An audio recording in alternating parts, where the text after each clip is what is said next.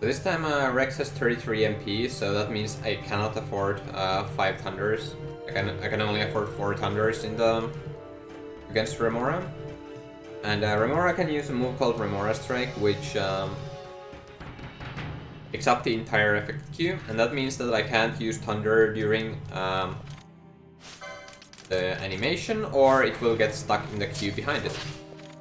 And then I'm gonna use 3 Thunders to start the fight, before the first Remora Strike, and then do 1 Thunder between the 2 Remora Strikes I'm gonna use, and then finish the fight off with attacks.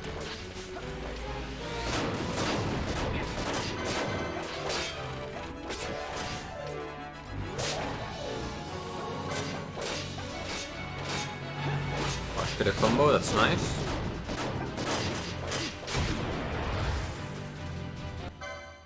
Not quite as nice as one of the attempts before, where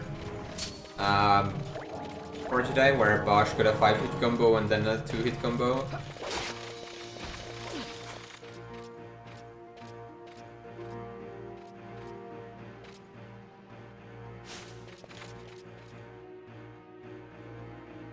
But still a good time.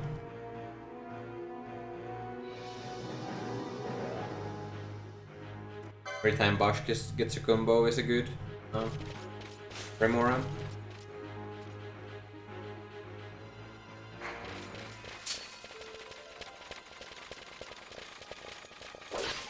So the next fight is against 3 Imperial swordsmen, and the swordsmen, my goal is to kill them all with 2 actions. You can do it with, or the first one always dies from 2 attacks, but the other 2 might not. So if I hit the low roll on the first attack on them, I will finish those ones off with Thunder instead.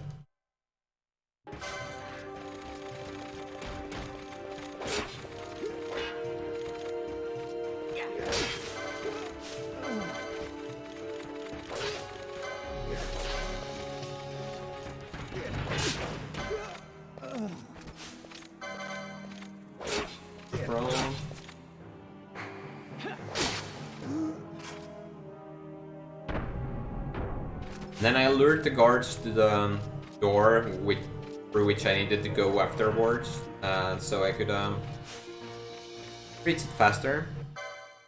And the Thunder helped a lot with that. So I might have used 1 Thunder in the fight anyway, even if there had been no low rolls.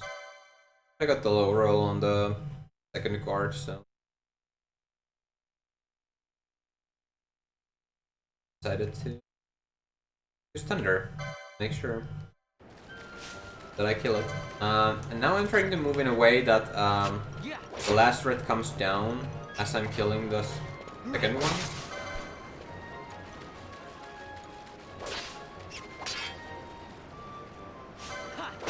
Nice. Overall. Good.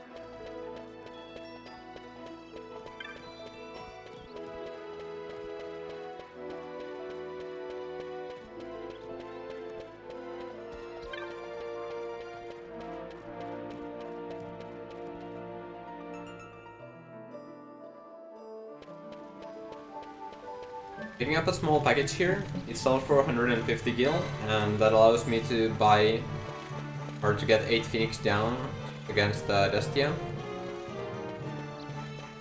Or to kill Dustia with. And but now I'm going to fight the Rogue Tomato. Rogue Tomato has 2 phases. Both phases have 67 HP, and one deals damage between 18 and 24. So it's gonna take either 3 or 4 attacks to kill. Usually 4.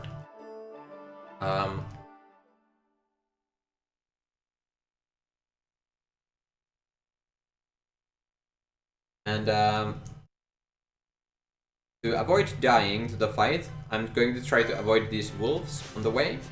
So we'll see where they are. It's a little bit random where they are, so let's... Okay, that wolf is very much to the right, and the other one is very much to the left, so I can just run straight in. Fight Rogue Tomato. So 21, that's pretty low. But still... 22, okay, I need a 24 now, and that's really rare, so... Happen.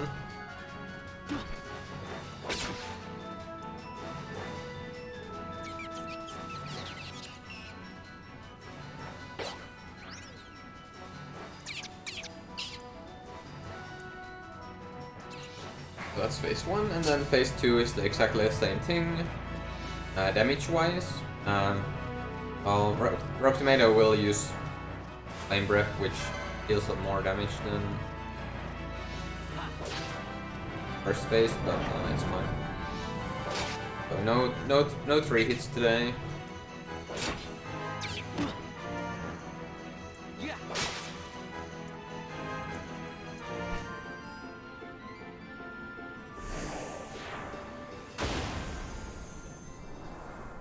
Oh. Wrong button. First building? Well.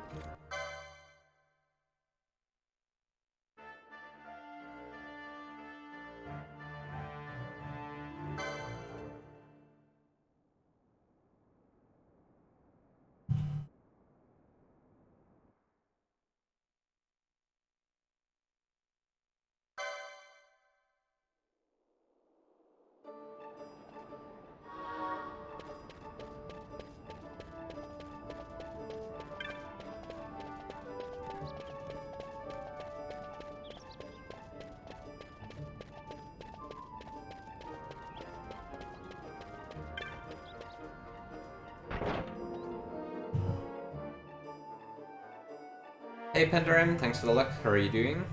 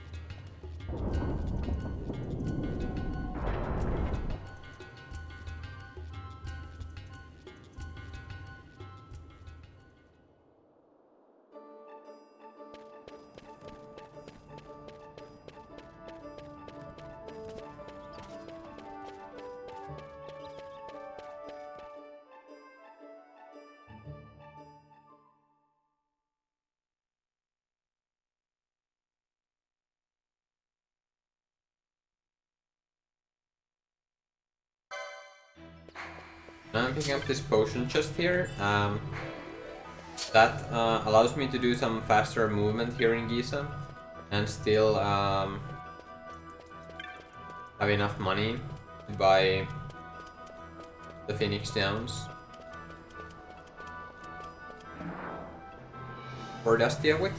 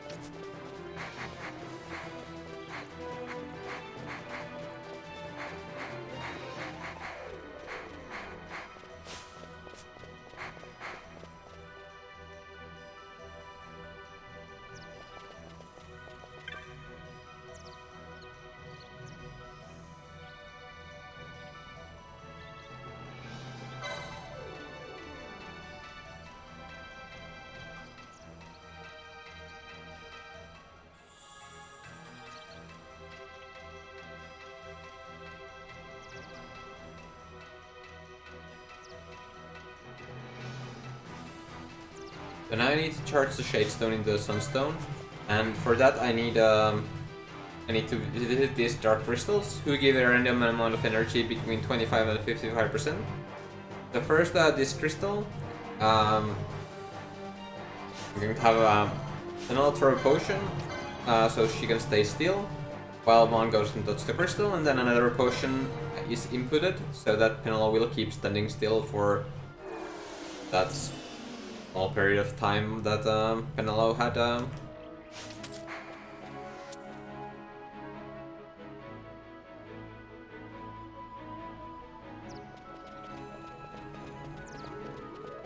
Penelope had finished the animation, so she just stay still. The second potion did not get consumed because it never went off. And I got 38% energy, which means that 2 crystal is no longer possible, because the maximum is 55, and 38 plus 55 is less than 100. So Penelope is targeted here, so I am going to do a menu. That menu skips the animation where Penelope draws her weapon, and that saves me a little bit of time.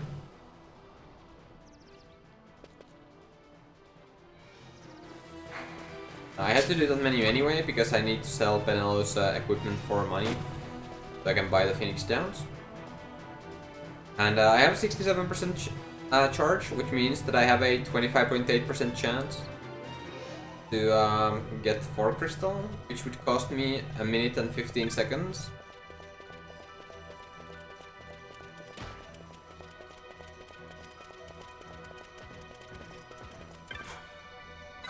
And if that happens, I'll reset the run. Nice.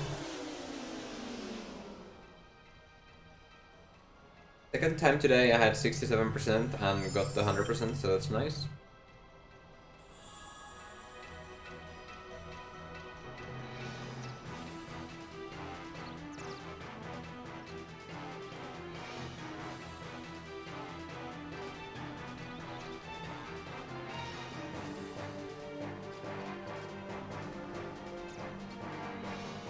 How are you doing?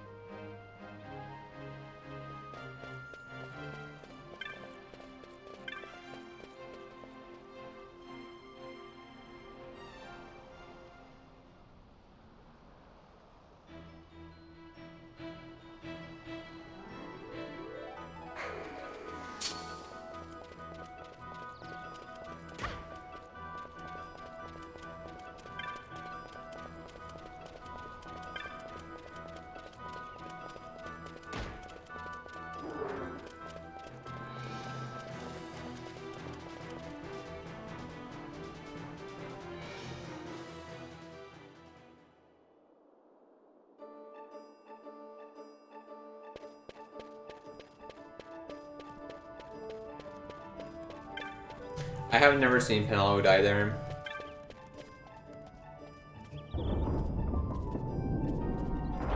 But I also think I have come closer than that to her dying. But I think that was the second closest I've ever seen Penelope to death there.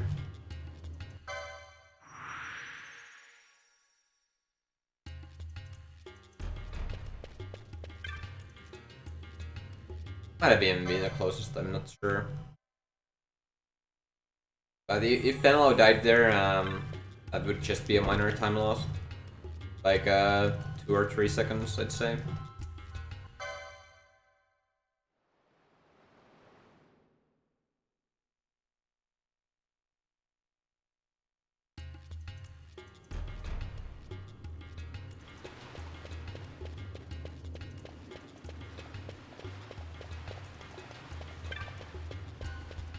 Maybe more. Something like... somewhere in the vicinity of 5 seconds. At most.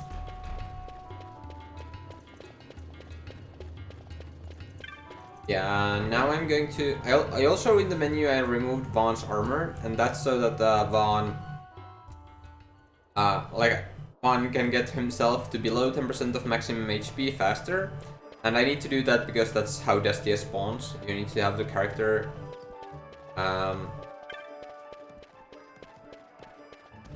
HP at 10% or below. And now I'm gonna sell everything I have except for a potion, teleport stone, and Vaughn's armor. And the Phoenix Downs.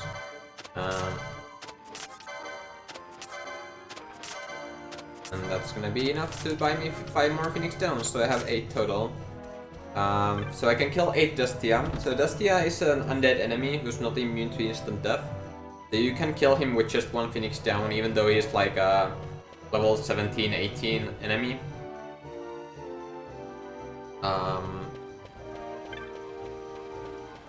1100 EXP per kill approximately, and 8 kills. So 8,800 EXP total. And that's enough to get Vaughn from level 1 to level 11. I moved to a new apartment, so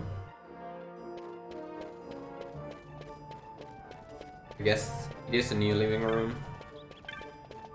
You can call this a living room. I guess you can. Yeah, new living room.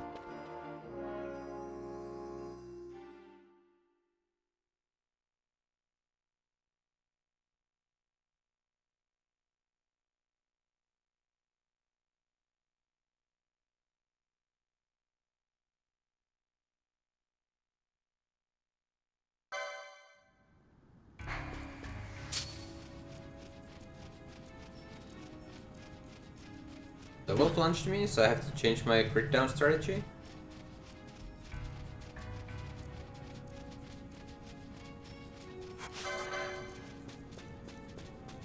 Yeah.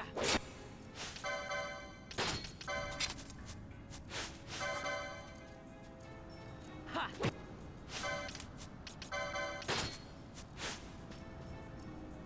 Yeah, he tried to launch me again, but didn't. Fortunately, I think I would have been dead if he had.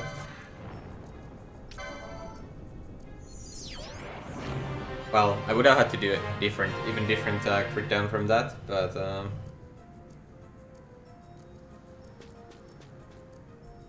I don't know what I would have needed to do. that would have been the thing. Probably could have made it work, but I don't know.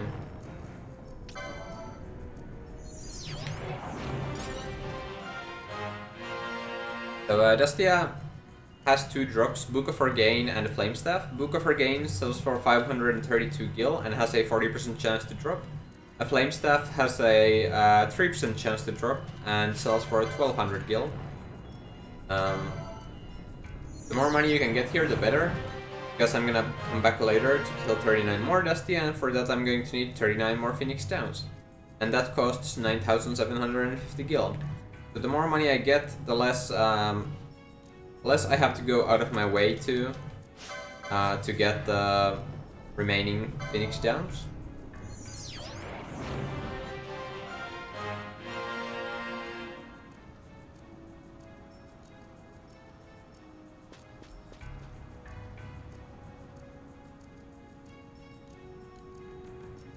And I turned the battle speed down to slowest so that I could get the Phoenix down in before Dustia gets his Dark off.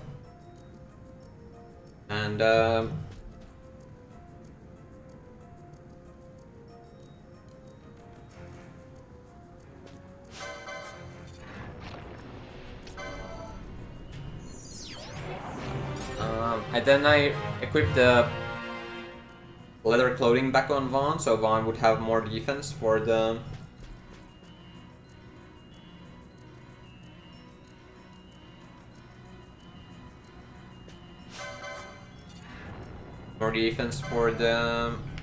next couple of dungeons, and to prevent a possible combo from the punch I did. Now this is the PS2 version.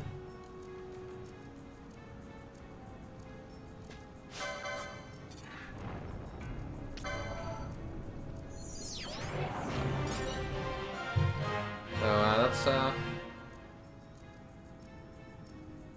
4 books, which is pretty nice.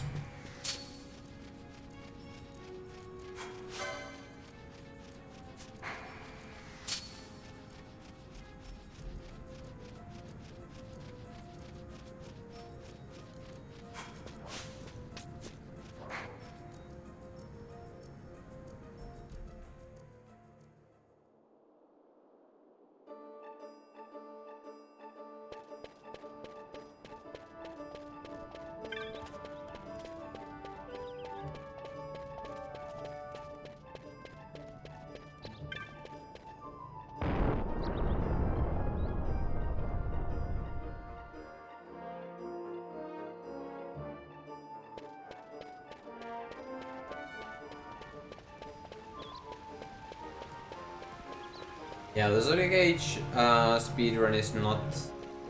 I mean, it's still a thing, but this is way more interesting and fun.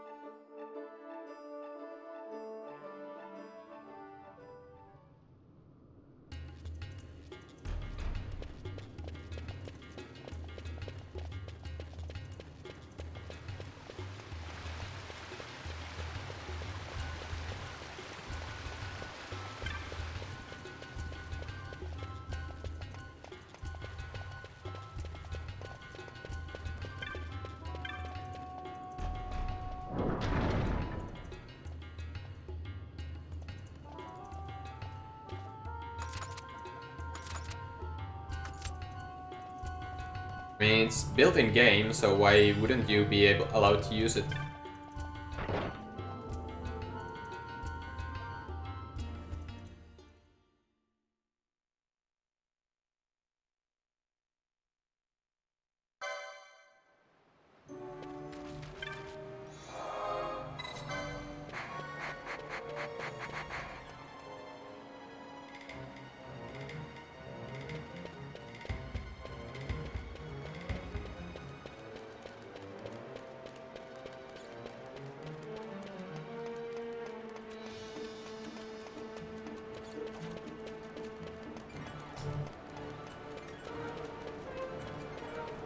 So because I got 4 books, I don't need to pick up the drops or the chests here in the first part of Garen's life. I'll be fine without them.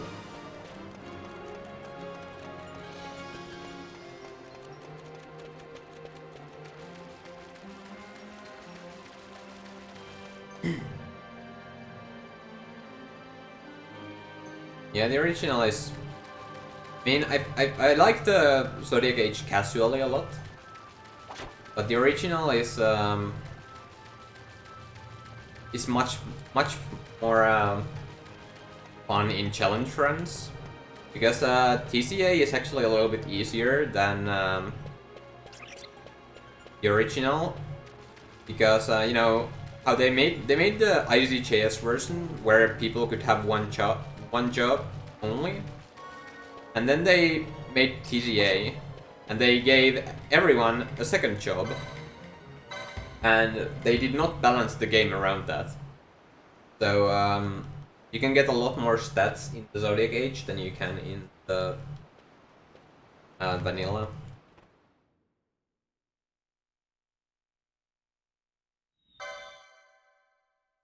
But I like the jobs, like it gives you more depth.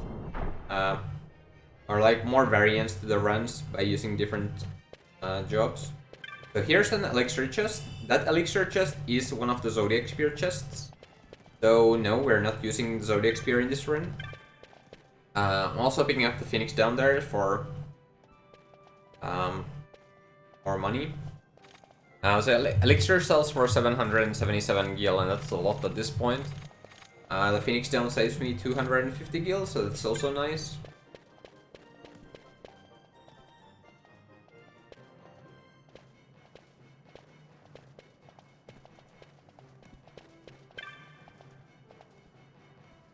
Over here!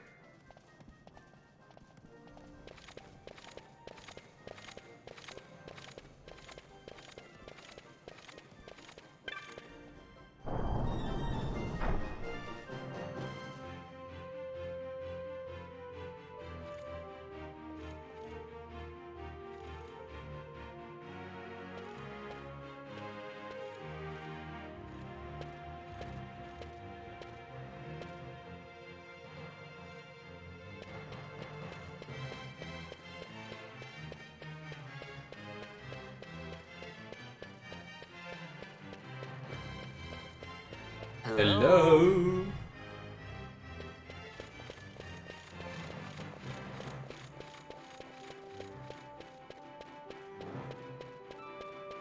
Over here!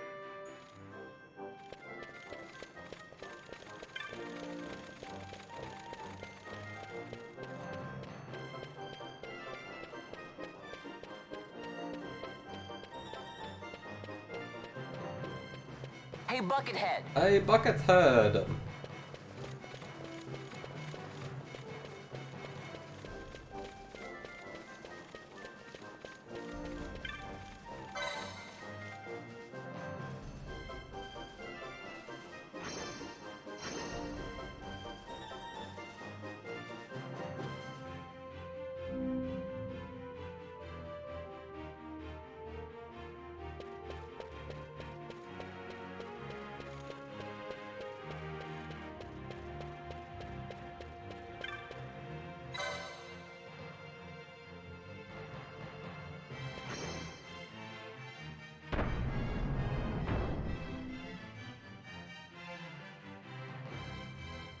Yeah, I'm trying to keep track of my gil over these next couple of dungeons, so I know what items to get and what to skip. So I can go through the dungeons efficiently, but still afford the 39 Phoenix Downs at the end of Barheim.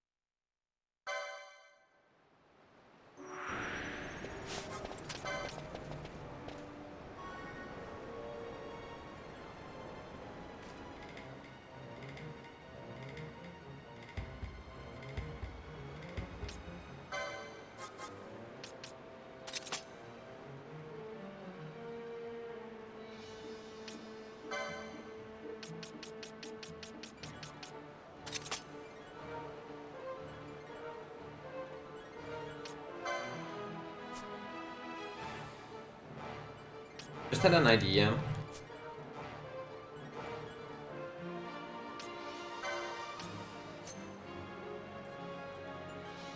But I won't worry about it in this turn. But yeah, why is 39 Phoenix Downs? Why not more or less? 39 Phoenix Downs is enough to bring Vaughn from level 11 to level 20. So that's why.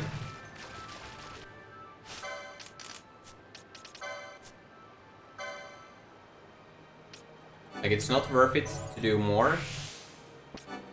To kill more Dustia. But you can get more Phoenix Downs if you just happen to get more. But at that point you've probably wasted time going after the drops. And if you do less, then one won't reach level 20. And that's gonna be bad, but my thought just has to do with that. Like, I'm thinking maybe it's not so bad. Like, maybe you can make up the XP somewhere. No.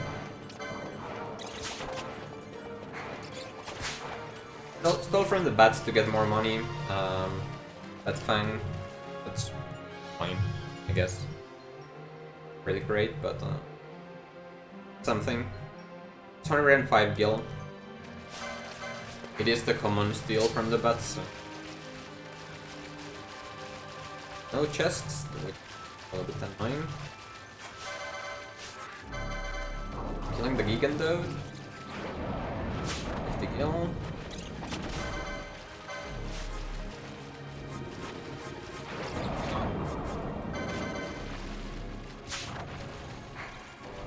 Gil and the horn. The horn sells for 120 gil. And it's the common steal. The 50 gil was the uncommon steal, so a little bit unfortunate I got that instead of like, well, another horn. But rather take the 50 gil than nothing. And then the next fight is against the 4 Imperial swordsmen, and there's Amalia in the party fighting alongside with us, but she's not in my party yet. So if she gets any kills, I actually don't get the LP for killing that guard. So let's try to get all the kills here.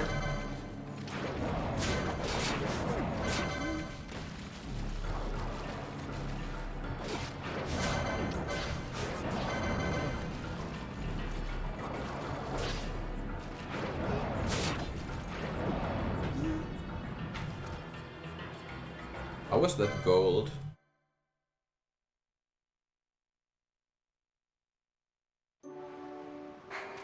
I guess neither of the chests spawned. The situation requires I accept such help as I find. Still, I'm not surprised. Though it be from thieves. I'm still surprised that it was gold. I shall accompany you until we find my companions. No longer. Let's think of her as a guest then. Unlike Fran or myself. Either way, now Amalia joins my party. Actually joins my party, so now if she gets the kills, it's fine. And the next fight's against the 4 clans. I am going to try to being such an upstanding member of the insurgents. Resistance. Have Amalia kill one of the clans by herself, Well, or what are we at least waiting get for? very close to it. Like, I'm trying to keep Amalia basically targeting the same clan the whole fight. It's a little bit hard to do because I can't control her, but I am going to try to. Anyway, I got a high potion, which is not great.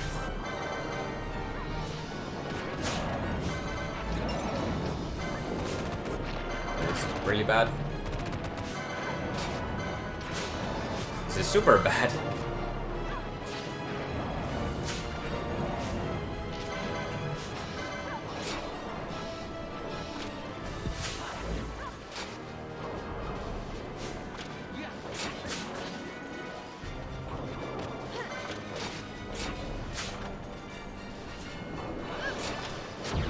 really bad flans. Amalia only hit that flan once while I was doing the other ones, or I was killing the other ones, so that was super bad. And I get the Red Fang, so that just was a 50-50 chance of being either a Red Fang or a Phoenix Down, and the Phoenix Down would have been worth 240 gil more than the Red Fang, which is only worth 10 gil. I also had a 50-50 chance of getting either a Leather Shield or the High Potion from the chest earlier, and I'm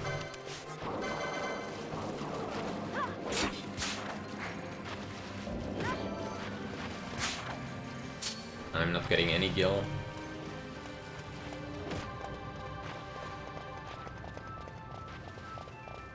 So this end of Garam scythe has been really bad.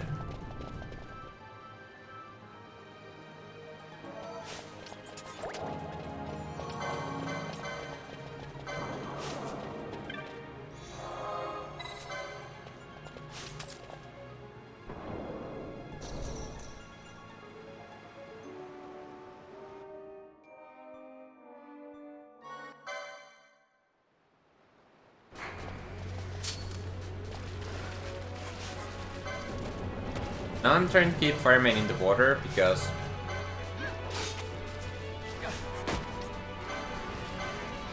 it takes more damage in the water.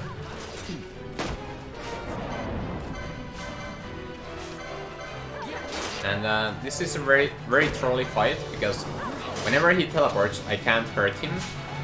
So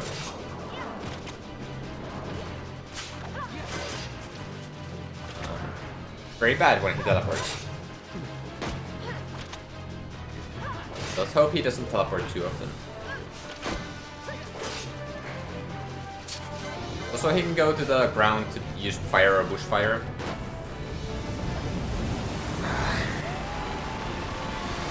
Really annoying, wastes a lot of time.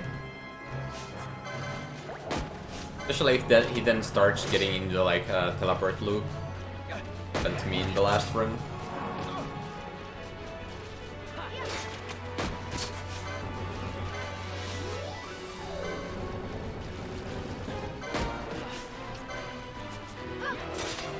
And then he starts doing this. Super annoying.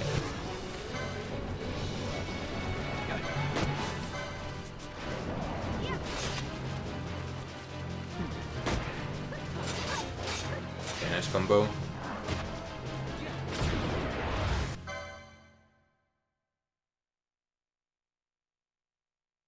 Thanks for the luck, Rosenberg. How are you doing?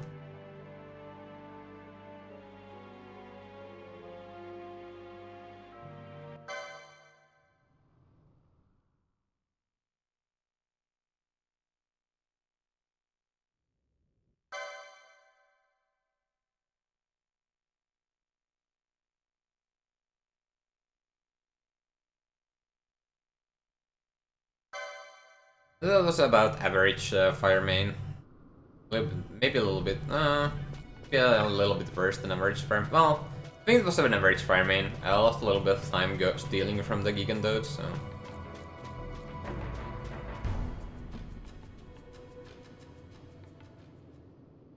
So this fight is against Dagusa, Galida, and Gwitch.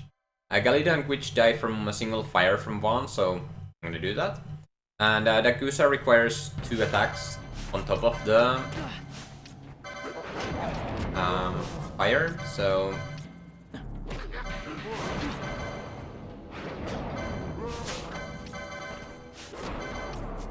gonna nice 200 gil.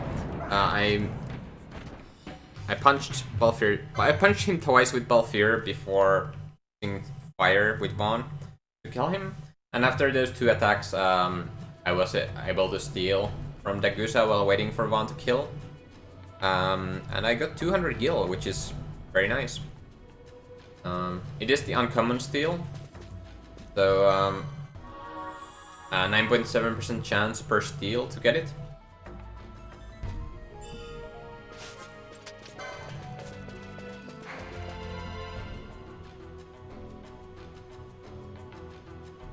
It helps a little bit since my Barheim guild was not great.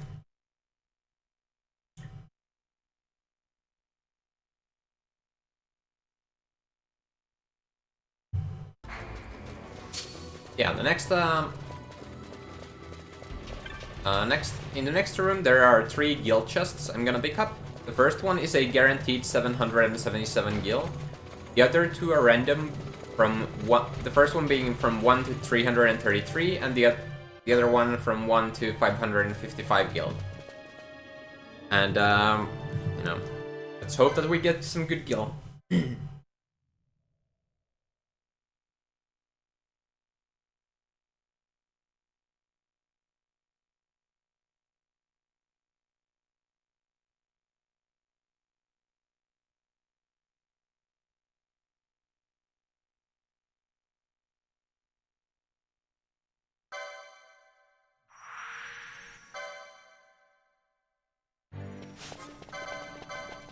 Gonna have Bottle here, cast First Aid, so he can stay still while I go pick up the chest.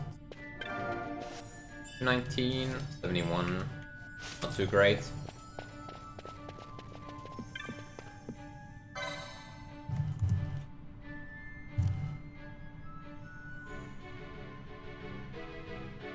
$219 was good, but the other one bad.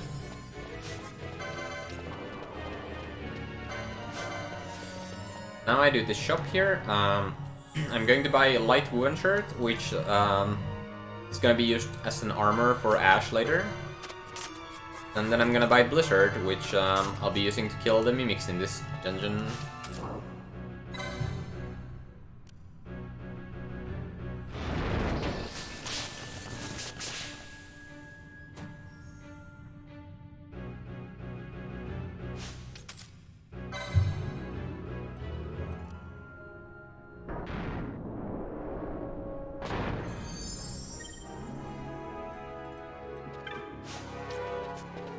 So I still need about 3.2k be able to afford the Phoenix Downs, and that's a little bit more than I would like. So let's hope we have good One of those? good Barheim. And I'm probably gonna go for a lot of things here. All manner of things, then strike when you're least wary. Probably not gonna be the Some of them have a fastest. fondness for energy, I'm told. They gorge themselves. I would on be happy to spiders, break not even worth with it. my PB, even though I can What happens gain like then? 20 seconds here with a very good Barheim. Or very fast Barheim. Lights out. But yeah, first I'm gonna kill the zombie. The zombie dies from 2 attacks from both Von and Fran. I kill the zombie first because she can poison me, and poison would be very annoying to deal with. It'll give the energy back So, if you ask nicely. Sticking what I'm with starting a sword with? helps too. Clock's ticking.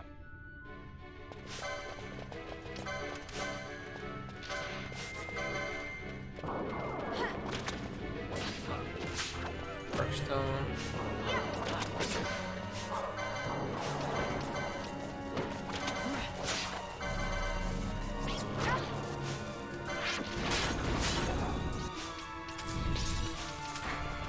Darkstone, iron scraps.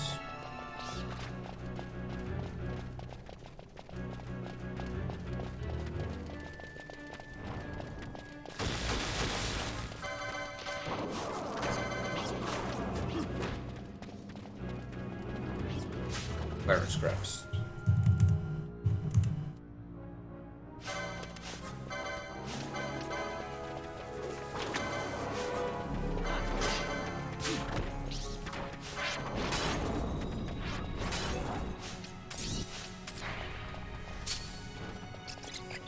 Nice drops, but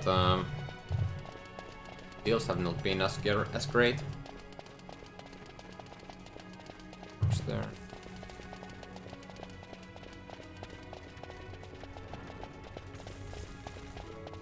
If I steal iron scraps here,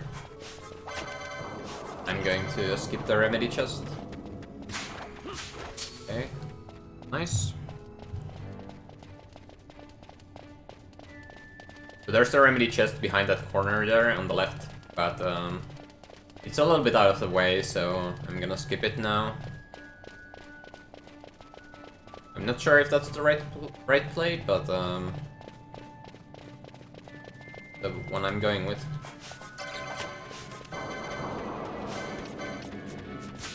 Another iron scraps, that's nice. 5 iron scraps already, that's good. Next come the flans. The flans die from 2 fire, or 1 fire from 1 in France, so...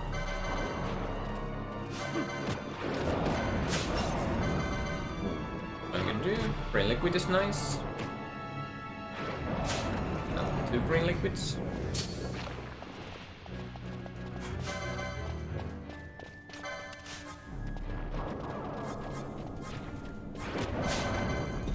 Brain liquids.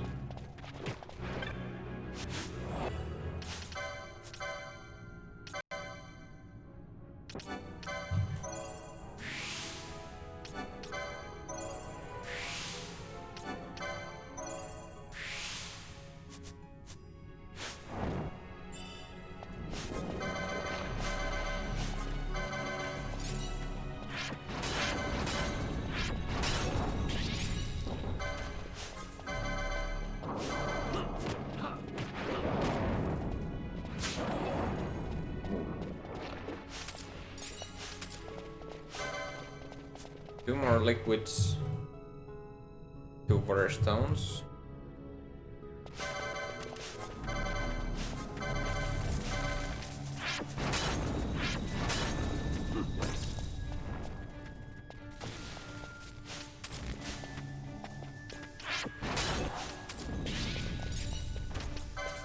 Really weird.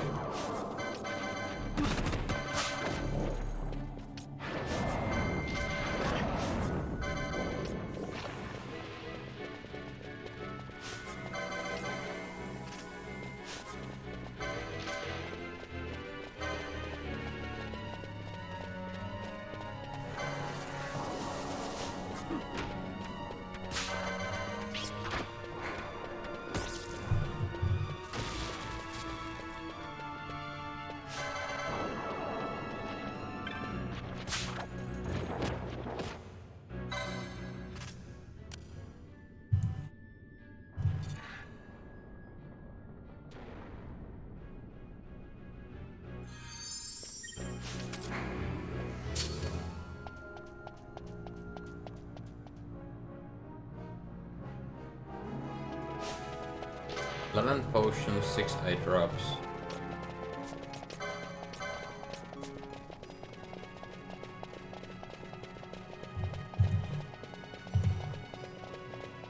You'll need about 700 gil, I think.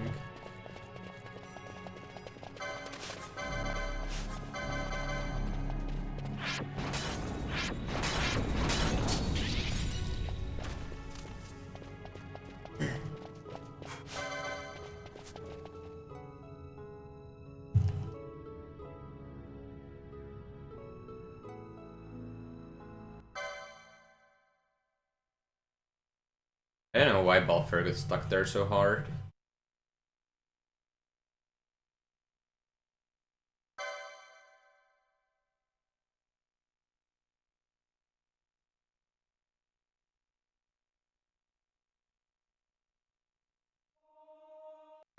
I lost a lot of time to those cutscene skips.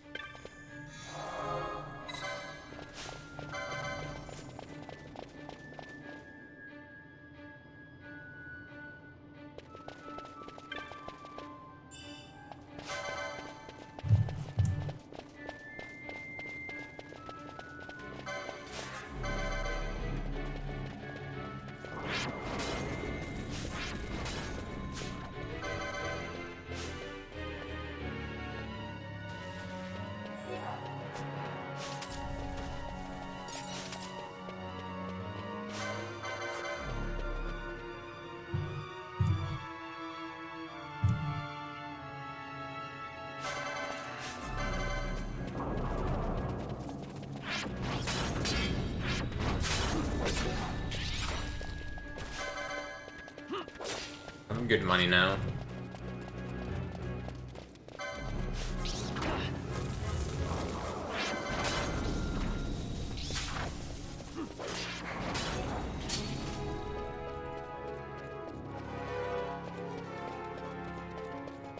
think I had 11 iron scraps, which is a lot.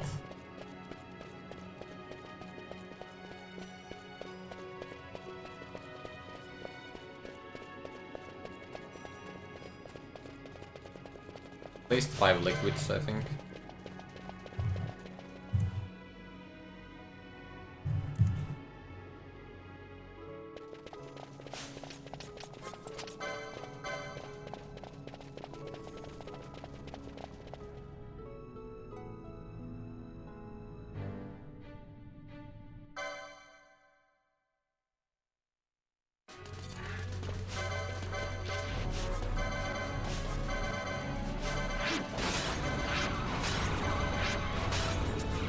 There's not much to say about me when you just spam Blizzard.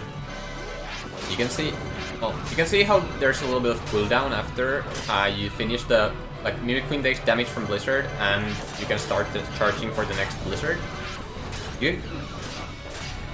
Okay, Bosch with a massive combo there.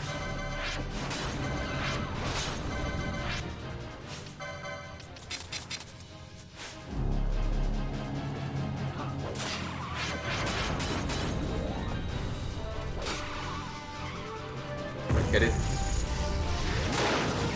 I've had plenty of friends die already.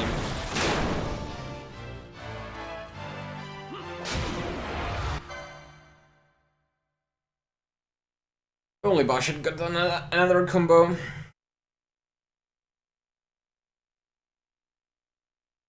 Yeah, I needed to remove the armor to sell it later, and I did it after the second to last round of Blizzards. After the damage happened, and actually I did it before France Blizzard happened because I wanted to see if I could get the Shock Stormless. Where are we? The Estes Sand, by the look of it. Let's back to our master before we shrivel up. I did not. By your leave, Captain. Yes, the hour of my return I'm is doing already good. over late. The people may hate me, but that does not free me of my charge. How are you doing? I didn't ask it yet. Yeah, I had one run die because I had a horrible Firemane and then just skipped everything in Barheim and wasn't able to afford the Phoenix Downs, and I've had one run die to only getting one book from Dustia. This is the then I had one reset at Rats, so this is my 4th attempt.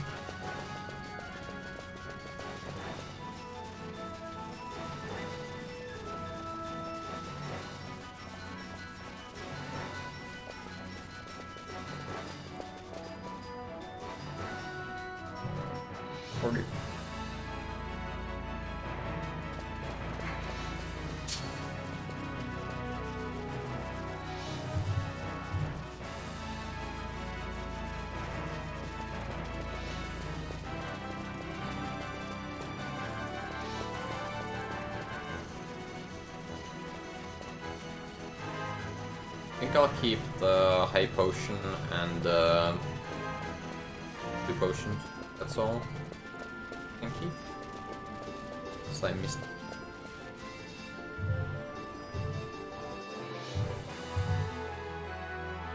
One potion, 1 high potion. Or well, 2 potions and 1 high potion.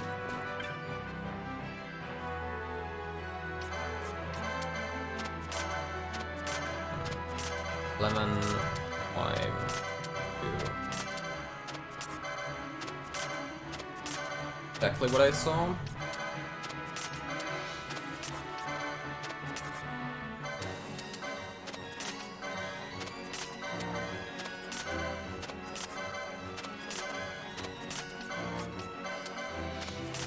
I guess I did not.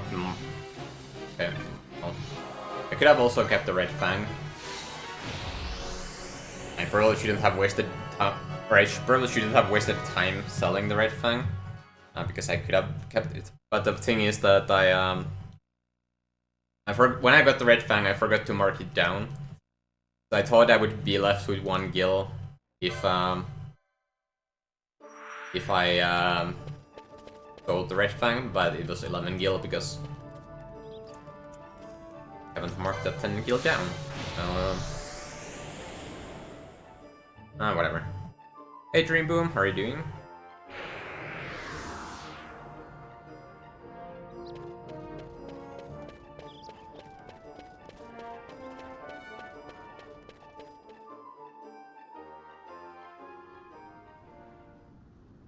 I'm doing good.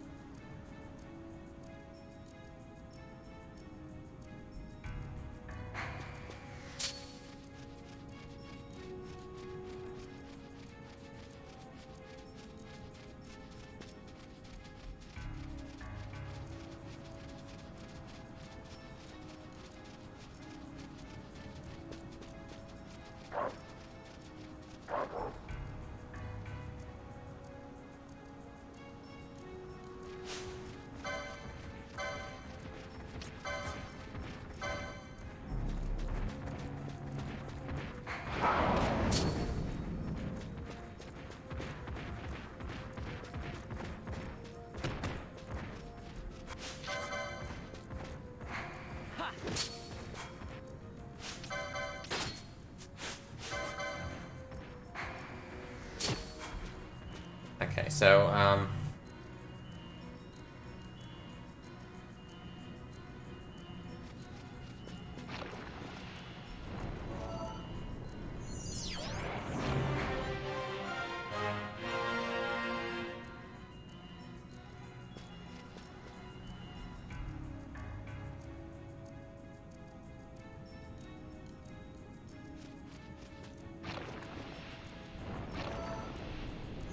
the Thirster hadn't retargeted me, that would have been perfect setup to do the second fire. Would have been faster, but I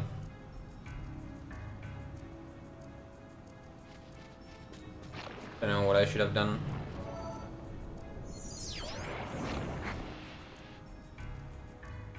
What's my favorite soundtrack? Like, you mean one track from this game?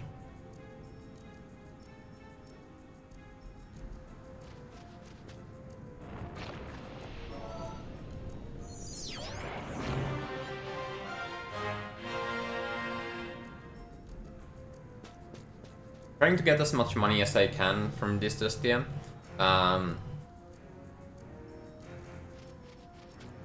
So let's talk about chain. Chain is chain number you see is tells you how good drops you're gonna get. So the longer the chain, the more of the same item you can get from the same drop, and the chain level tells you how often you're gonna get drops. From this game, my favorite, I don't know. There are plenty of good tracks, but nothing like nothing that really strikes me as the clear favorite. Maybe Battle on the Big Bridge. That's classic. I like it. But yeah, now I've had now 6 Dustias that have not given me drops. So now I have 40% chance to get a chain level. The more you get drops, the later you're gonna get your chain levels at.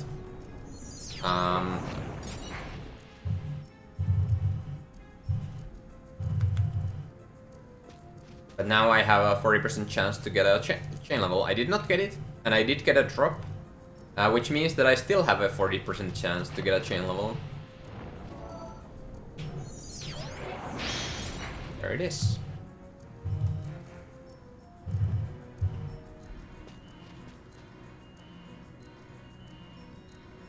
So that chain level makes the chance for a Book of Orgain drop. It went up from 40% to 45%, and the chance for a Flame Staff drop went up from 3% to 6%. And now, after starting from this next kill, I have a chance to get double books. So whenever I get books, it's now 65% chance to be 1 book and 35% chance to be 2 books. Now the chain number is flashing, and that means that as long as the chain number is flashing, it's not counting the penalty from picking up the drops into account. So it's easier to get chain levels when the number is flashing. Often even guaranteed to get a chain level when chain number is flashing. However, it's been such a short time from my previous chain level that there is no chance for a chain level yet. I think the first one where I can get it is 15.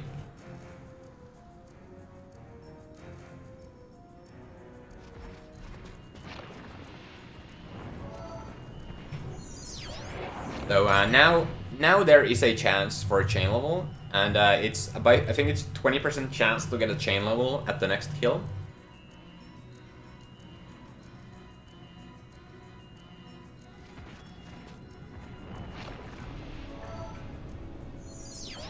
Nice.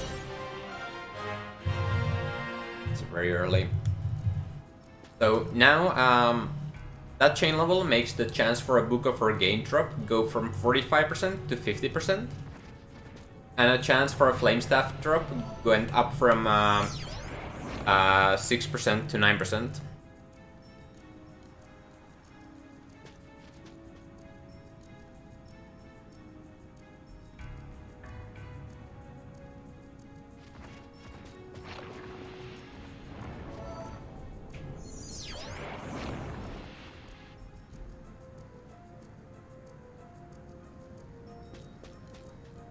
We might actually see the highest chain level if I get lucky with flashing numbers again, or very unlucky with drops.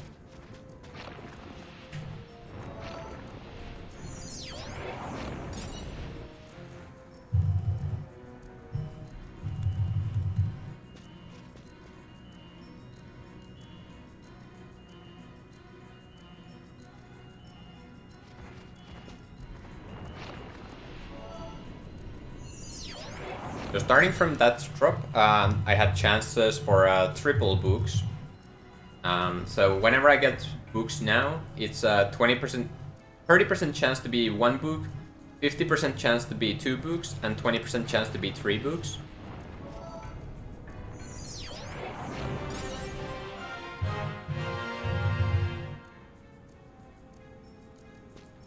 And whenever I get staves now, it's 80% chance to get 1 staff and 20% chance to get 2 staves.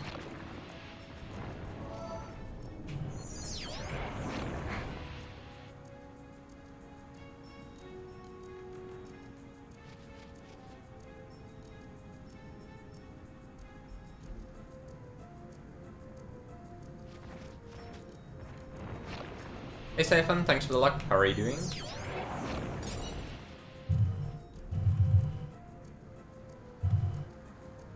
Also, can we take a moment to appreciate that my 11 first drops have all been single books, assuming there have been no hidden staves. Which there probably has been, but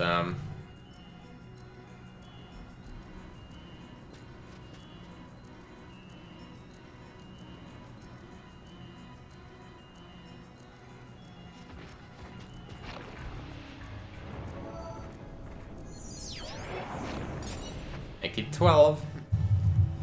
I'm almost, like, there are 2 more possible kills where I can get single books.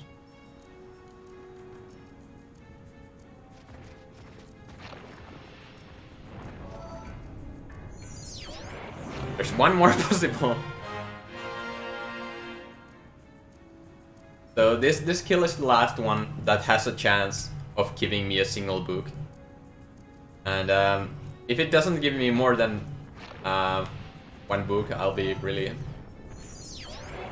Okay, there's 3.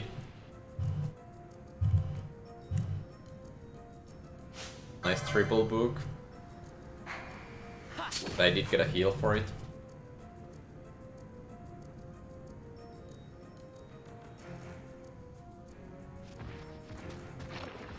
Same time, I'm happy for that drop. Same time, it would have been such a big meme to not get any, to get only single books as long as it's possible.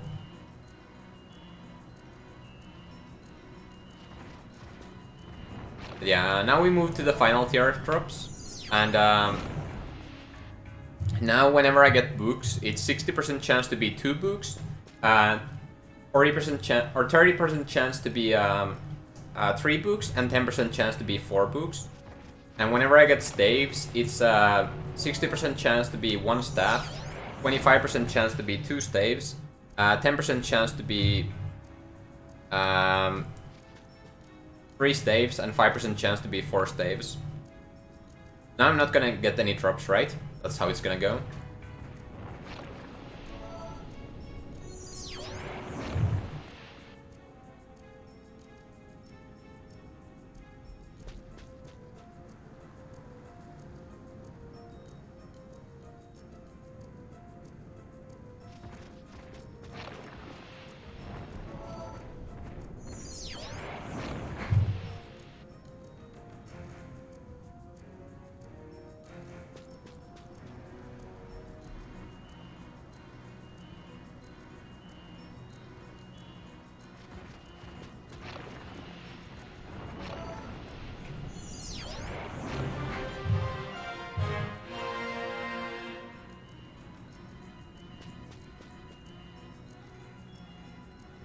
The chance for a Book of Orgain drop is 50%, and chance for a Flame Staff drop is 9%.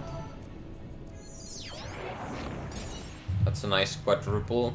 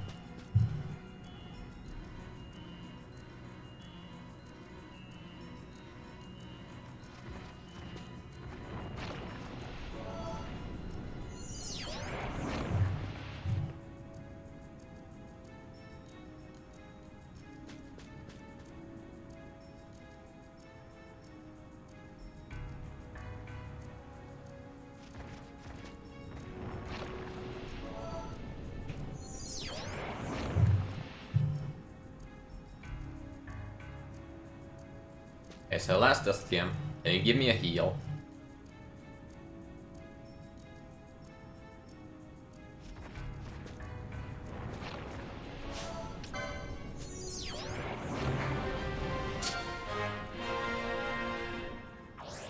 Okay. Okay.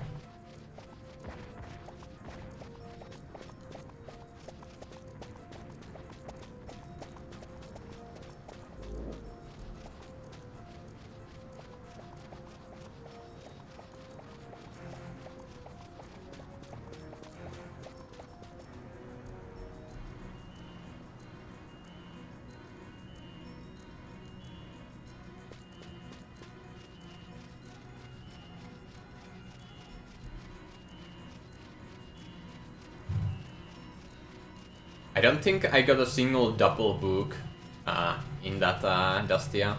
Like every time I got books, it was either 1, 3, or 4.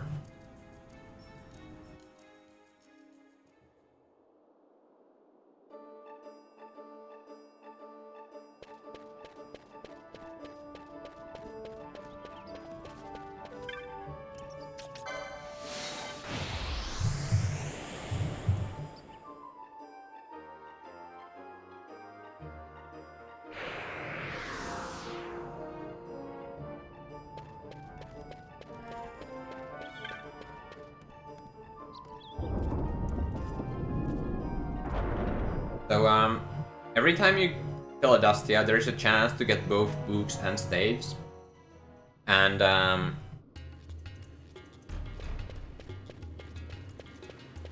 and you can get both. And because I zone out so fast after picking up the drops, I don't have time to see if I get both books and staves, because the game, like, it always shows the common drop first, which is the books, and then the rare drops, which is the staves. So,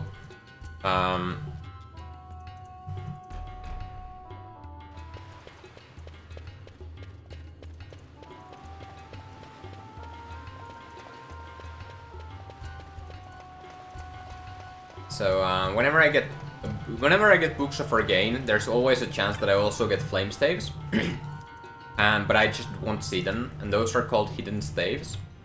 So I picked up 16 drops during that Dustia. So there were 16 chances for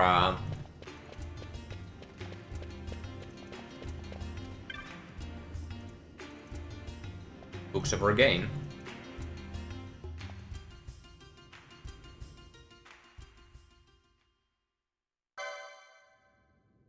Or, sorry, 16 chances for flame staves.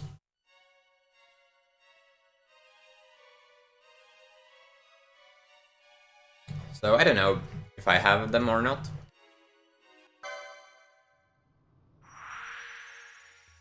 Until I reach the next shop, which is at Busherba. And it's about 5 minutes away. So, the thing about staves is that I'm going to use 2 of them as weapons in the run. So if I didn't get them, I need to buy them, and they cost 2400 gil each. And if I don't have any flame staves, this is basically not runnable.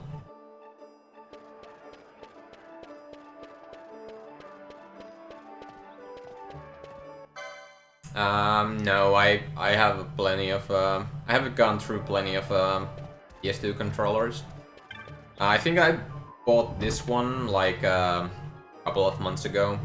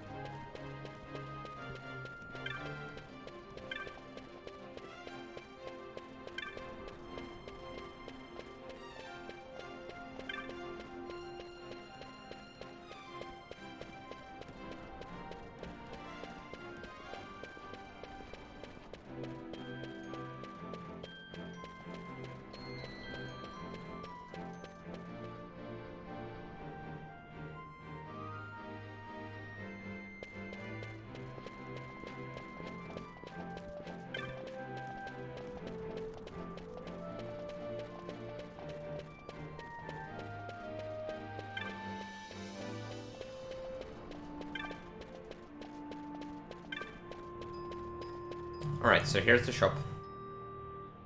I think no staves is not runnable. I have the 2, so that's fine.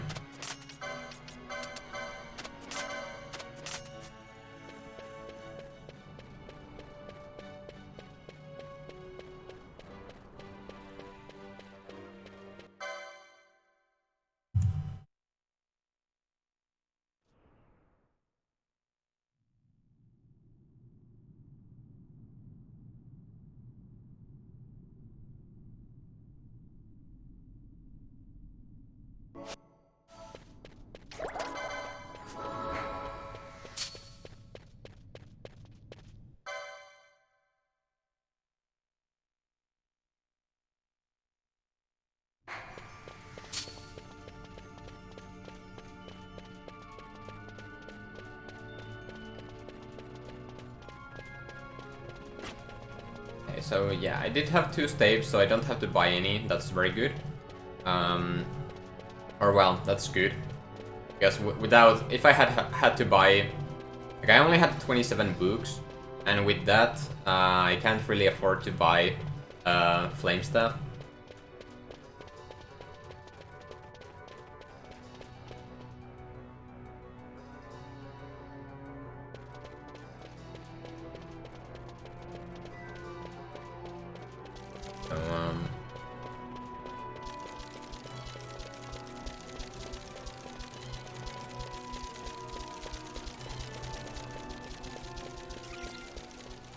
Yeah, it's still bad Gil.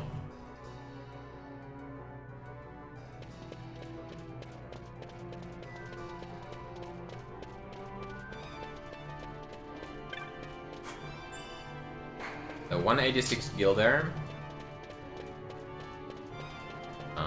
That means I basically have 200 gil more than my Dustia gil now. So that does mean that I can yeah, that means that I can now afford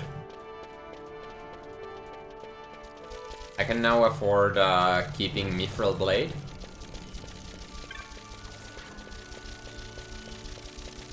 Assuming I don't have to use any Phoenix Downs.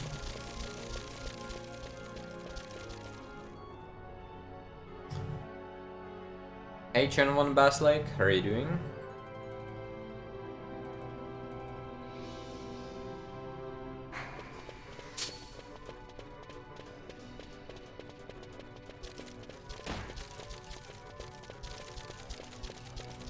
Hello.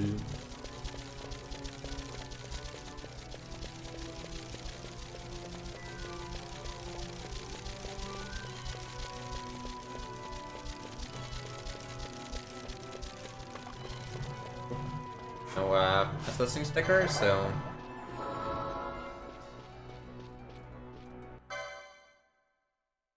yes, this is the PS2 version of the game. Hey, wait up! So I'm going to... I think I'll go for the elixir chest, unless I steal the solid stone or the quality stone from Demon Wall.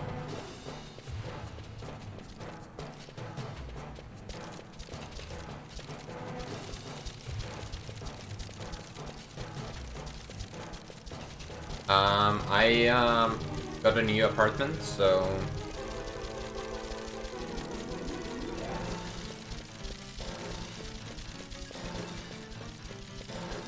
I guess it's a new room, yes. The run is going meh, but we'll see how it turns out to be. Thanks for the luck. It can definitely still change, like turn around, so it's not too bad, I guess. How are you doing?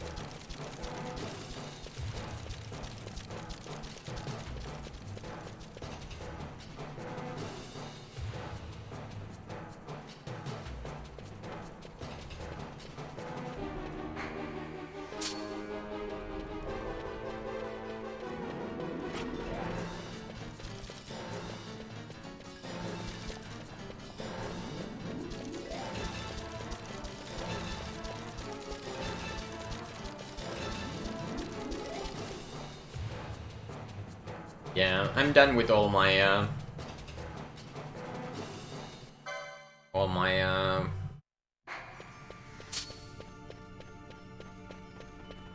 uni stuff for this year. Except for one assignment that was due Tuesday, and I turned it in. And if there's something to correct the assignment, I will have to do that. But other than that, like as of right now, I don't have anything. But I should hear whether there's anything I need to do this week, I think.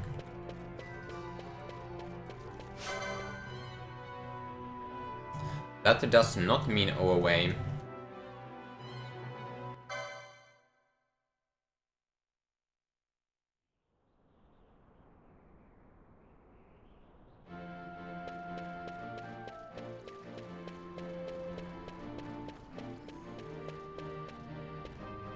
I'm studying at my university of my hometown. Marquis Andor announced my execution 2 years ago. It's Bernal and Senator, how are you guys doing? Hi Green Giant, how are you doing? The Marquis may find his position compromised. The men he's been funding bear little love for the Still need to get proper lighting in here. A A little bit dark, as you can probably see from the cam, but if we were to raise a clamor to that effect, it'll get fixed we soon might enough. just get their attention. Nothing to it. I'll just go around town spreading the word. How about this? I'm Captain Bosch von Runsenberg of Dalmasca.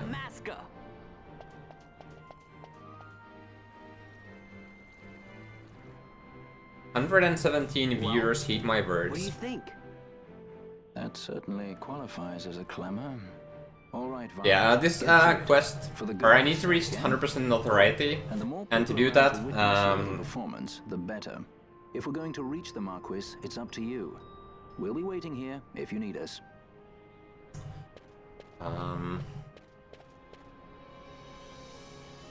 to reach 200%, you can do it at minimum with 2 shouts, or 2 testifies, and that is quite tight, because the positioning for the second one is really tight.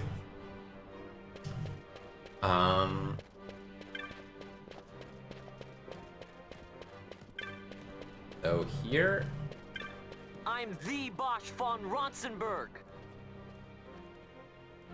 here's the first one. That one is pretty easy. You don't even have to get the woman there, but it can make a difference sometimes. But here is a really tight positioning where you have to get 3 of the guys with the same shout that give a lot of notoriety. And that's good. I got the 2 shout. So that one, and that one you need to get, and then there are like 2 others. There is a little bit of RNG to this part, but as far as I know, if you do this correctly, like get everyone here, it's guaranteed to get you 100% notoriety.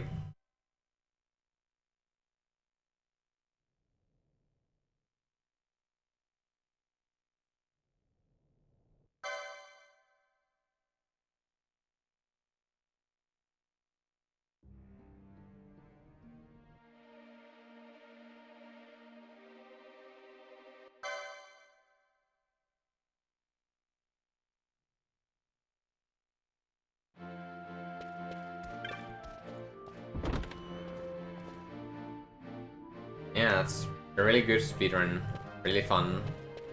So I definitely recommend it.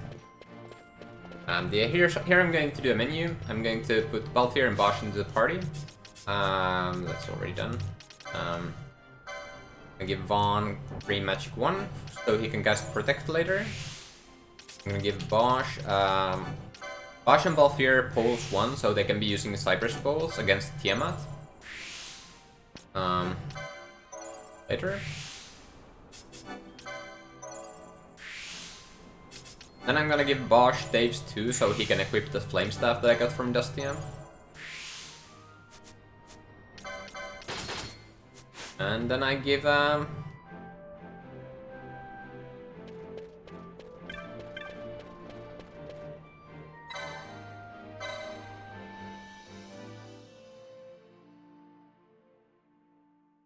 Bosch the Flame Staff and Von Bosch's starting weapon, the Mithril Blade.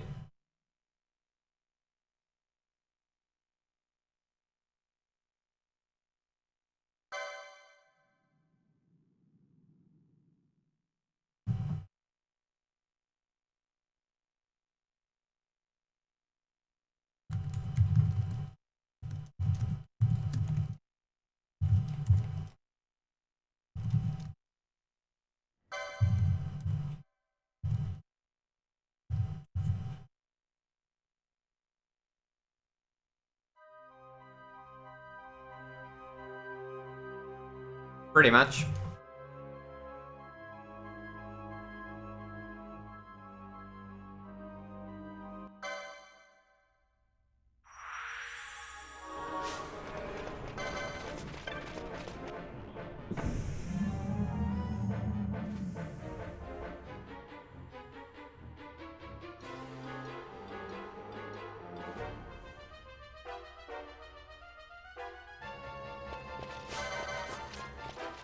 So the next fight is against 2 Chachis, 3 Imperial swordsmen, and an Imperial mages.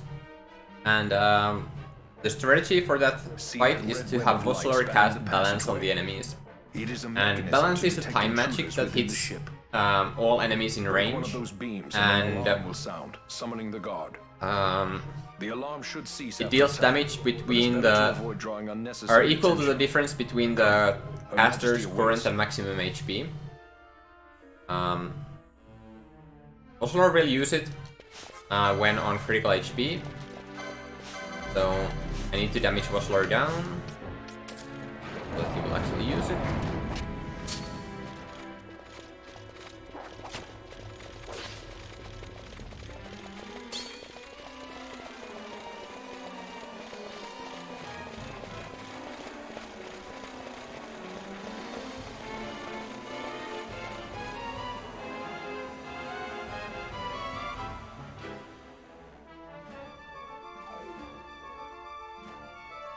Maybe.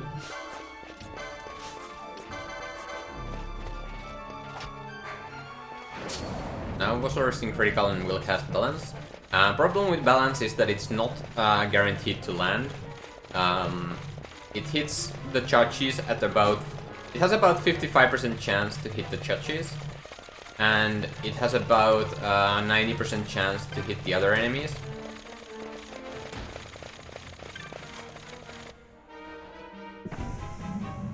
And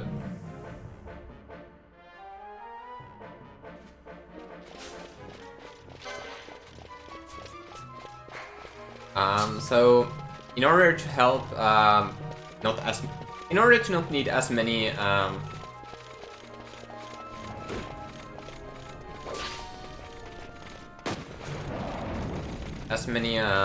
balances to land, I'm going to have our Bosch and Von are going to be attacking the Chachis as well. And the balance will deal about 800 damage, or more than 800 damage. It will one-shot the minions and 3-shot the Chachis.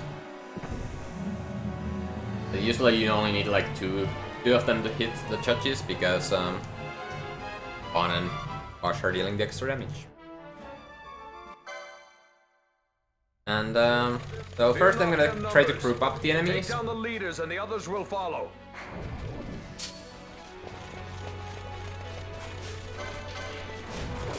And I'm gonna start hitting them. Vulture will be stealing and healing Voslor when necessary.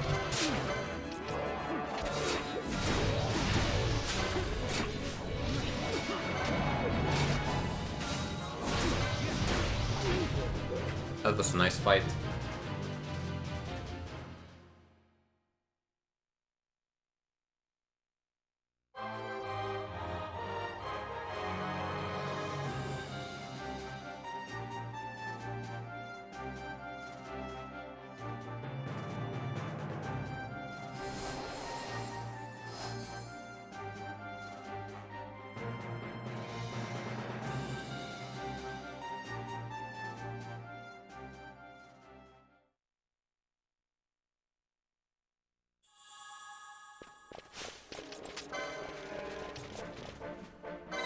judges can be really easy like that, or it can go really bad.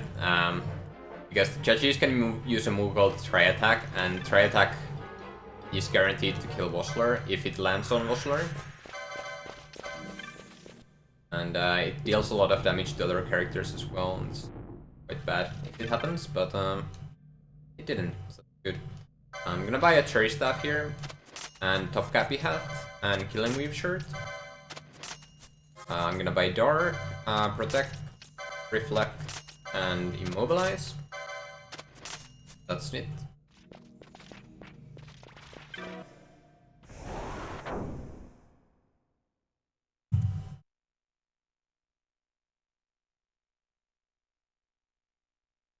Hey Juanita, I'm doing good. How are you doing?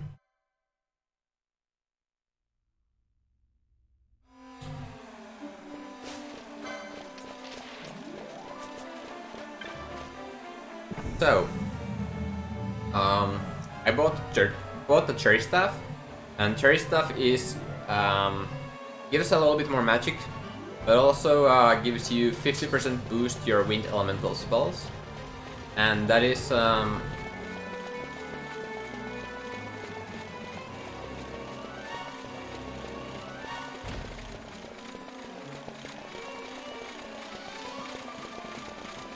that is going to be really important in dealing damage with stuff like Arrow and Aeroga. Then I bought Top Cappy Hat and Killing Weave Shirt. Those are going to be pieces of armor for Penelo, and that's so that Penelo can deal a little bit more damage, boost Penelo's magic power.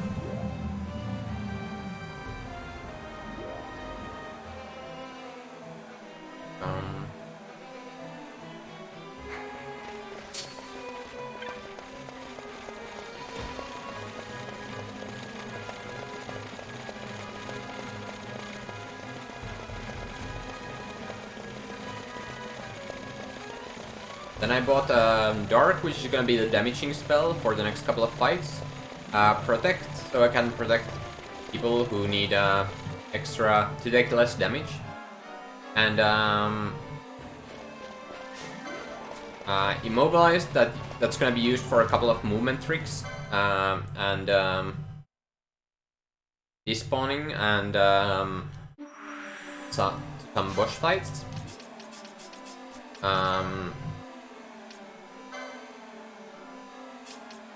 And I bought Reflect, which is gonna be the part of the main strategy of the run. So the strategy is gonna be to reflect all my party members, and then cast an AoE damage on my own party, and that will then instead of hitting all my party, it's gonna reflect onto the enemy.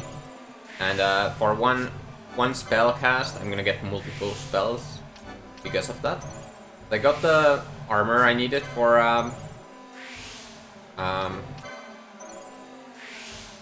armor I just bought for Penelo, and Cherry Staff for both Ash and Penelo. Then Black Magic 2 for Arrow for both Ash and Penelo. And then I got Time Magic 1 and 2 and Arcane Magic 1 for Immobilize, Reflect, Dark and Berserk for both Von and Ash, or Penelo and Ash. Then I'm getting these licenses that are on the way towards Spellbreaker. And Spellbreaker is an augment that allows your characters to deal double damage when on critical HP. I'm gonna get that for Penelo and later for Ash, but for now it's gonna be for Penelo. Because Ash doesn't have the LP yet. Then I'm gonna equip Cherry Staff on Ash and armor for Penelo. And I'm gonna buy a second Cherry Staff later, but I didn't buy that now because I'm gonna mess up with this setup. So Penelo's gonna use Dark on herself, so she would be close but not quite at critical HP. That's so that Spellbreaker doubles your damage when you're on critical HP, and that's why I damaged Penelo down, so she would be closer to critical, so that I can get Penelo to the critical HP during this fight. But I don't want to be at critical HP because these Imperial swordsmen here, they can use Tray Attack and kill Penelo. So instead I kill them first, and then attack Penelo with Ash. And that brings Penelo to critical HP, and then I get the double damage against these.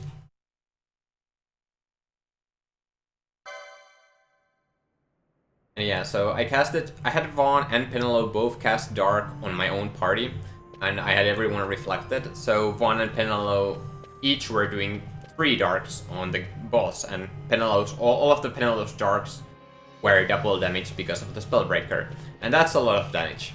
And that's how we beat bosses in this run, mostly. There are a couple of exceptions to this strategy, but it's mostly... that's mostly gonna be the main strat. Just that the spell is gonna get stronger, and the enemies are gonna get stronger, and the enemies get stronger faster than the spells we get. So it's gonna get harder and harder, and we're gonna be more and more under-leveled throughout the run.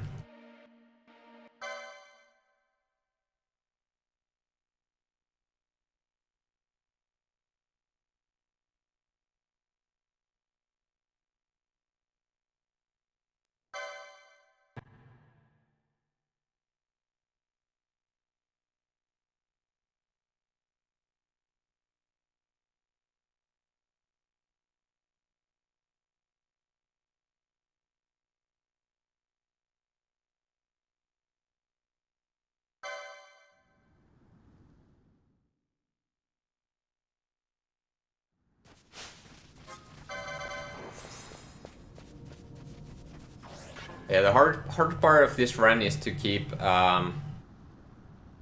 your characters from dying as they are in critical HP to abuse the Spellbreaker, the double damage from the Spellbreaker.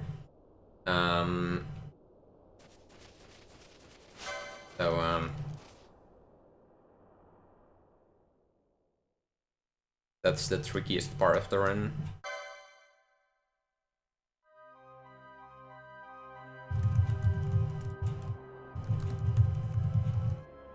So, where exactly is Raithwall's tomb? Far to the west. We must first cross the Namiensa, and beyond that the Namiensa, before we reach the tomb. An expanse of desert larger still than all of Delmasca. We must pace ourselves. If you grow tired, we stop and take rest. You don't have to worry about me. I'm tougher than I look. You are at that.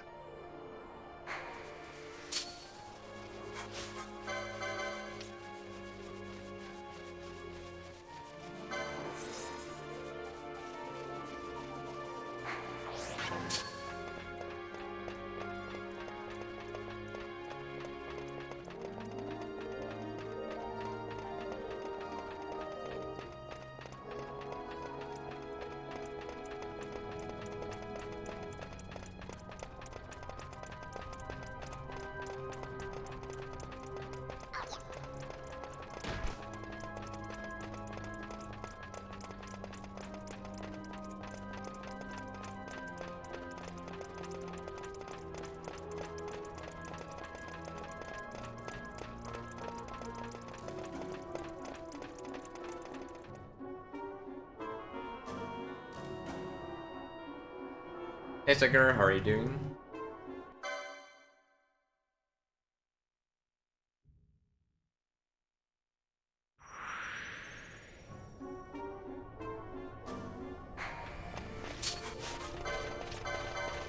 So I'm reflecting Penelo here because the enemies here can cast sleep, and I don't want Penelo to be put to sleep while I'm running, because in this game characters can't run while they are asleep. So no sleep walking or running. So if Penelo gets put to sleep, I have to switch my leader to someone else, or wait until the enemies hit Penelo.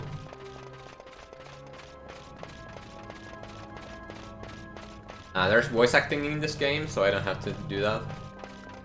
Except for the text mashing, but then I'm mashing so fast I can't really narrate that.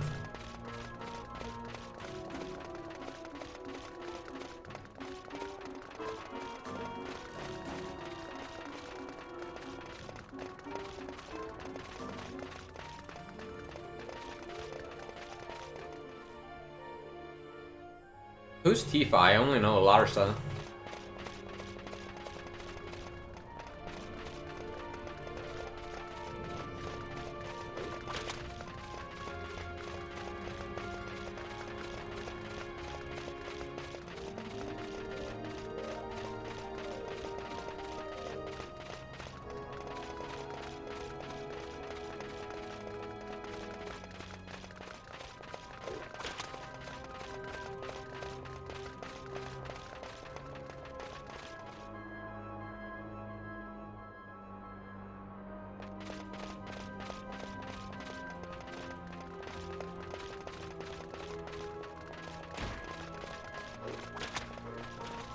Thanks, I guess. Does that mean I make a good Tifa?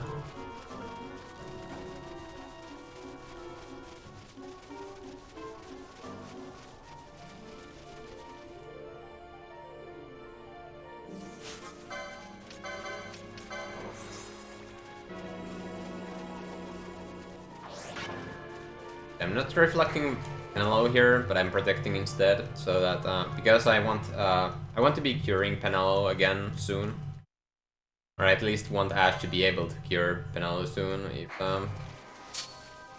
I get hit in this first couple of screens of Namiensa.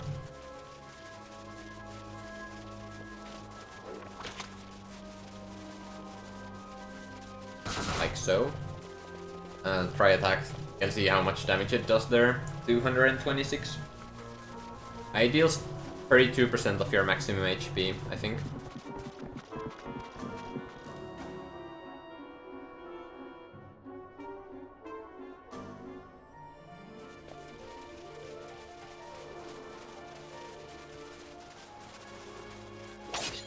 I mean, I'm sure. I know I shouldn't be revealing this. It might make it not happen, but I still know that I already got contacted by Square, so they could to be Tifa's voice actor for the remake part 2.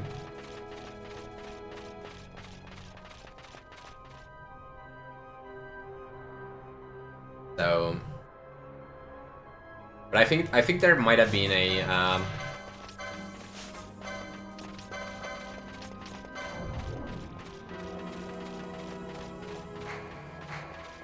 there might have been a thing that if I tell anyone, it won't happen. But if you guys just don't tell them that I told you, then it might still happen.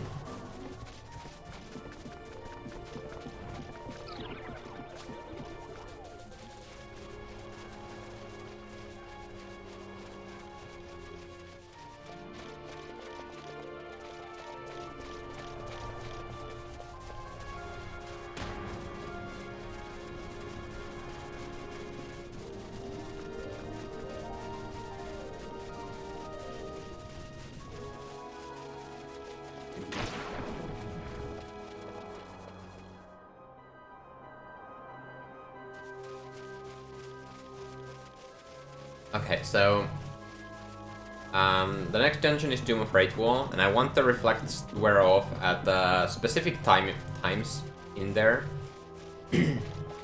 I don't see this axe beak here often. As soon as these enemies stop following me, I'm going to have Vaughn cast Reflect on himself.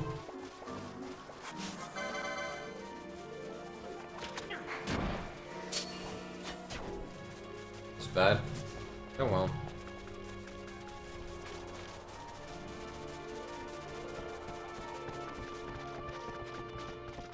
Usually that axe beak is not there.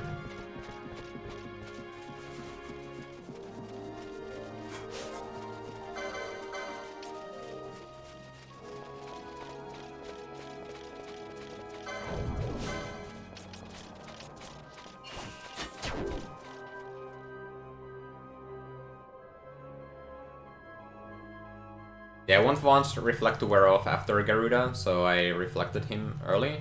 And then Vossler's to wear off after the first Demon Wall. So I reflected him there.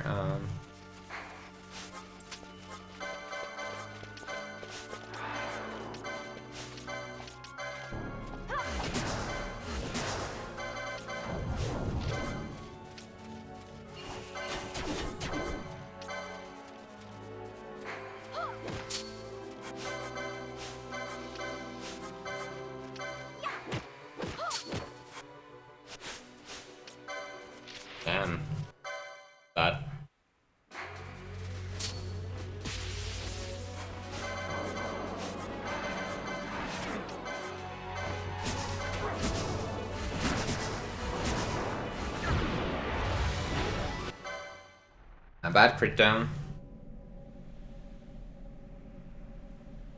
Penelo did not getting critical. That was really annoying. And then it was really bad. I don't think I've ever seen Penelo not get in critical even after a one punch from her. I definitely wasn't expecting that, and then the combo.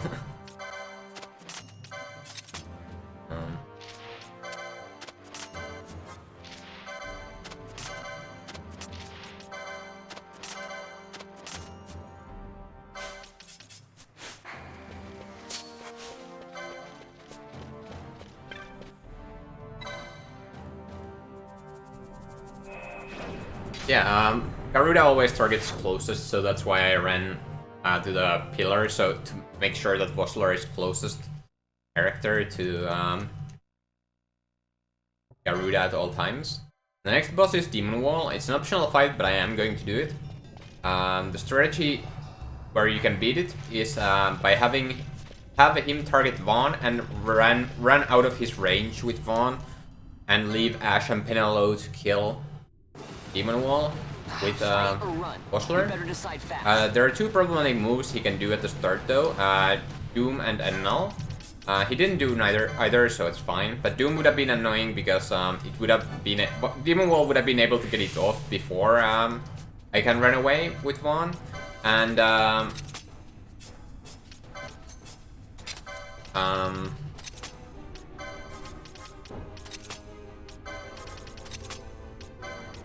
Annul would have targeted Vossler, so it wouldn't have worked. But he is using Blind Gia, so that's good. Now I'll just protect and reflect while waiting for girls to kill him.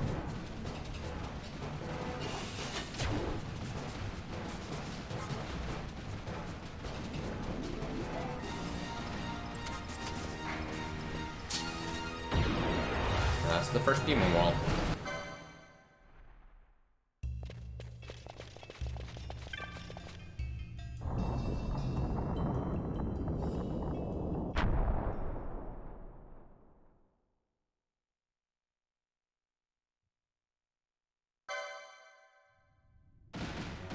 Then the second Demon Wall, I'm going to... Together we can bring it down. First I'm going to reflect Vossler.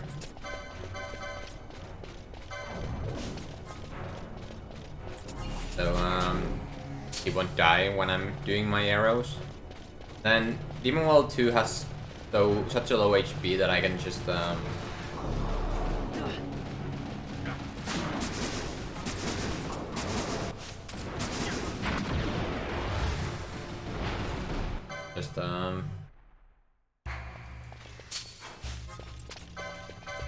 do one round and then kill.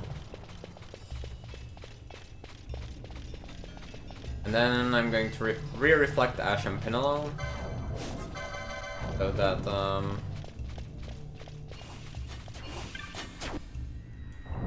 they will have reflect for Belias, and then move on.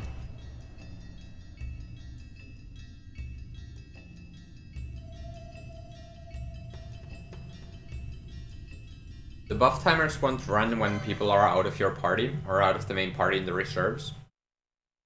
So, I can just, put them there. I ran a little bit before doing this menu, so that, the girls could gain MP, because as you could maybe have seen, Penelo was really low on MP, and Penelo needs 48 MP for the next fight. And she's gonna get it all by running in places where there are no enemies.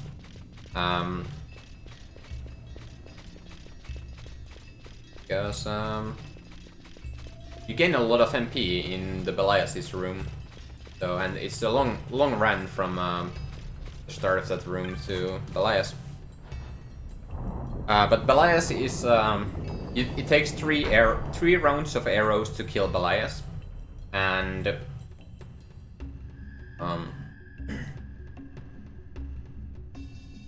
the first round brings Belias to a little bit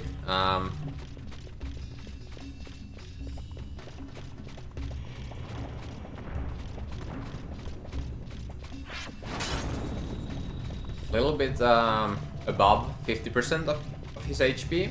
Then the second round brings Belias to below 50%. And that triggers a sequence where Belias first uses Greater Barrier and then Firacha. And if he uses Firacha, my party is pretty much dead. So I need to kill Belias before he kills Firacha. He uses Firacha. And so I need to get my third round of arrows in before Firacha happens. And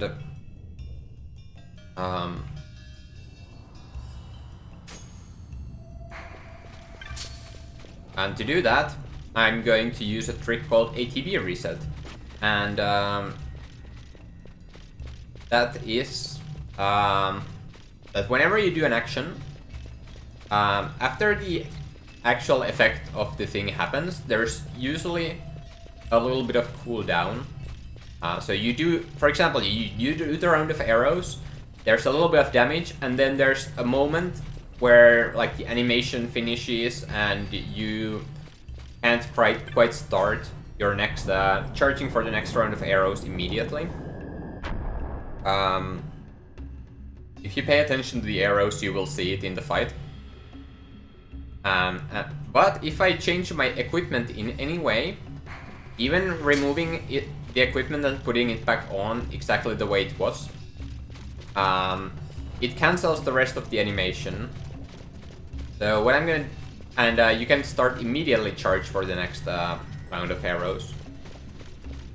So, and that will... I will do that to the second round. So after I get the damage in from the second round, I will go to my menu and change everyone's equipment around. And that will be enough to...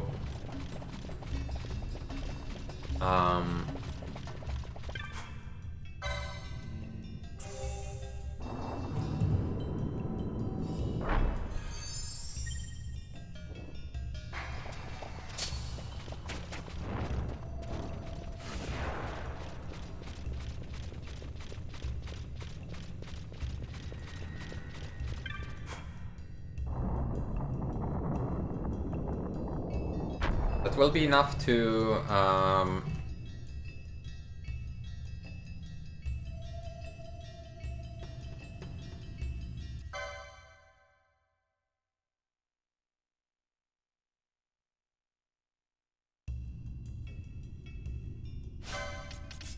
get the last round of arrows in before Firacha happens, and then I can kill Belias. But yeah, you can pay attention to the arrows in this fight and see what I'm talking about. Another thing is that Belias targets whoever has most aggro, and to get Belias to target Vaughn so that the girls won't die because they're on low HP, I'm going to have Vaughn cast Immobilize on my party. That creates a lot of aggro on Vaughn, even though Belias is immune to Immobilize.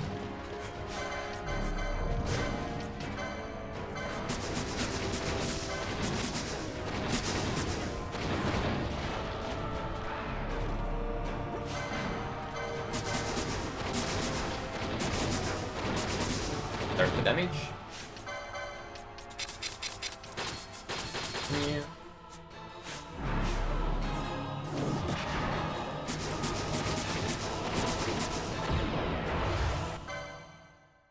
Fight.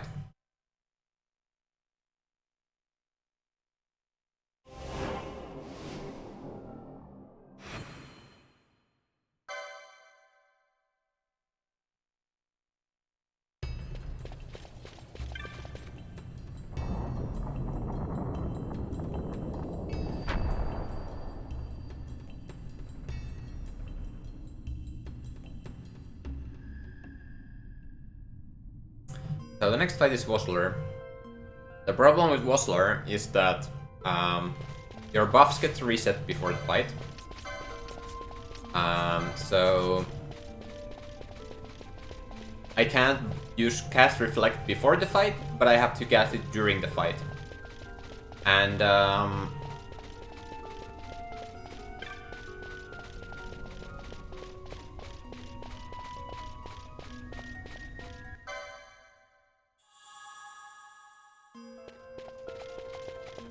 so Vaughn and Penelope have Reflect, so they're gonna be reflecting the party at the start of the fight. Meanwhile, Ash is going to try to kill the 3 Imperial swordsmen that fight alongside with Whistler. And Ash is not guaranteed to one-shot them. But let's hope that she does. They can both survive the arrow and they can block the arrow. But it's pretty good chance that they die.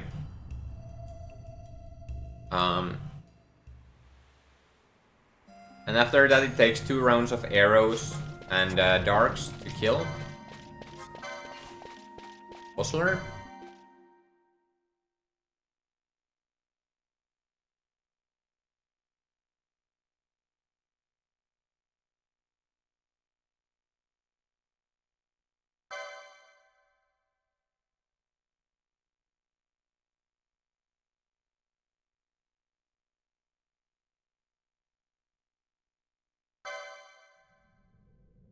Let's see.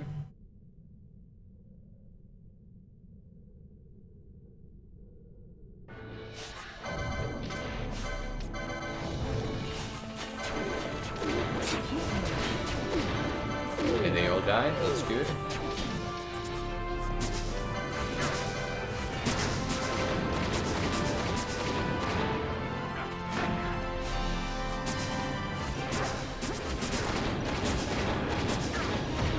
Fight.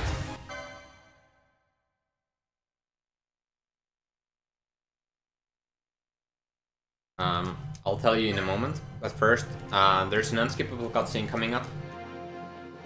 That's long enough for a bathroom break, so I'll take advantage of that and I'll be right back.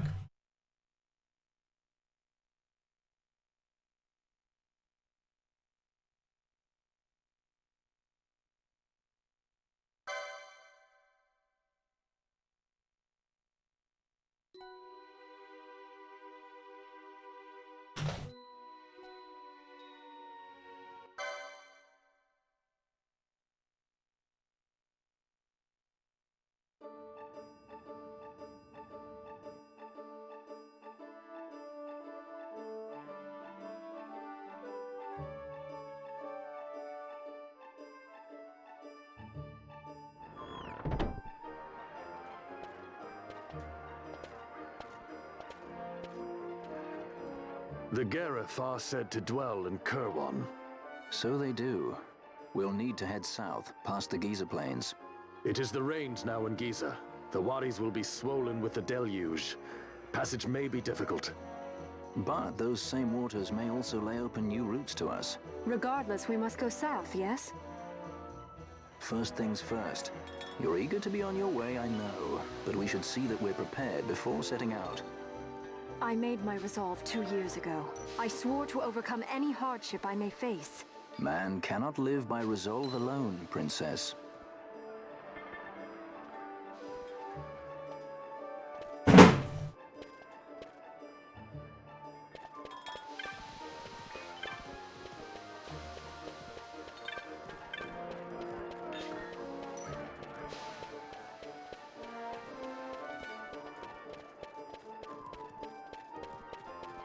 Alright, so I have some time gains in my PB. I have 4 big time saves. First one I believe is Ahriman. I'm not quite sure if Ahriman was time save or not. Like I was just thinking about the name. I can't think of what else it could have been.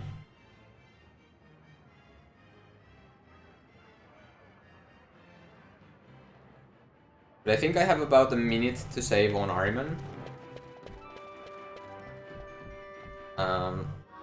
Then I have a minute to save on Tyrant. and 2 minutes to save on Sid 2, and 1 minute to save on the final bosses. Those are the biggest time. Those are the only big time losses I have. Or time places where I can gain a lot of time. But I'm not sure if Ahriman is one of them, or if Tyrant was 2 minutes. I remember it was 5 minutes total, but I can't remember if Ahriman was one of them. Or if it was just a bigger one at Tyrant.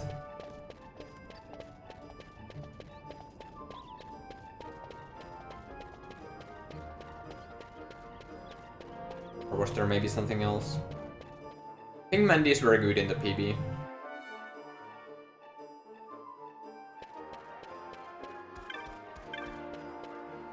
I guess we'll see when we get. I could check.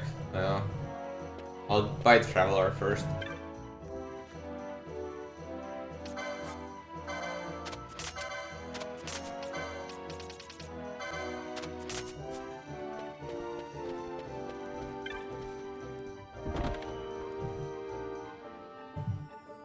I think there was something wrong with the Ahriman.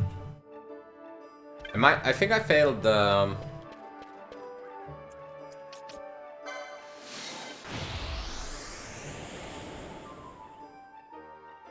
I failed the thingy, the end phase of Ahriman, maybe. Yeah, let's just actually check.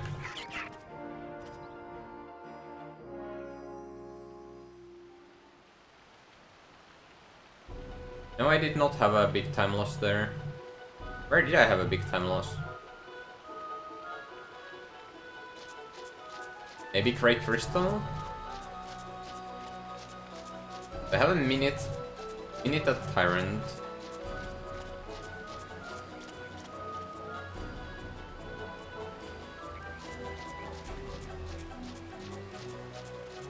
A minute at Brainpan, but I'm not counting that.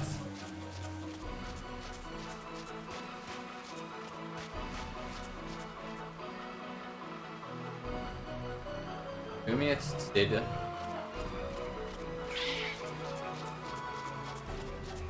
Then a total of minute at final bosses.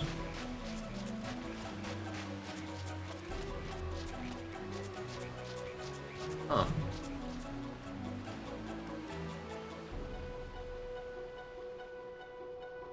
Ahriman. Yeah, Ahriman was pretty good. I don't know. Maybe there is only 4 minutes. I was just counting wrong. I kept thinking it was 5. But maybe it was just 4.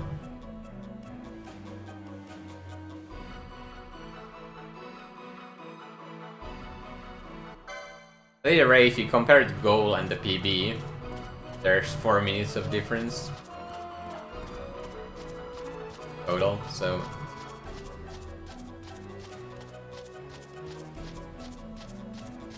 approximately that. But then my PB had very good chilies.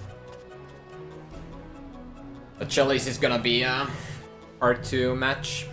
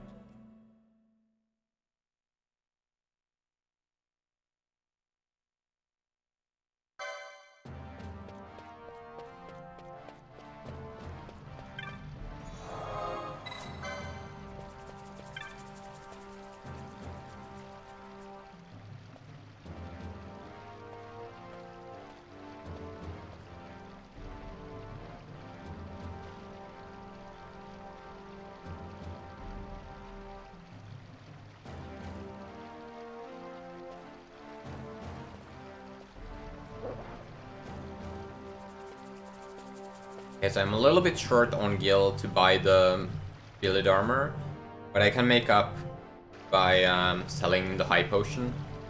That's how close I am, so it's fine. But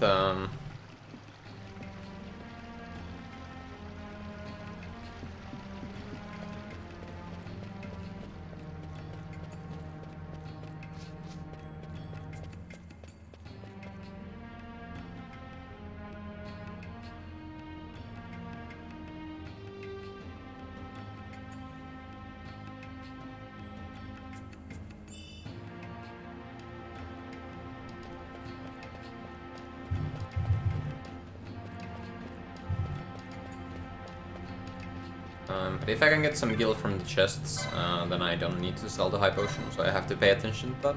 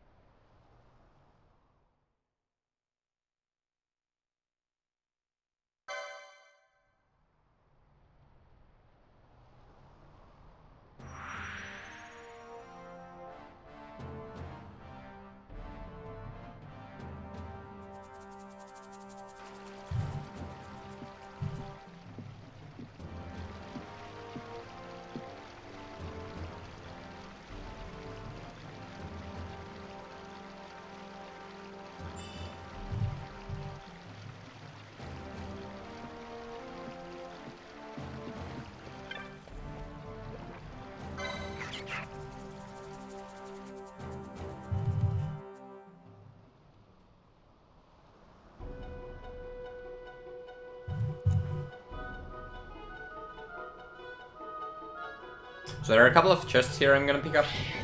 First one has a about 10% chance of containing a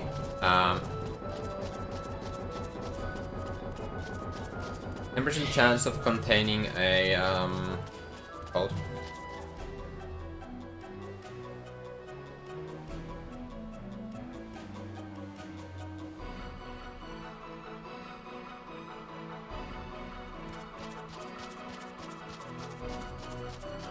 golden amulet. The second one has a chance to contain a red cap. 5 gil, that's not good. And the other just did not spawn, so I have to sell the high potion.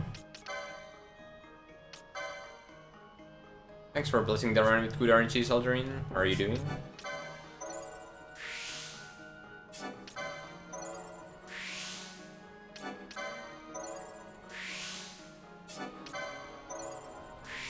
Okay, flame stuff for the girls.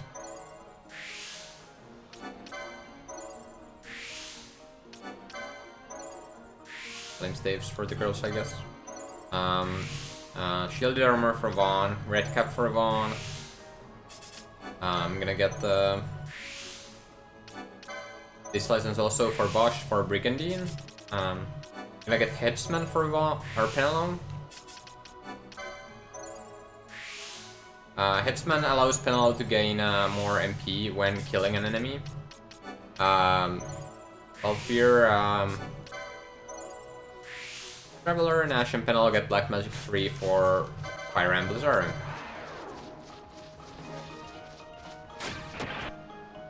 I'm Berserk, Valfear, or Bosch, and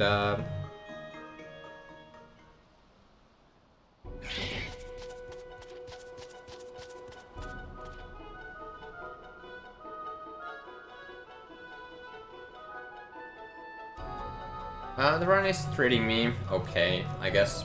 Dustia gave me pretty bad gil, but other than that, it's been fine.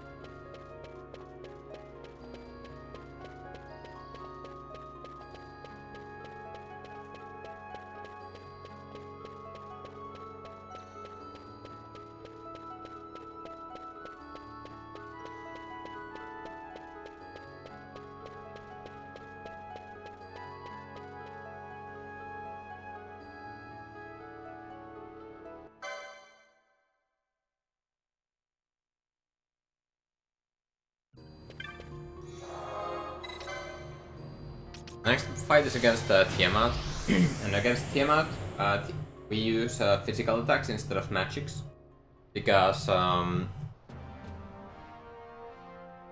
Tiamat absorbs arrow and halves dark, so my spells are not doing good. Instead, Tiamat is weak to earth, and we have Hyper Spells that are earth elemental, and they deal decent damage at this point, so don't cost too much money or LP. So that's what we're gonna do. I'm gonna sell everything I don't need. Kitchen, that. Mixer.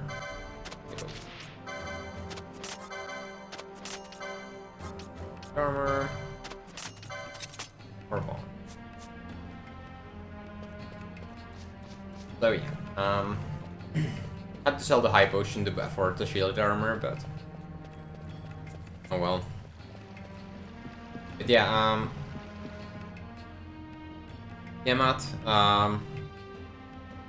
it would be very inconvenient also to use reflected magics, because you want your party to be spread out so that you don't get hit by the AoE attacks of her. Like, there are 3 things she can use. Arrow, Breath, and Disable Gun. And Arrow wouldn't be a problem, because, you know, you would have Reflect, and it would reflect back from to her, and it would only heal her. But, you know, it would still be annoying. Breath would be really problematic, because it would basically kill everyone. And I wouldn't be dealing a lot of damage with Dark, because Dark is not that great. Tiamat halves it. Ash doesn't even have the license for it. There are a lot of reasons why you don't want to use it. And Disable Gun would just be awful if it hit everyone. So yeah, it's really bad. It just doesn't work in reflected magic. So instead, we're using the physical attacks. So I'm gonna have Penela and Balfir Berserked. Now another problem is that at critical HP, Tiamat will Tiamat gains defense plus augment, and that basically makes her take way less damage. I don't know how much less damage exactly, but it's a lot less damage she takes. And the last 20% of her HP would be really slow. Well, Tiamat has about 50,000 HP, so the last 20% is 10,000 HP, and for that we can use a move called Traveler. And Traveler, I need to make sure these don't leech me. Traveler deals damage based on the steps. Number of steps you've taken since the last time you used it, or since from the beginning of the run. Now, I could... and there's like a 10-step window every 1,000 steps, where you can deal the damage. And, or you can deal 10,000 damage to all enemies in range. And if I were to use it on those bats, that would be a pretty good place to set it up, so that you are at you can hit the window during the Tiamat fight pretty easily. However, I have been manipulating steps in this run, and just running in circles during some fights, and that has allowed me to not waste times setting up the Traveler there. But if I hadn't done that, I could have just set it up on those bats at the start of this room. And setting it up just means by using Traveler on them. And checking how your steps are. And you can see your steps in your party menu, in the bottom middle There's like a number that says some amount of 10,000, some amount of thousands, and then 3 digits. And the last 3 digits are what counts, because you know, the 10-step window every 1,000 steps, you know, the last 3 digits have to be the same. So those are the only ones that count for Traveler.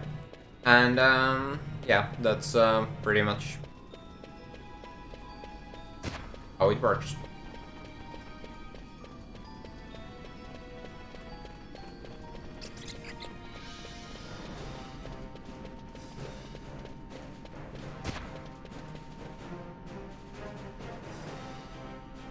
And yeah, that damage does not get reduced by Tiamat's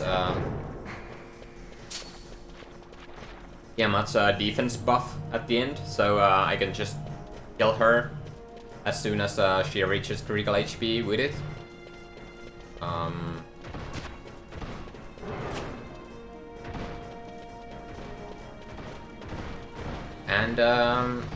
So the strategy is to have Balfir and Bosch be berserked, whacking Tiamat with Cypress Poles, and Vaughn will be tanking.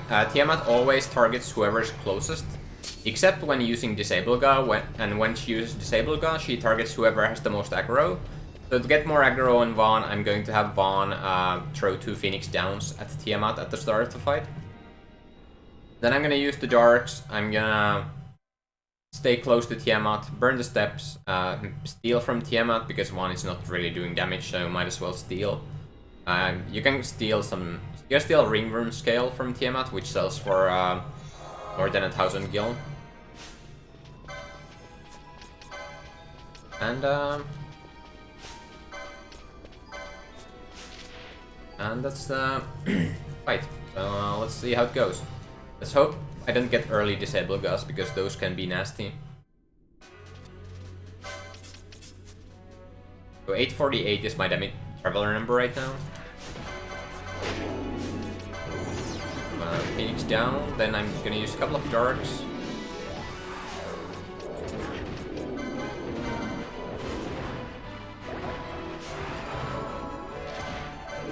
Combo.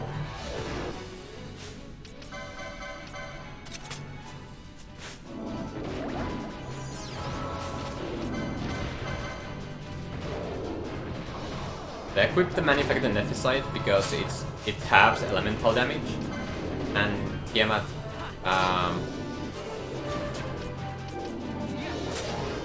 Arrow and Breath are both elemental.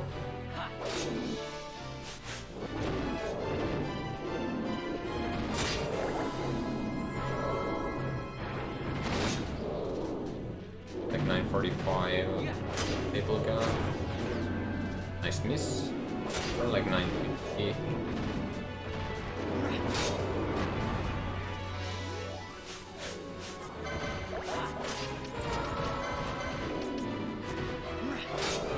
Disable.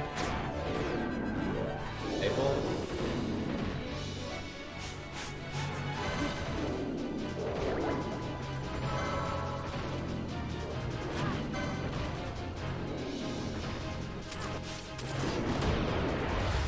That's the fight.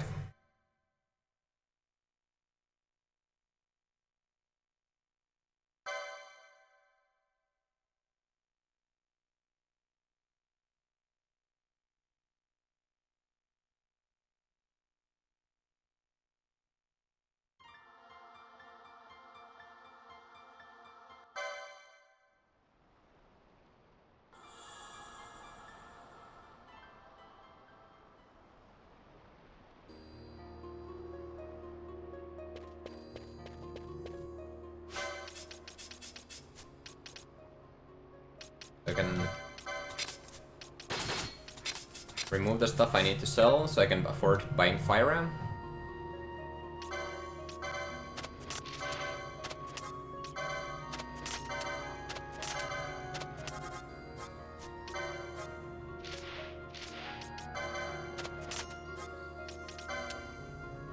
Phoenix down. Bolts. Or anything?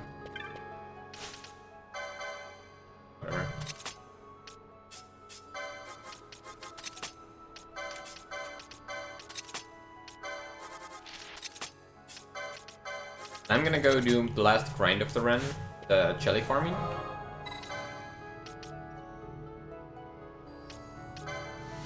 And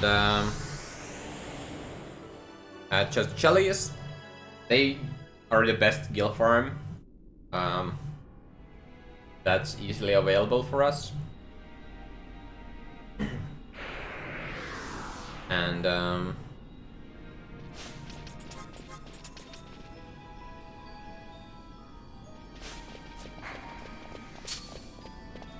so we are going to take advantage of that. Jellies drop a lot of good stuff. Yellow liquid is the main source of our money. They sell for 531 gil each, and you get a lot of them.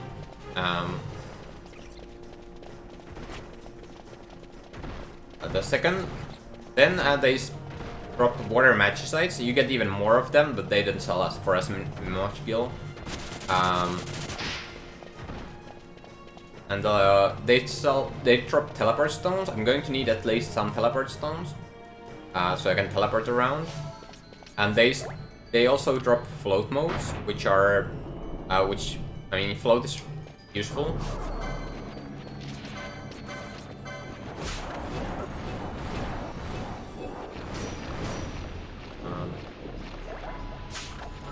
Bunny's going to steal, while girls kill. I'm waiting until for chain levels until I pick up drops. If I don't get the chain level here, I will not pick up the drops at the end of this room. If I do, then I will. I did get it. 1, 3. There was 3 yellow liquids at least, and there was at least 1 teleport stone. It's important to pay attention that you get at least 2 teleport stones here, because I am going to leave Chalice and come back very soon, like after a couple of rooms, so I can buy golden amulets. Golden amulets double the LP I get, so it's very important to get them. And to leave and come back, I need 2 teleport stones. So I got 1 there. I need another 1 before I can leave. But I also need some gil so I can buy the teleport. Actually buy the golden amulets. And I also need some LP so I can license the golden amulets. So there's no point in leaving just yet. Even if I got the teleport stones, because I still need money. And license points. I usually do 3 or 4 rooms here. Unless I need teleport stones still for those. Before I leave for the first time. Okay, that's 6. 9. 10. The chain wall, which is nice.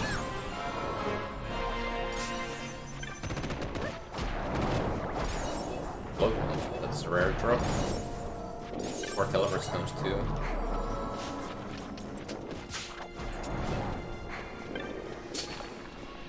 I think that's like 14 yellow liquids, which is okay. If I get a good room here, I can leave. But it needs to be a pretty good room, so I'd say it's probably gonna take 4 rooms before I leave to buy the golden amulets, but 3 rooms is definitely a possibility. And it's been pretty fast so far. No one's died yet, so that's good. These are pretty dangerous. Also, the running past these dinos is really dangerous because they can use Sonic Fangs, and that deals a lot of damage and has a 5% chance to instant kill. But now, like, Sonic Fangs would kill me. Maybe. I mean, that Sonic Fangs, yeah, that would have killed me if the high potion hadn't happened just before it.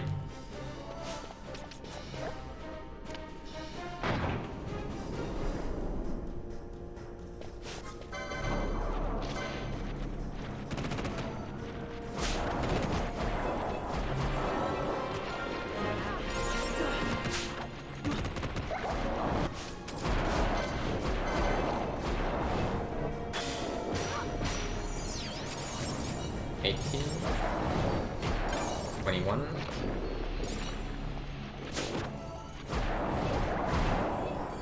24, 26, 28.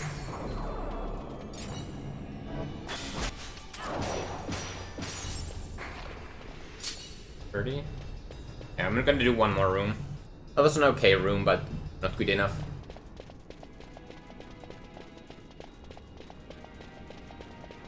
It might have been good enough, but it doesn't really matter whether you do 3 or 4 rooms here. And often 4 is better, even if you are good on Gil. Like, it depends on your LP, but it depends on how the second part goes. But often 4 is better. It's better to do 4 rooms than 3.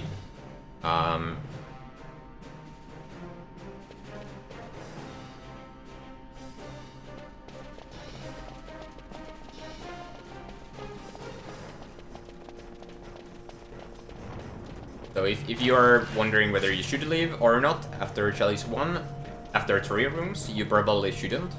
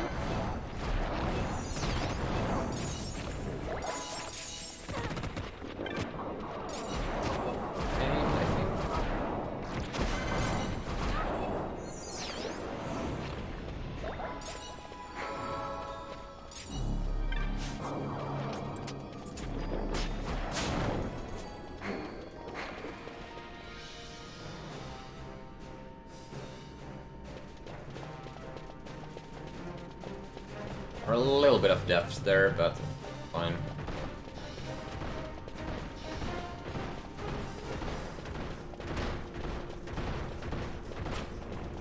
Killed enough that I should have enough LP.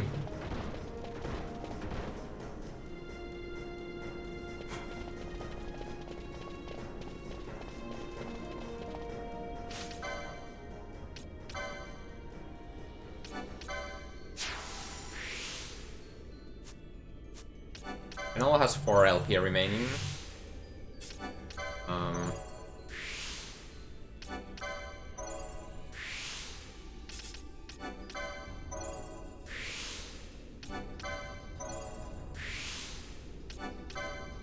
License for Gold Amulet. Penola has 4 LP remaining. That means that I need to kill 74 Chellies in the second farm to get the LP I need. Like, if I'm close, I can leave and kill some enemies on the way, but I need to kill 74 enemies.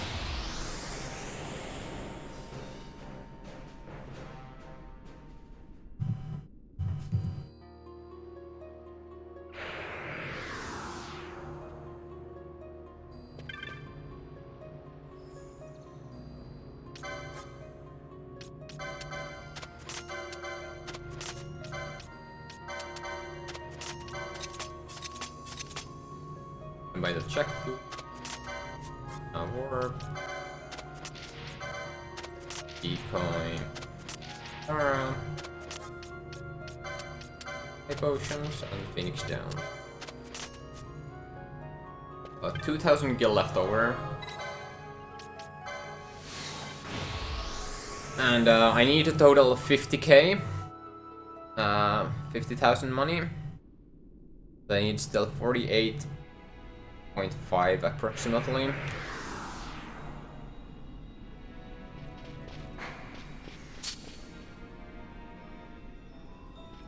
Like 75 liquids, I think.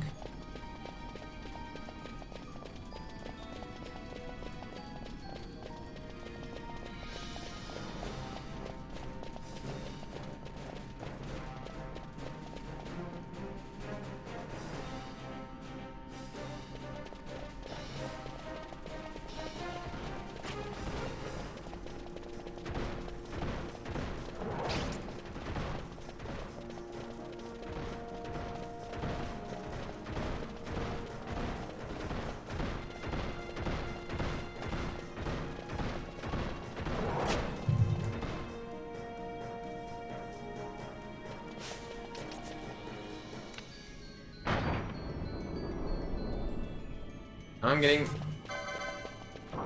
double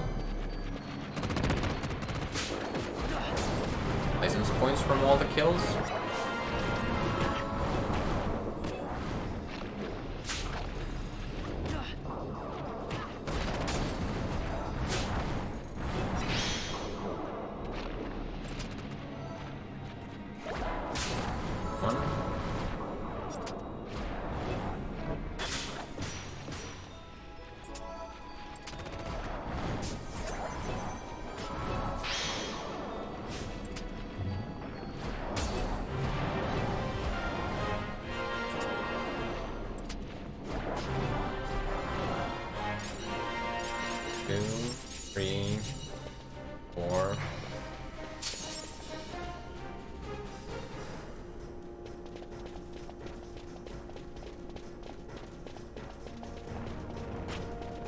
Pretty good room, I think.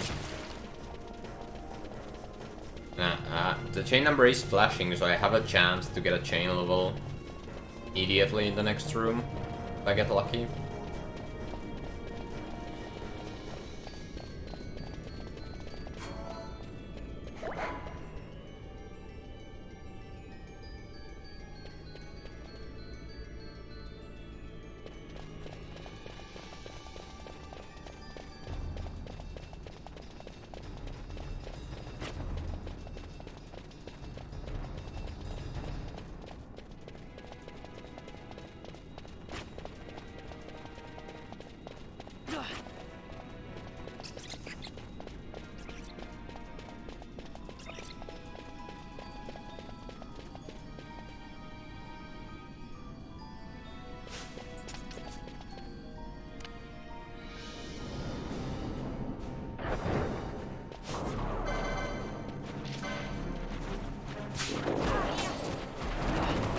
Get it?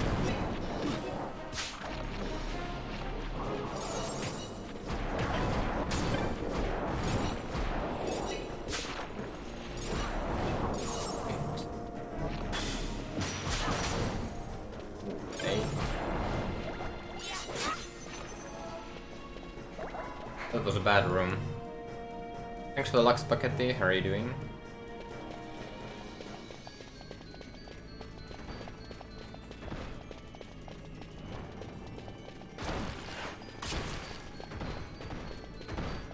My PB was only able to get away with a total of 8 rooms, so 4 rooms in Chalice 1, 4 rooms in Chalice 2. At this rate, I'm definitely not going to be able to do that.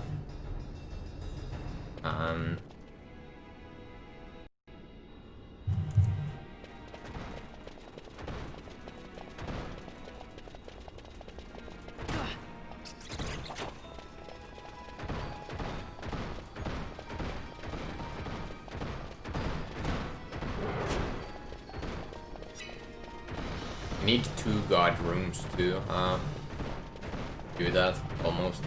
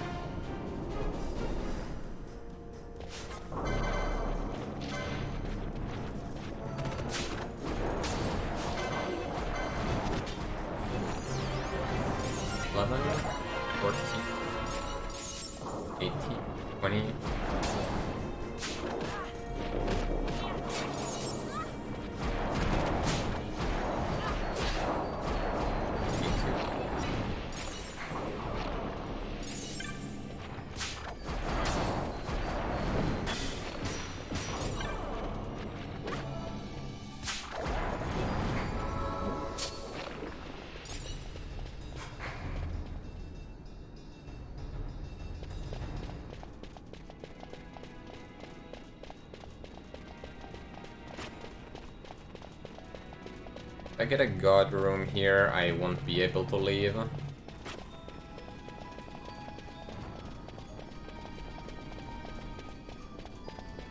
Be enough.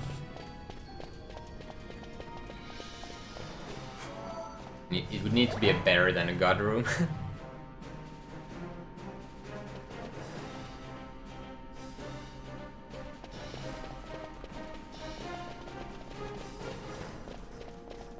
And that's not gonna happen.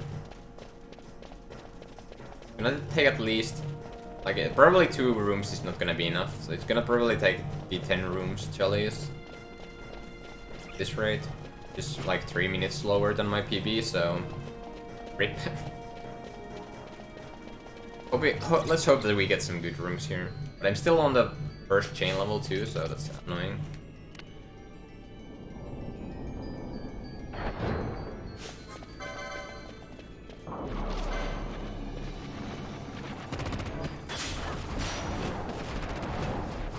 Chain level.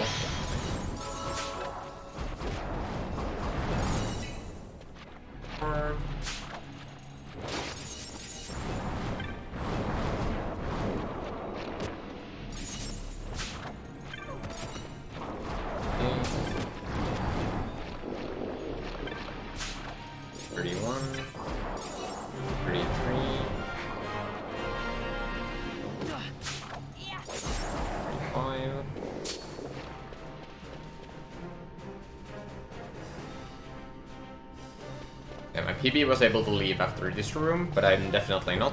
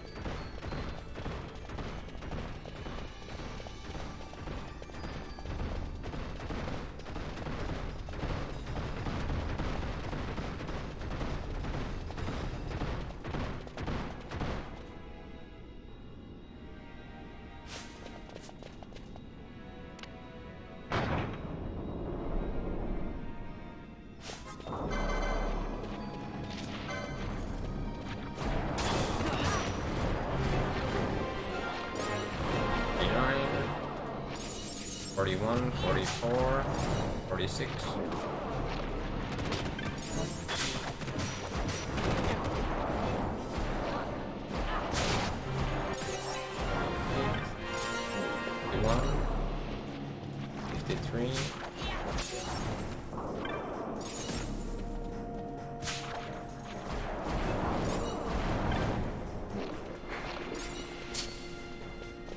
Gonna be one more room.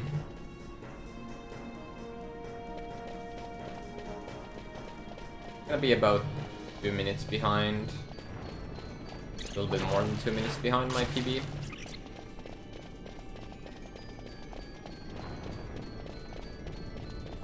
But I will have a lot of LP.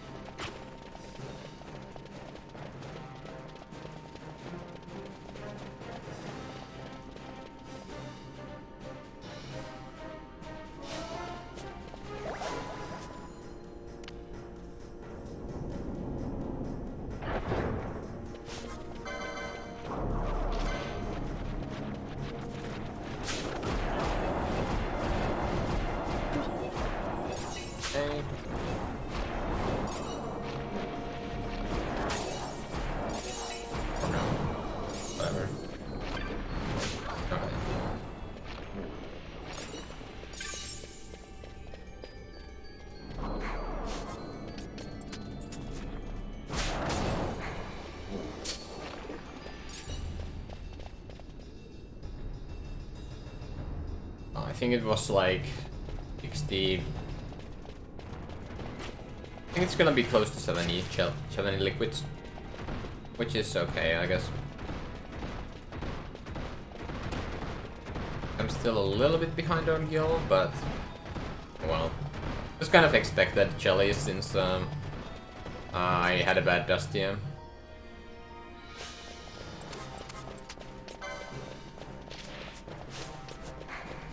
Explode modes. That's perfectly just the amount of float modes that I have uses for float modes for. So, at least I have that. 18 teleport stones. So now 17. So I have 13 teleport stones to spell.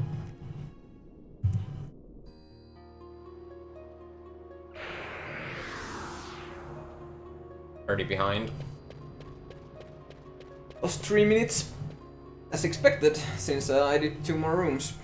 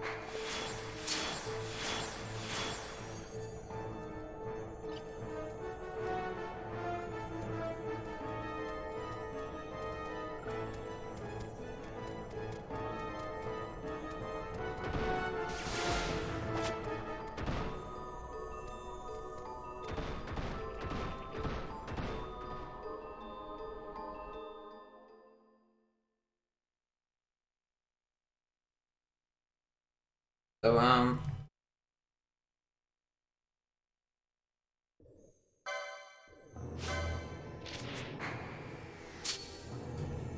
So I used the float mode to avoid the traps in this room.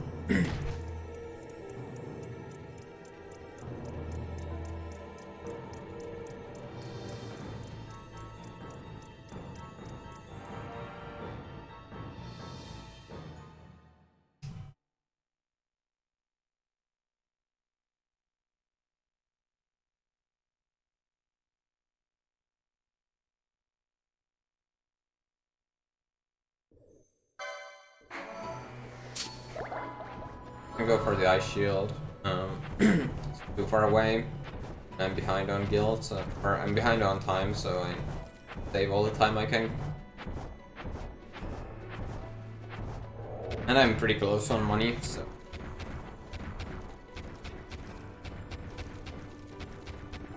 The glacial staff just did not spawn.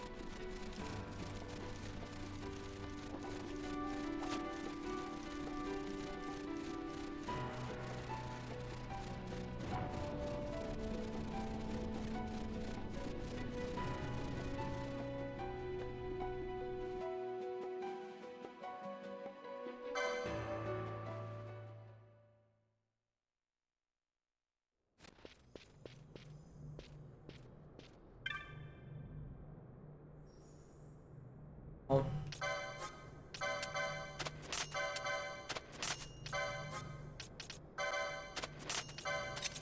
That. My guild is good.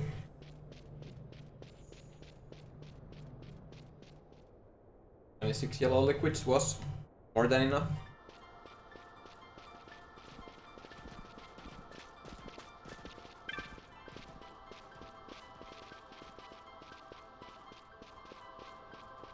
I'm wondering how many yellow liquids I got from the last room, and now I'm wondering whether the last room was necessary. Don't know how many I got in the last room.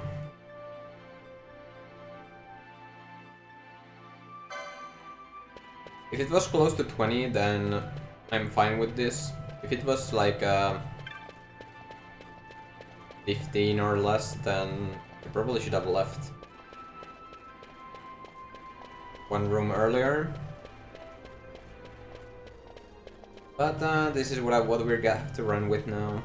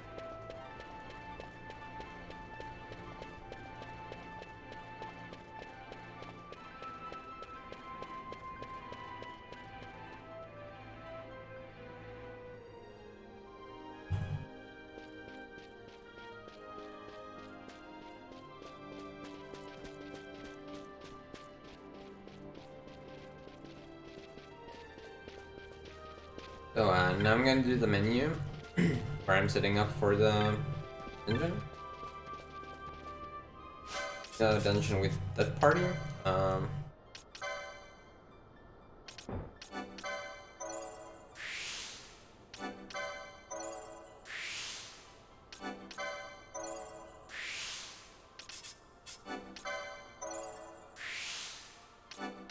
Paying attention to my LP here. Watch this. Now I'll have 194, so I can do the entire menu now.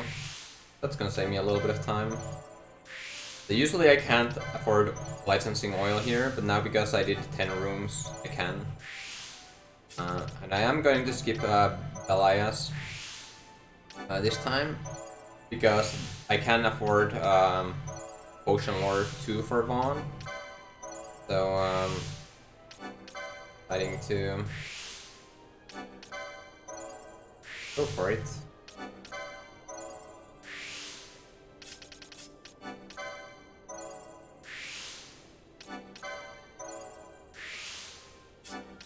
And I can still afford the armor.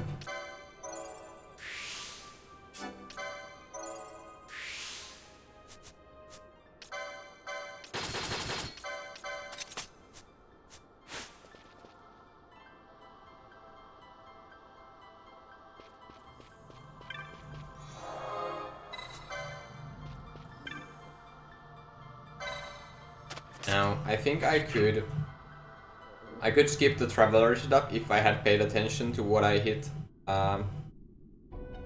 At what steps I was when I killed Tiamat.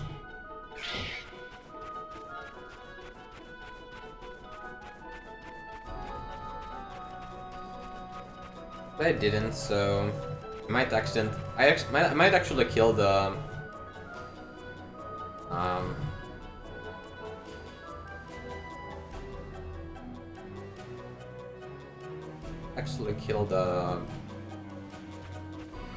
Guardian with Traveler when I'm setting it up.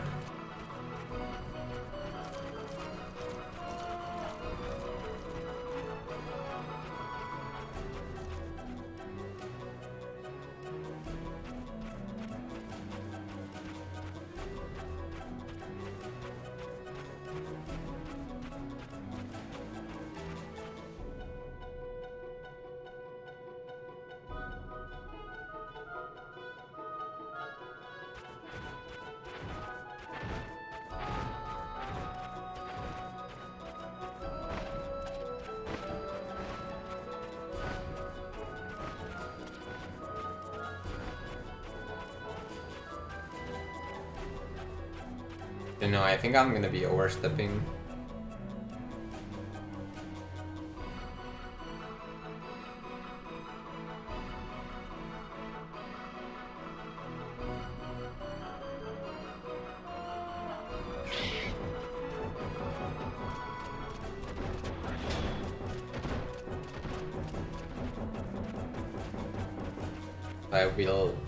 I would have done it anyway, I think. I won't be killing it, I will be dealing very low damage to it.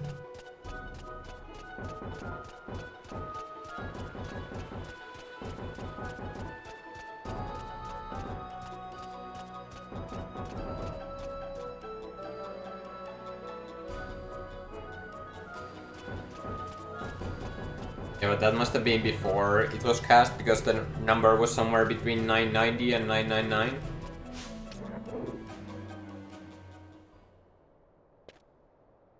Or it is somewhere between there, but I don't know what exactly.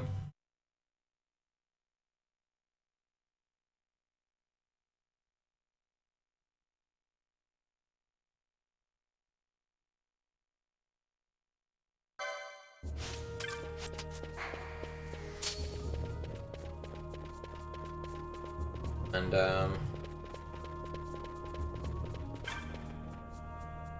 doesn't matter, I'm gonna do that setup here anyway.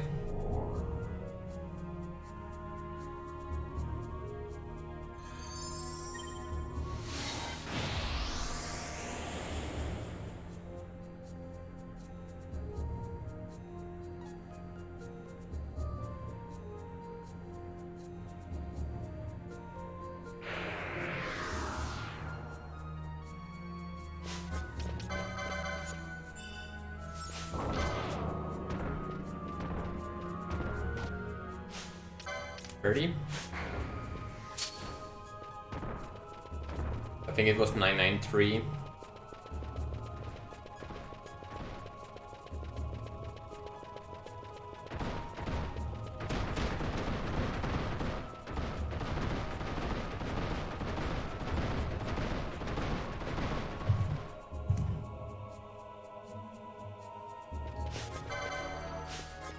I think Vaughn used a potion there, so he will stay put while I go and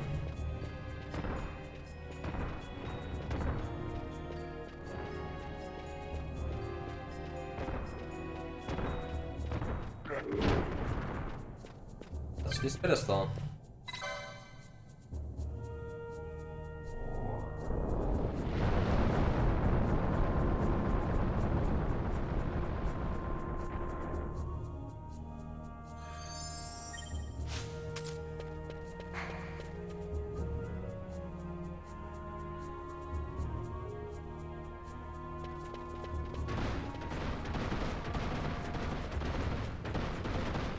Probably. You know what? I'll do the high potion trick this time.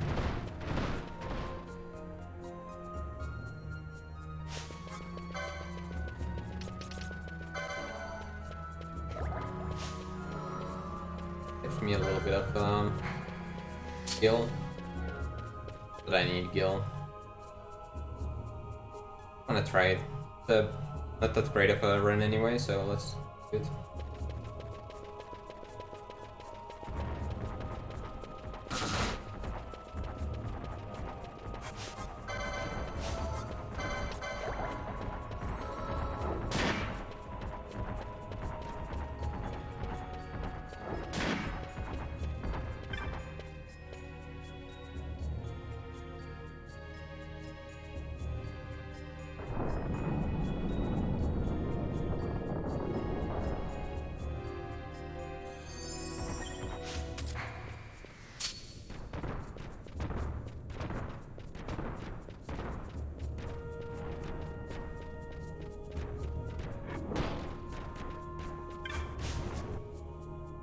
Definitely take some damage there. They do it with lower, like Rooster does it with lower armor on Bosch as well. Enough.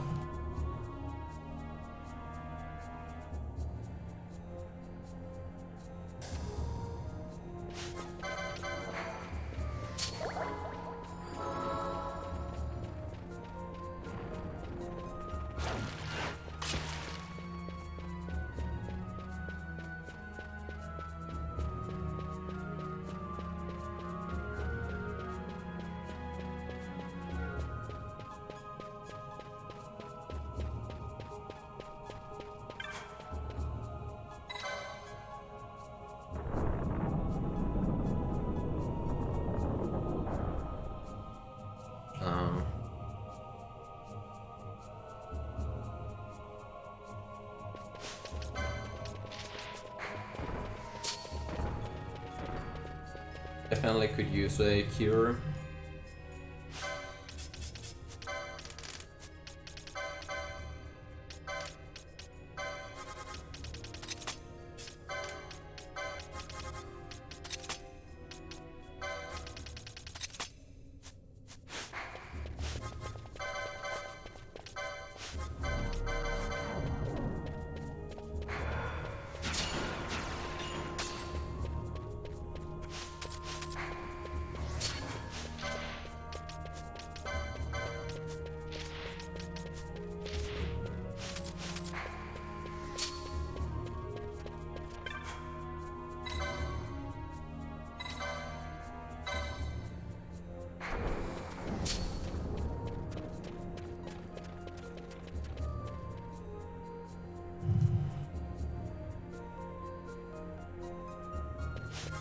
Using a float mode there, because there is a chance that they hit the trap.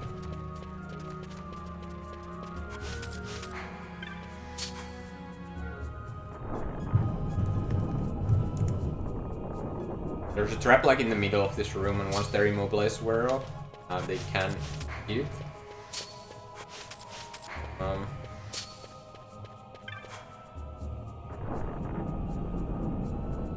Unlikely, but it can happen. Thanks for the luck, Cloud. How are you doing? So the next fight is against Venusaur. Venusaur, there's some movement tech there.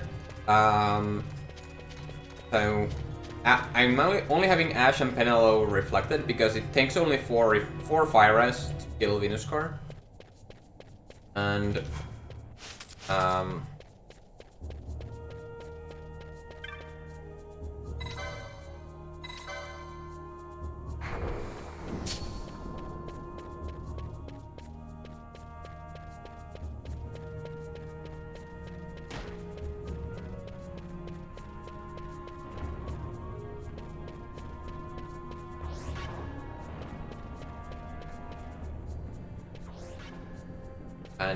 so I need.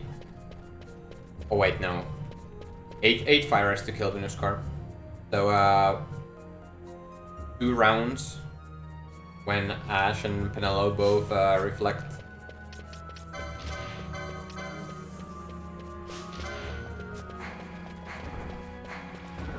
Reflect it once.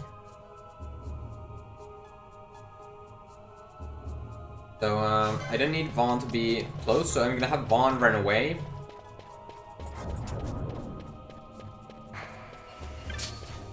So I'm gonna have Vaughn run so that they get the 2 rounds of Fire-Ass off before Venusaur's second action. So I'll leave the girls here, then run here myself.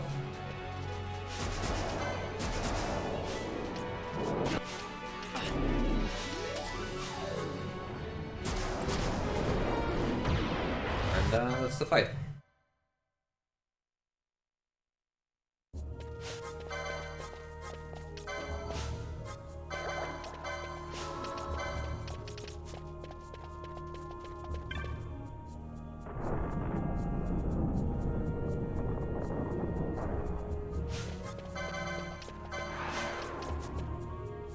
This is a tutorial. It's facing the opposite direction where I need it to. I have to do this a bit of a weird thing where I rotate it, then start running with Penelo, and then rotate it again.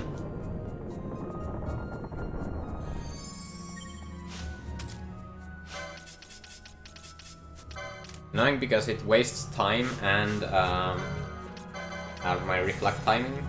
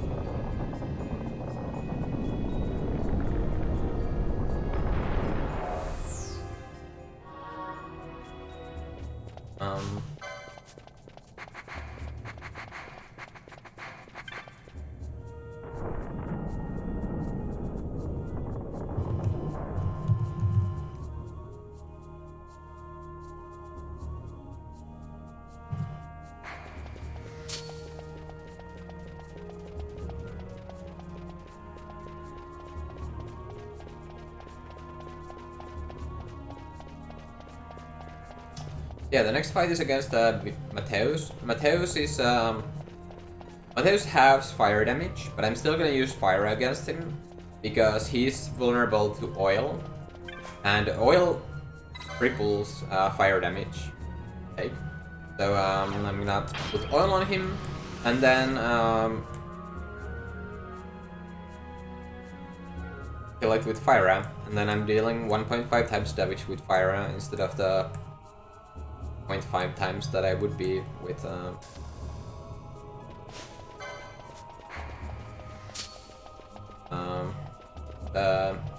without the oil. And I have to be careful. The dangerous part of this fight is that there are Ice Acers in the fight, and I need everyone to be closer to Matthias than they are of any of the Ice Acers. So that, because otherwise the Fire-Ass will reflect onto the Acers, and then I won't be able to kill. Missing 1 Fire is okay, missing 2 is sketchy. But we'll see how it goes.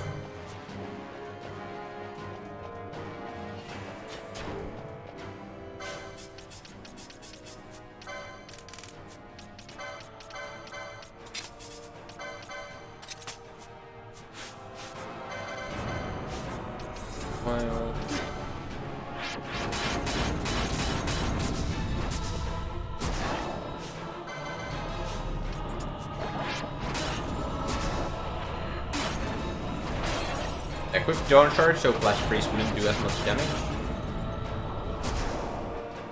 But now I'm equipping Golden Amulet, so I still get the double LP. And that's the fight.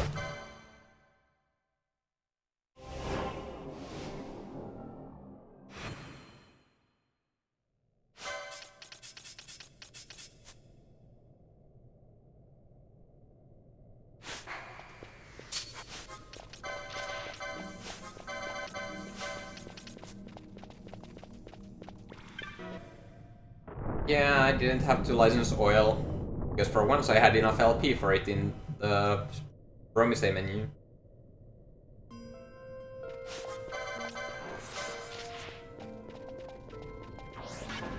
Oh, I actually got the fire or protect off. That doesn't happen often.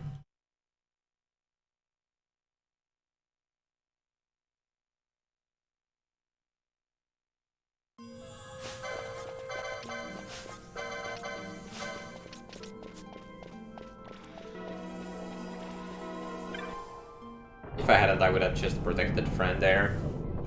And you don't really need, like, getting cures in on Balthier or Bosch is more important. That's because Bosch was gonna get to full HP anyway.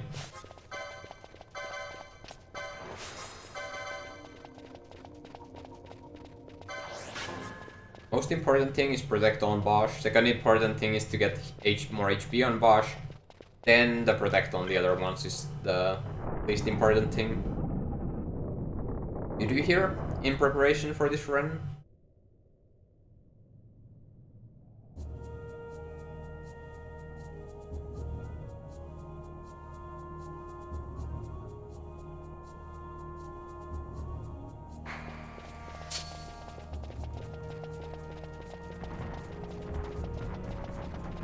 Nice, that blast wave did not go off.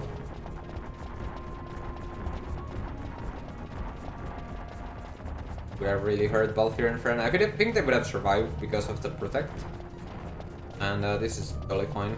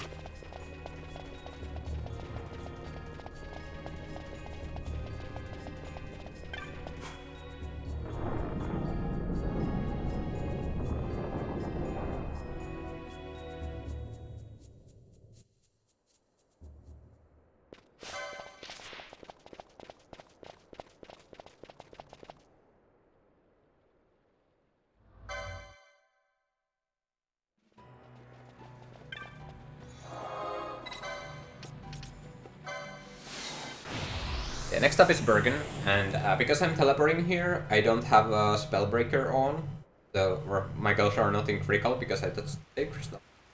And that healed them to full HP, so I don't have Spellbreaker, and there's not any real convenient way to get it.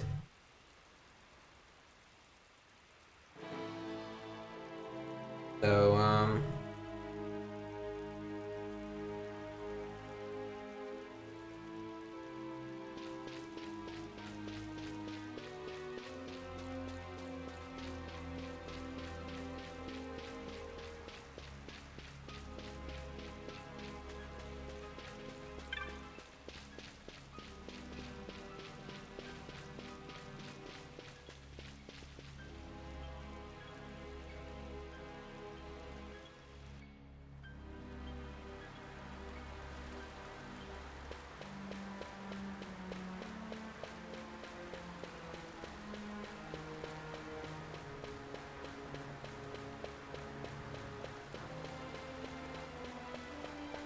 so I'm gonna compensate with using Traveler. And Bergan can block magic, so let's hope he doesn't do that too much, otherwise this could be a really dangerous fight. And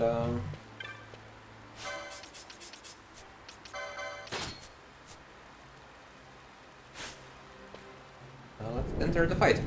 Let's see how it goes.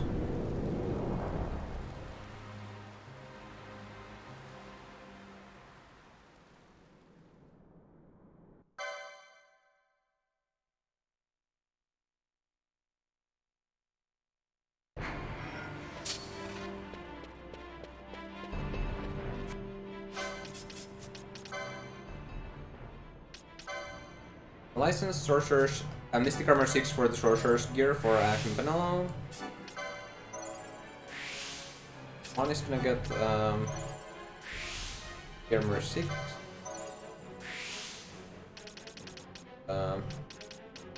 Bias.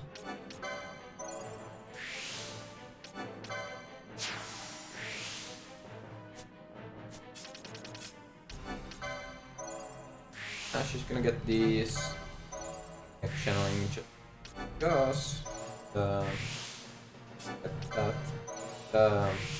from H2.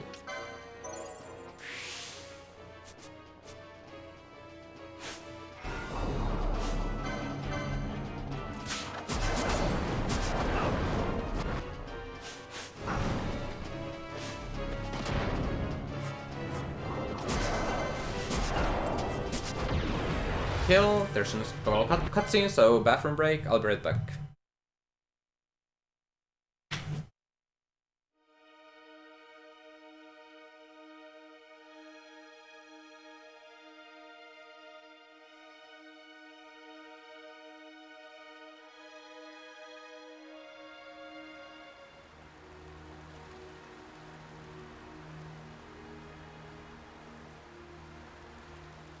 How do you propose we reach Arcades?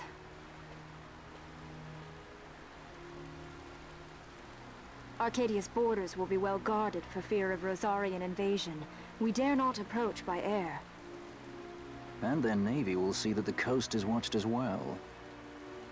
No, we go afoot. We'll cross into Arcadia in the Salika Wood.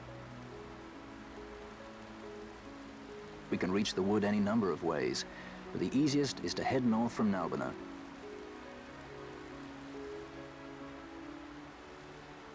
There's a hunter's camp just beyond the Salika Wood.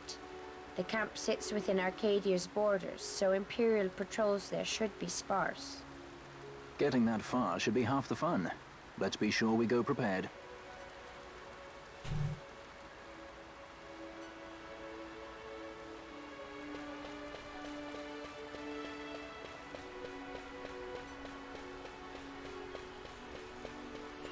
I lost a little bit of time there. That was probably all licensing, because I got more licenses there than I usually do, because I did a lot of jellies, so I was able to afford more licenses than usual.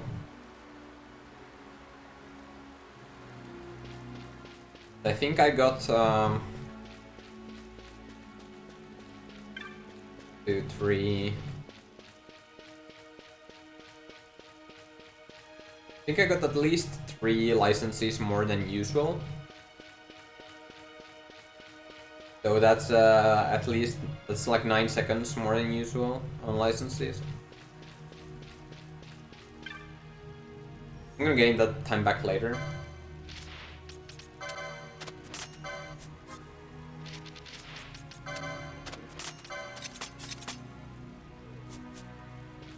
Buying stuff there.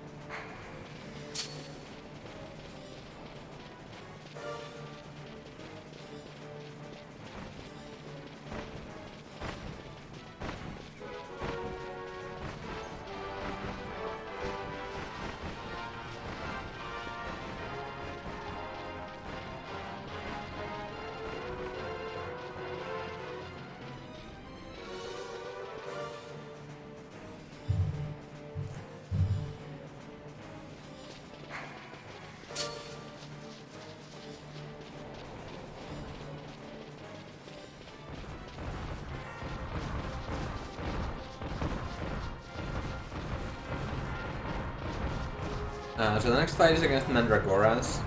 The Mandragoras is a really annoying fight. In theory, it can be very fast. But because it can go very fast in theory, if it doesn't, that means you're gonna lose a lot of time.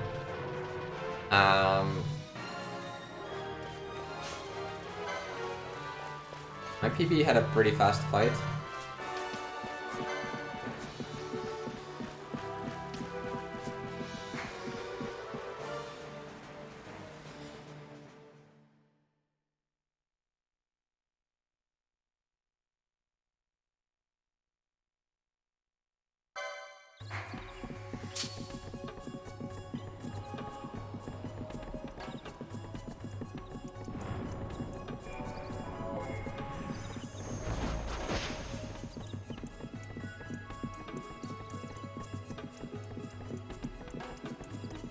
So how the fight goes is that there are 5 enemies, and all of them have less than 10,000 HP. So you can one-shot them all with Traveler.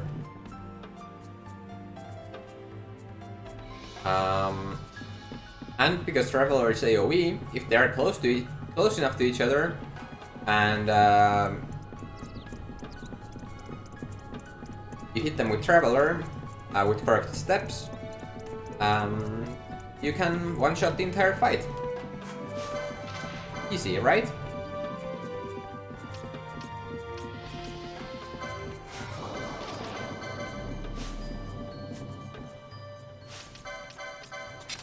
Five. That's the setup for the Traveler. So that is what I'm going to try to do. The problem is actually doing it. So, how the fight starts is that they all start in the middle and immediately start running towards a random corner, and they all choose a different, or they all choose a random corner, so they tend to run to different corners.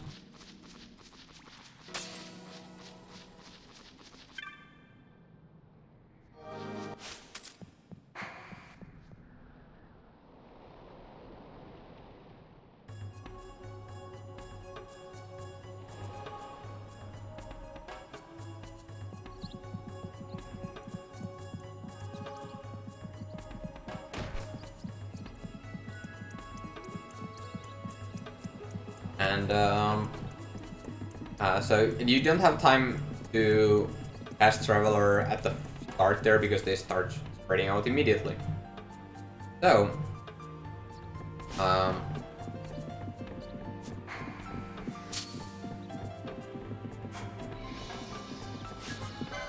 I'm gonna do instead is well, after they after they run to their random corner, then they pick up a random of the Mandragoras and then group up at wherever that Mandragora is.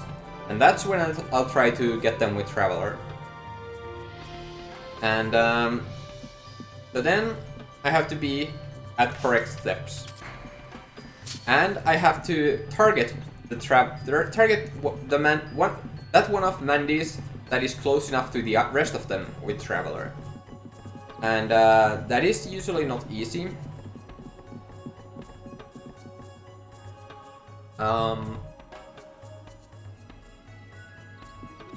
That's usually not easy, and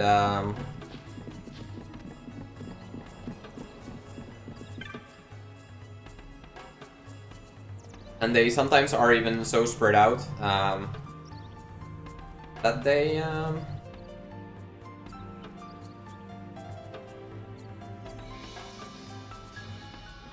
there just isn't a single Mandy that's close enough to all of them.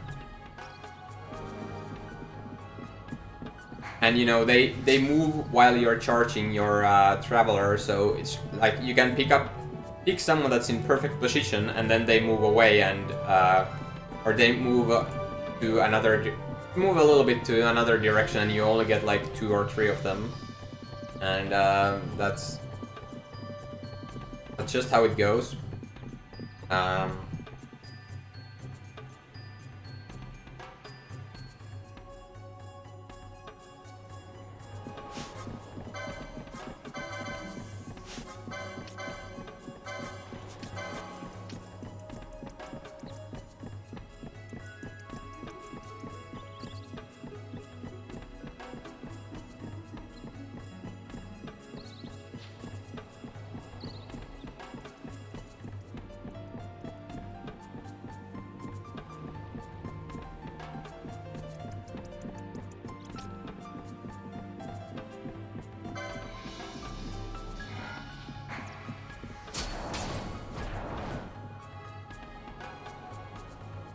I have Penal cast Fire there on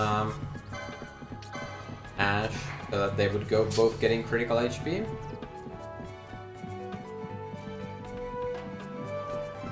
Yeah, also the Mendies can just sometimes when they're trooping up, they can just decide, oh well, we're deciding not to group up after all, I'm just gonna run back to the corner I just started running from. And, or sometimes the ones that are already in that corner decide like, hey, this is a good idea to start running towards me. And, or they can, or if you get too close to them, close to like them or something, then they can just decide, hey, let's target, let's stop grouping up and target you again, or target you instead, and it can get really, really messy.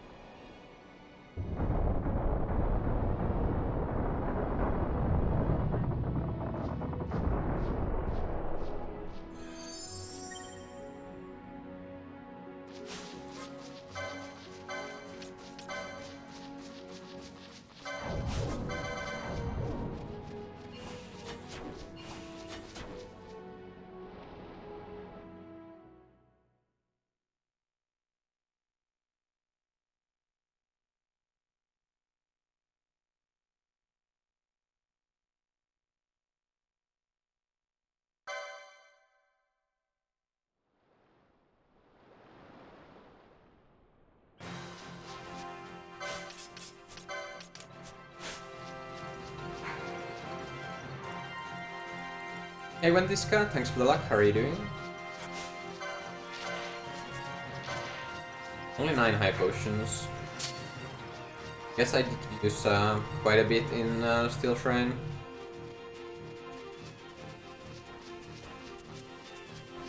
I used 1 on Bosch, 2 on Bosch, 3 on Bosch. Then I used 4th one on Bosch. Used 4 high potions on Bosch, and then I used the 5th one on Vaughn at Matthias.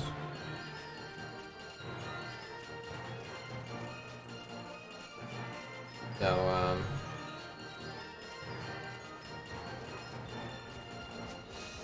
just 5? Yeah, that makes sense. Since that I have 9 remaining. If I have a good phone coast, I don't need to buy more though.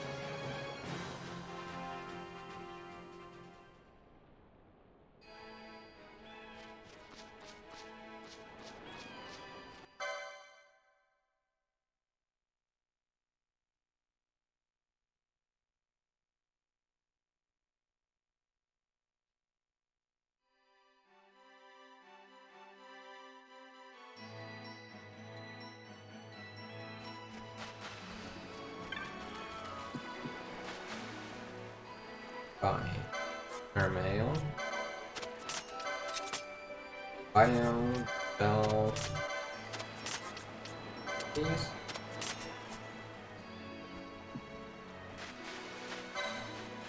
I decided not to sell anything in that shop.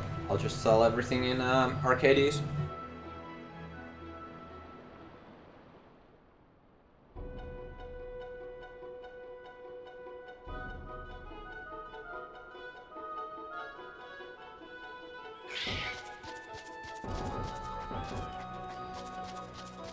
So mirror mail that I bought, it has auto reflect, which means that I don't need to worry about casting reflect anymore on my tank, so Vaughn. Vaughn can have Vaughn can be reflected for the rest of the run.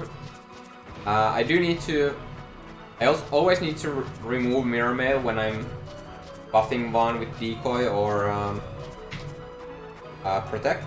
But other than that, I can keep Vaughn, or Vaughn is always going to be reflected. I don't think there's anything else other than decoy and protect that I'm casting on Vaughn. I can't think of right now. But it's really convenient to not have to worry about Vaughn's reflect timer.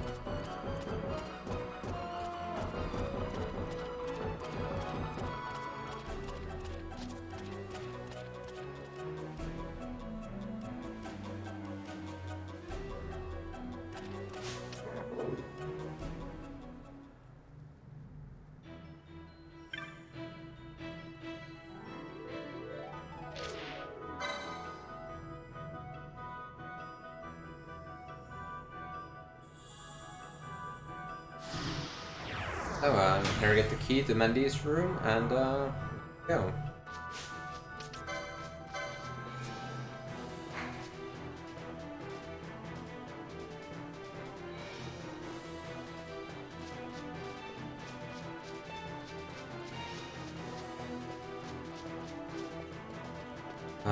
Yeah, Bio is a non-elemental spell that I bought. It's gonna be used on bosses that resist elements.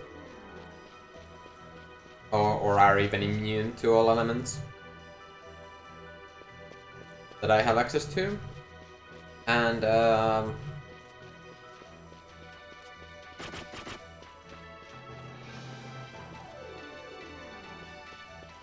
this spell is gonna be used on the bosses that have a shell.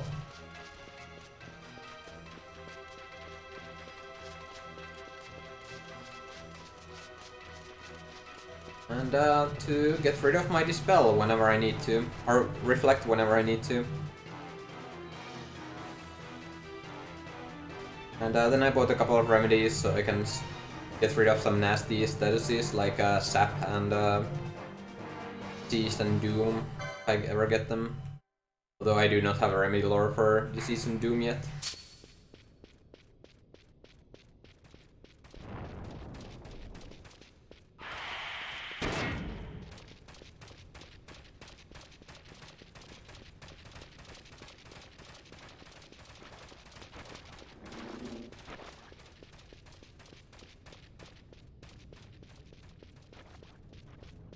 I'll High Potion at the start of the fight and then Traveler.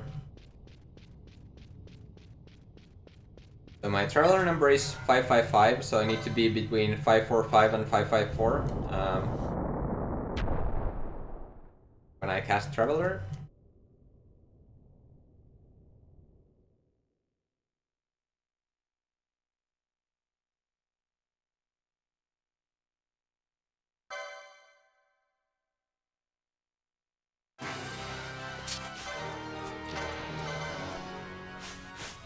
More steps I need to take.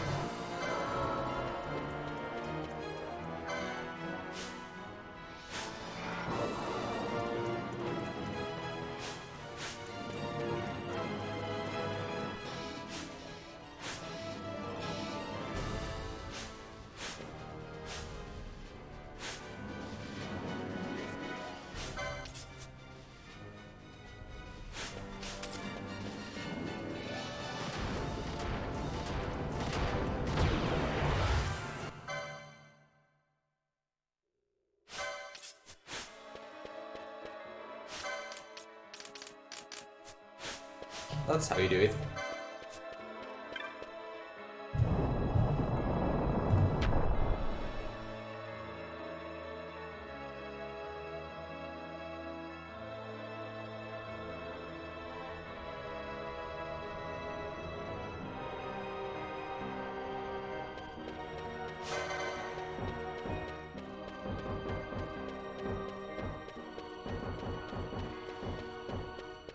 Yeah, that was a 5 hit.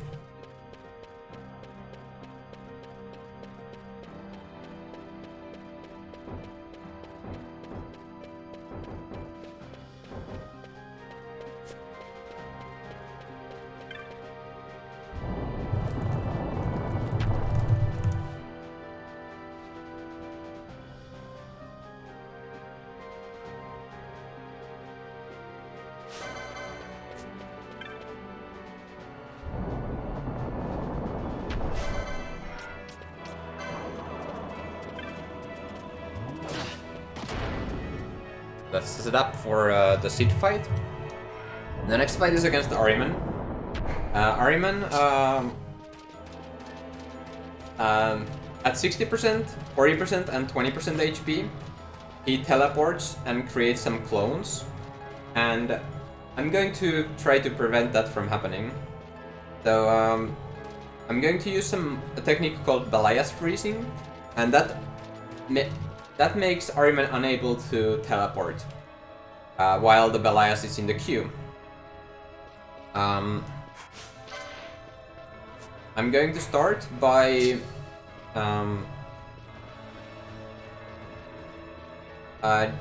bringing Ahriman to close to 60%, but not quite. And then I'm gonna do a full round of Fire-Ass, so that I'm Belias freezing, so that Ahriman cannot teleport away until the freezing is over. Then I will tell one of the girls to use a high potion on Ahriman, and one of the girls to use a warp mode on Ahriman. And hope one doesn't die here. That's gonna delay the next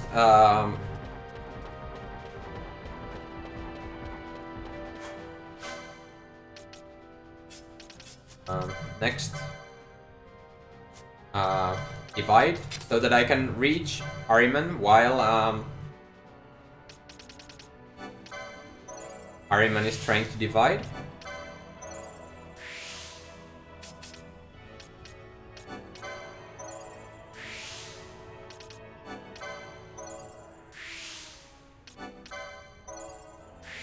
And then I can Belias freeze him again, so I can get him before he teleports.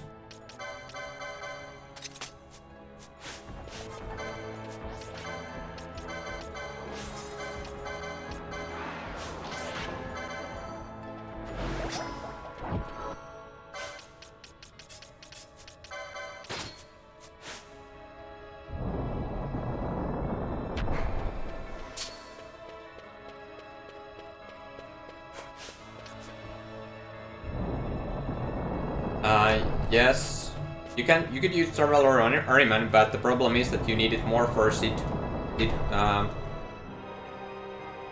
and Mandis, and there's no place to set it up for Ahriman after Mandis, and there's no place to set it up on Slyt after Ahriman.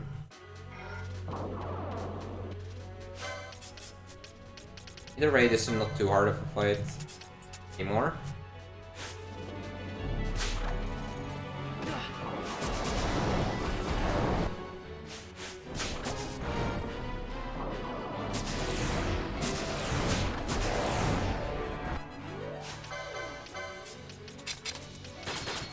Just above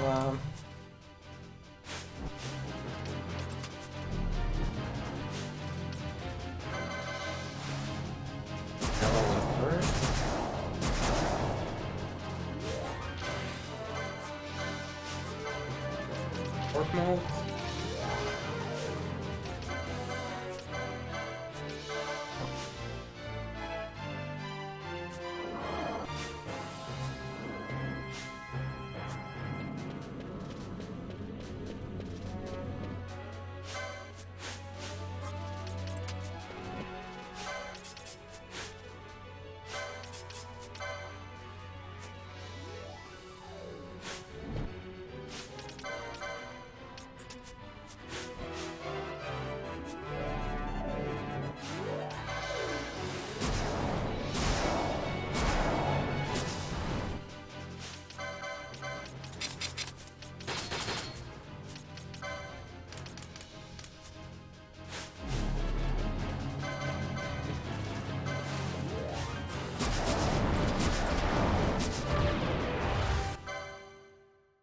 fight.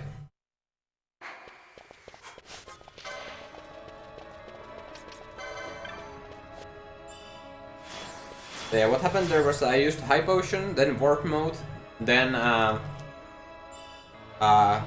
Potion and Warp Mode, and the Warp Mode requires the entire effect queue, so it can't start until High Potion animation is over, and then that's in the queue after High Potion, and after the Warp Mode there's the Divide, and Divide cannot start until Warp Mode animation is complete.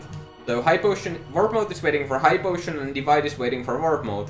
And then, by the time the Warp Mode animation happens, I have enough time to...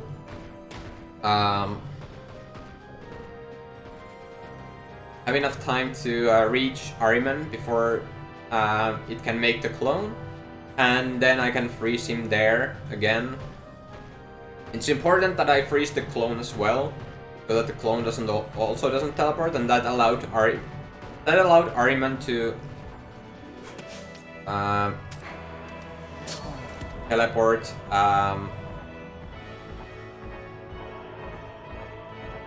Allowed Ahriman to teleport.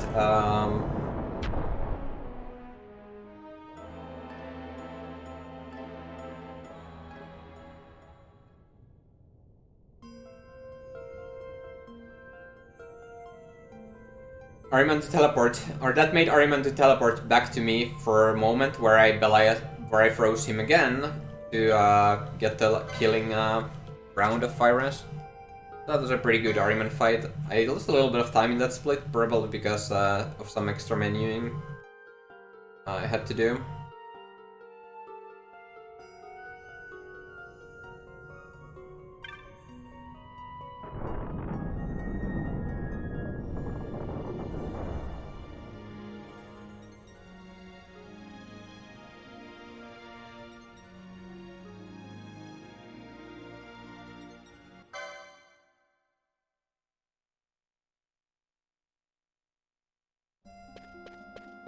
I got the Gaia hat, which is good. That allows me to actually buy Aero. I think I would have been able to buy Aeroga.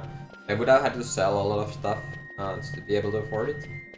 But now I have the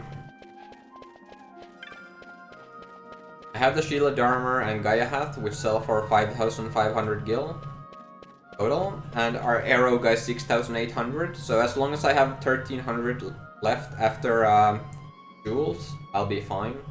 Like, I only had to sell those. I can keep everything else.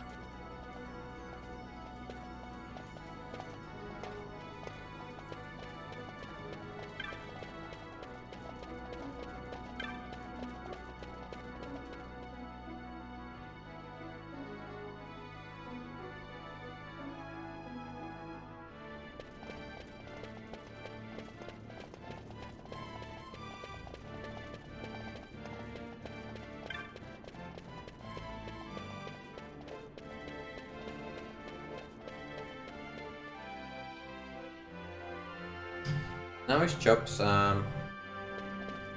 Just I need to talk to these NPCs in certain order. And I am on a step count, so I can't be wasting too many steps. But then again, the step count is... the nature of the step count is that I need to burn a lot of steps. So unless I get like awful chops and I burn a lot, be fine with the step count. I usually have like 100 to spare.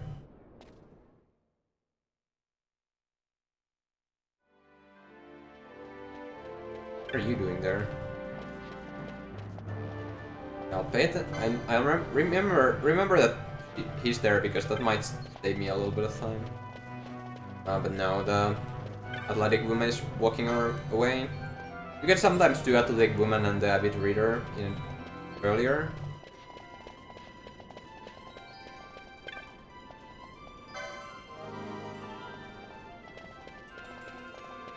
If they are located like this, but yeah.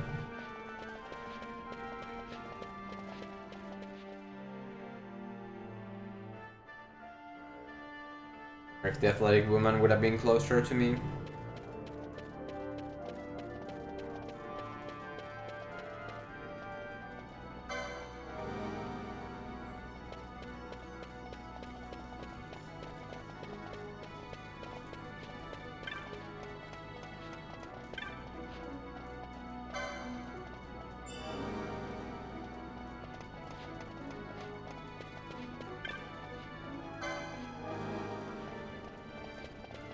So my traveler number for Slyt is 752 or 752.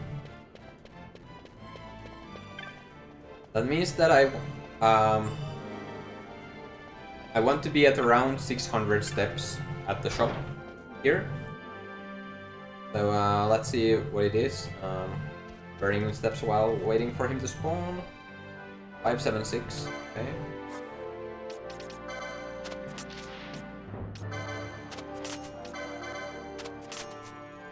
So 576, 24, about 25 steps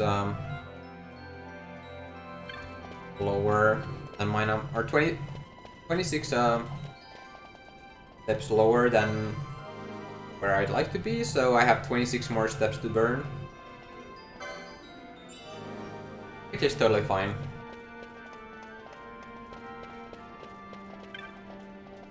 It's good to know this number because there might be something that wastes some time in where I have to wait in Dracula, and if that happens, I can use the time to burn the steps, but I need to make sure that I don't burn too many.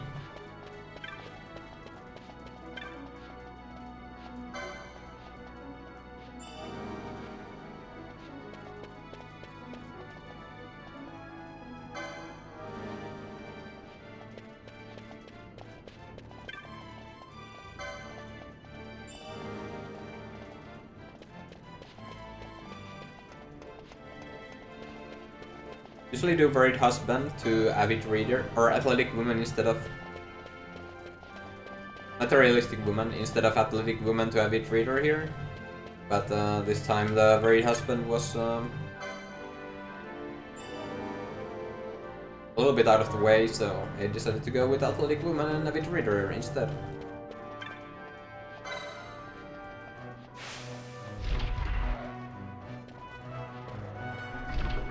Yeah, next fight is against Slyt, and Slyt is a three-phase fight. First, there's 4 rooks circling around Slyt. And Slyt takes very little damage, if at all, when the rooks are alive, and like he loses defense and magic resistance little by little as the rooks die. So you're supposed to kill the rooks first, and that's what we're gonna do. So the fight goes that after you kill the first rook, the enemies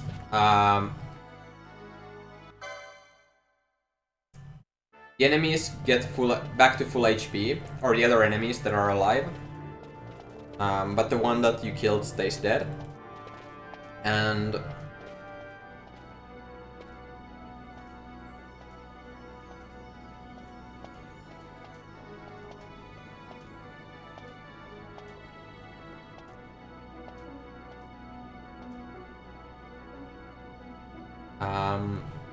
so I'm going to try to line my characters up so that they all reflect bio, because Rooks and Slyt both, or they all have fire, or have elemental damage. So I'm gonna try to line them up so that all the bios hit the same rook. And I'm hoping that happens.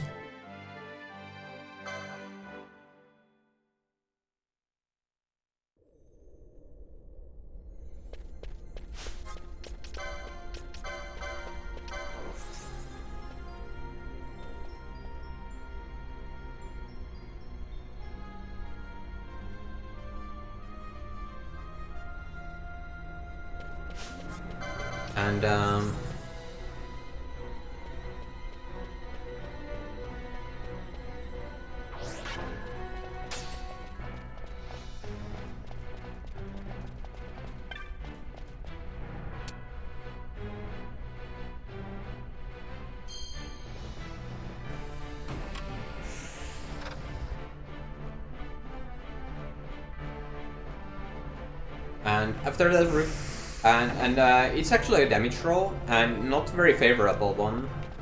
So it's likely that they actually don't.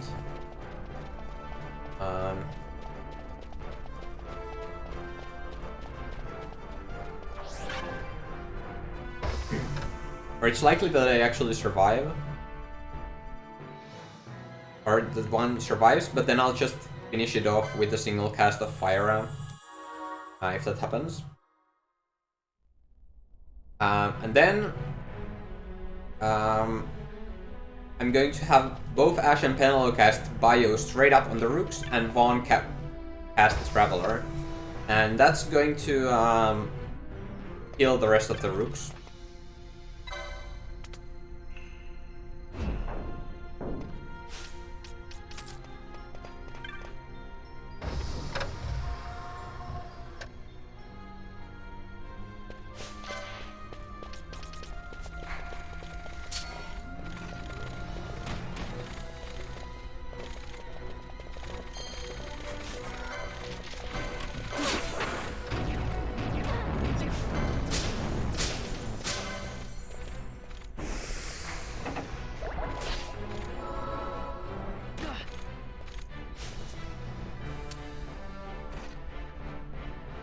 The reason for unconscious guards here is Redas.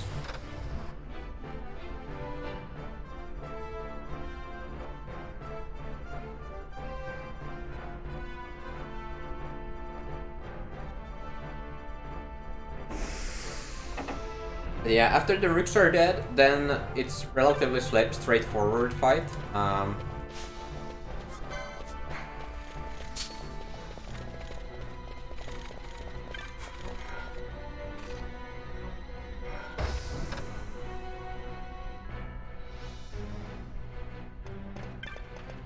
The only problem besides that, besides killing the first Rook, is that Slyt can crit, and if he crits too much, Vaughn will die. I think 2 crits and Vaughn is dead. Sometimes even 1 crit at the wrong time. 1 crit with high damage rolls can be enough.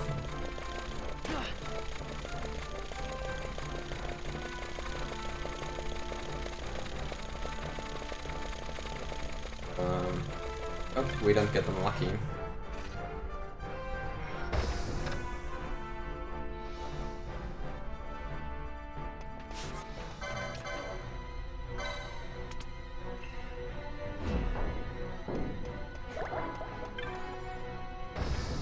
I did get elevator trolled, which did cost me a little bit of time. So I wasn't able to use the elevator earlier when until the enemies had come out of the elevator, and The elevator doors had closed.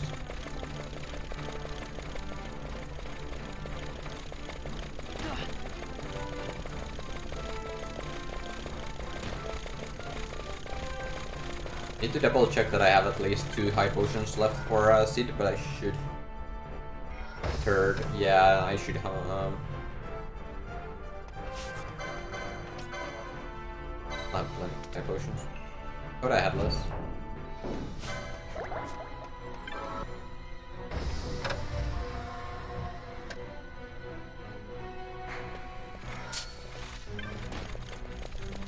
Yeah, next.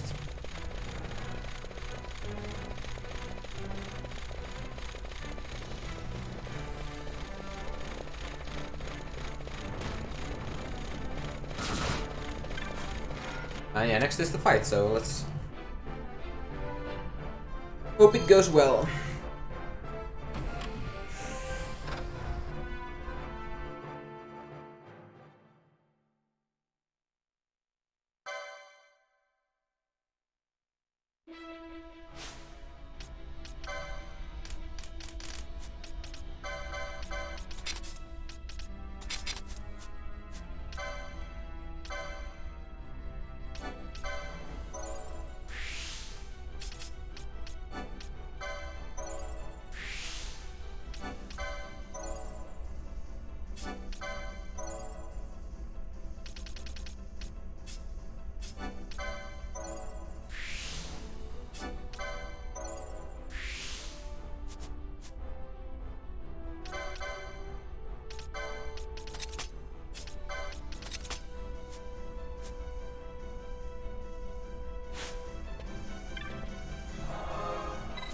Oh, I forgot to get this for Vaughn. Like, once the HP plus 150.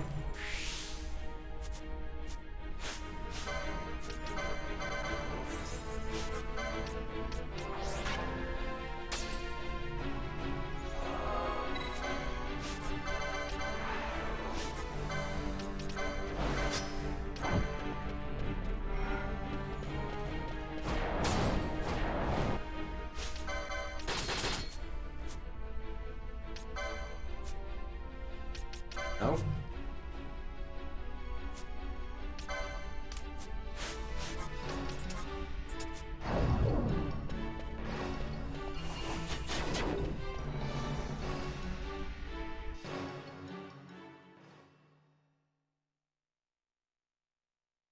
Find that decoy misses.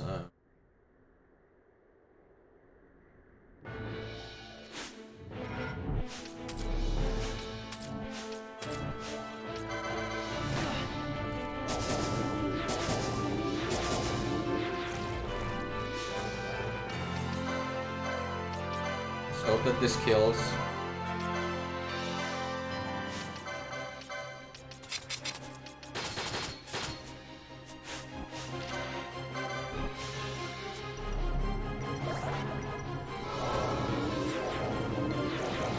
Good. If it hadn't, I would have been in trouble. Always hiding behind your toys. Pity if anything were to happen to them.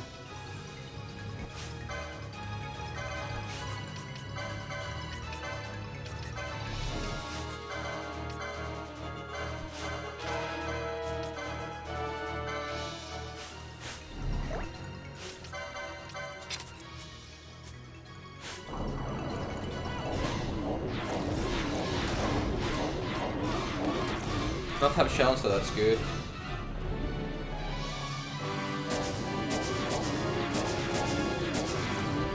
Three rounds of bios and she should be dead.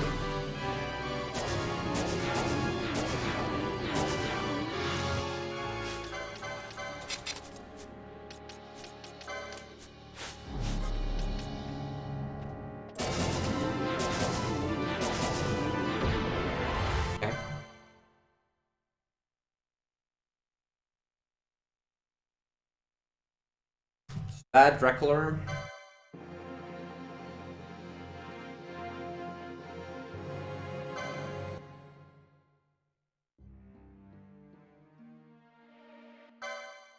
Guess Vaughn got knocked back into Ash and then Ash was closer to another rook than the other ones.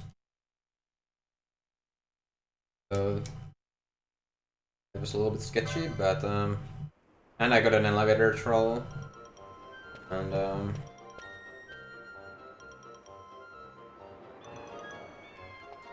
I unequipped the staves for the final bios, so that first to ATB reset the girls, so that they would for sure get the last round of bios in before Tokamak, and second, so that Penelope would have no staff on when damaging down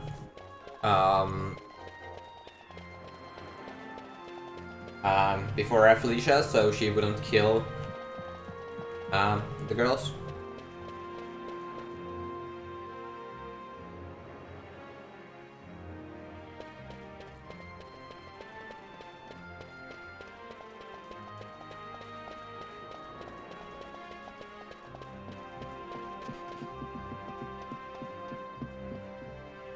So I am going to do the YOLO strat on Felicia.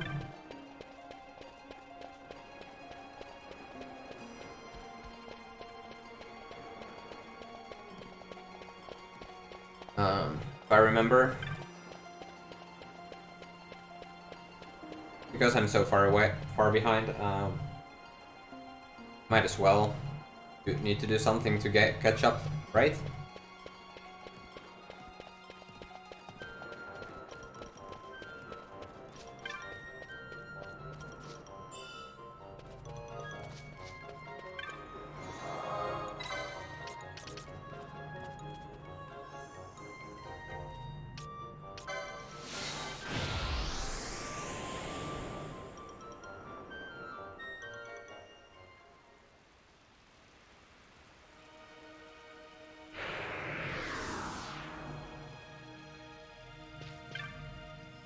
Let me think how that strategy goes, because I haven't done it in months. So let me think. Do that, you go back, but then you need to go forward if you see sleep or Toxify.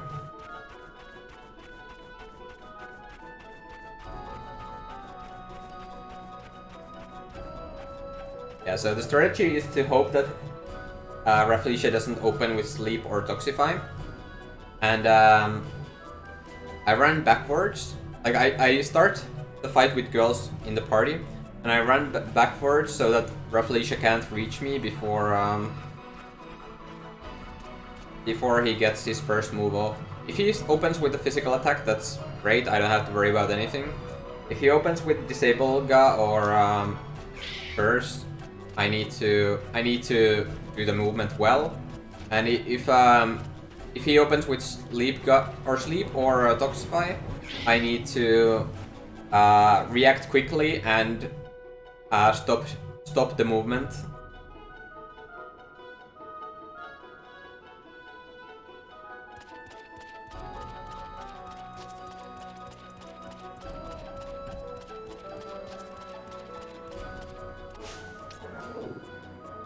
Let's hope it works.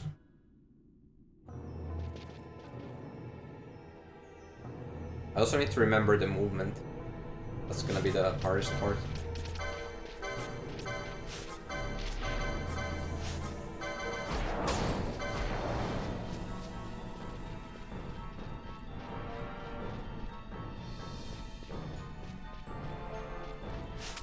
Yeah, if I mess it up, I'm pretty dead.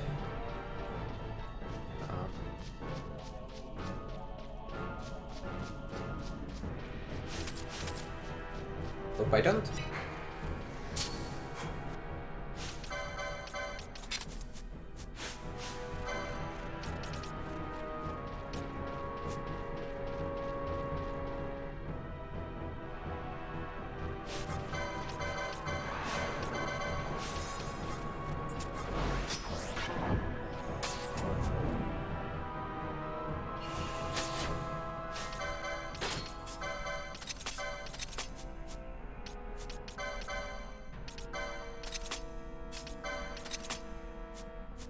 Thanks, Yaminax.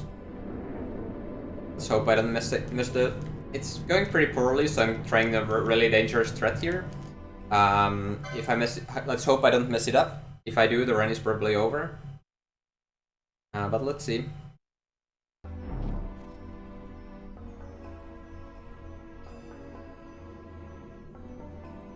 See what he opens up with. That's fine. We win.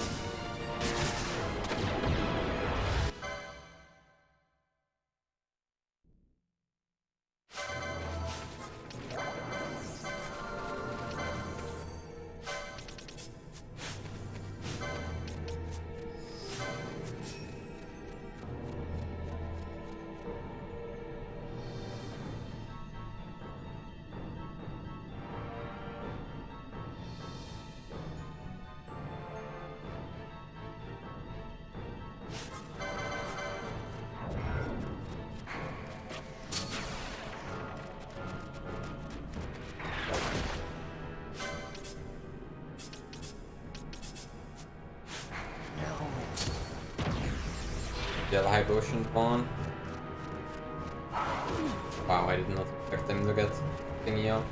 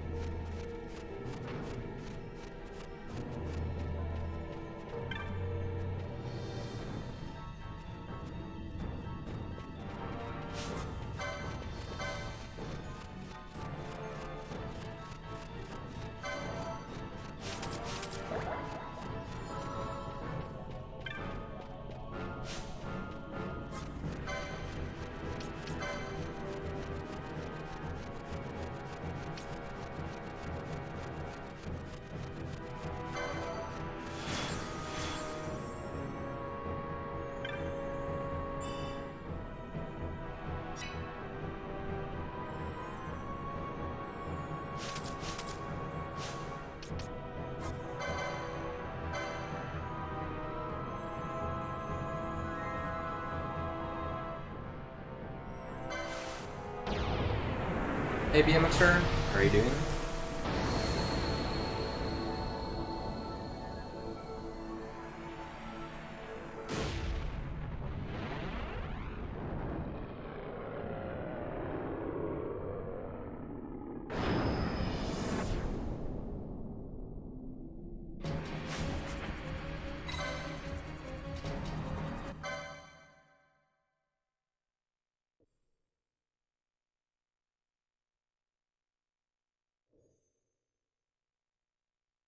So Daedalus here is the first fight where we use the Underflow glitch.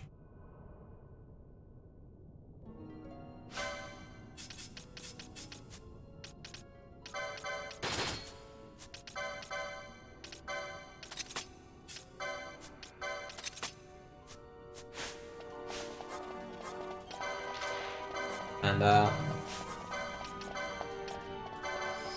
Underflow glitch means that if the magic, if there's formula for that determines the probability of casting or spell landing gives value that's less than 0, it underflows into a really high number and you hit it with 100% accuracy. So Balthier has a really low magic stat and Daedalus has pretty good vitality, and that means that Balthier shouldn't be able to ever cast Land Confuse on Daedalus. Well, that just means that he's always gonna cast or inflict Confuse on Daedalus, so I can just spam Confuse and Confuse loop Daedalus and fight.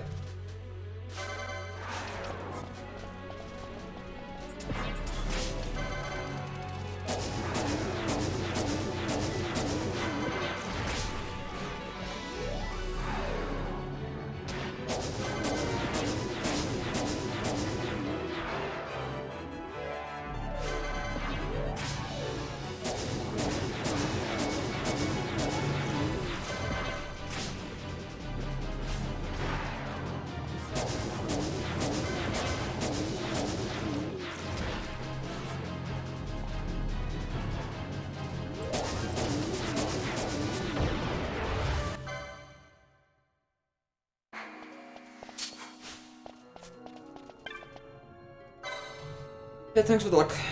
I'm doing good. Yeah, I know that you don't need to see the Mirage, as long as you know where do you need to go.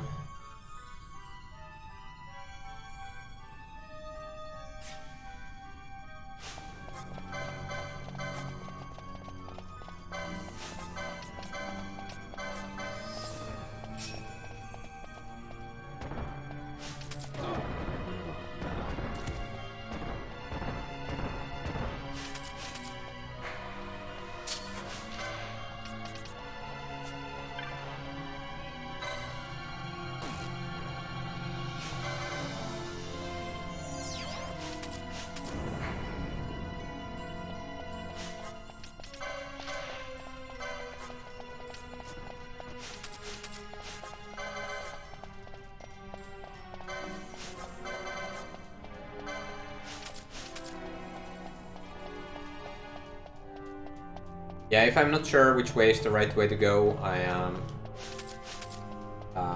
I did do a look at the Mirages, or Mirages.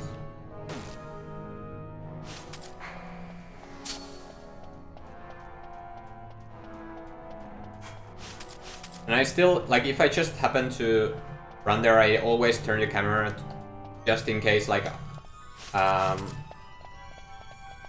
or to be more sure that I actually chose the right path. I mean, it doesn't lose that much time to stop there, even. But I should be probably more confident in actually getting the path correct.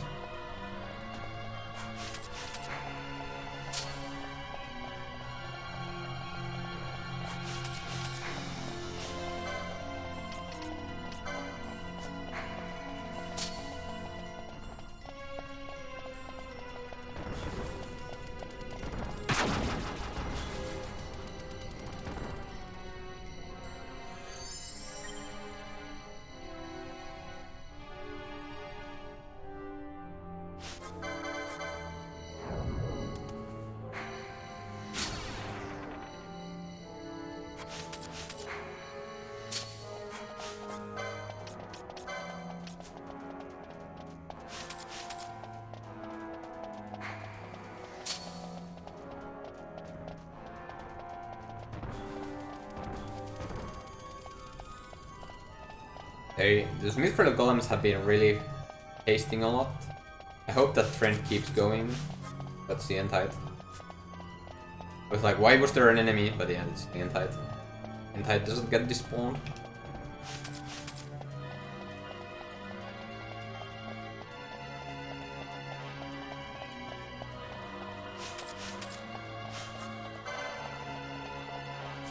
So next boss, Tyrant also gets confused loop by the Underflow. glitch, but this time Vaughn is gonna be doing the underflowing, or the confusing. Vaughn, because there's no way Balthier survives.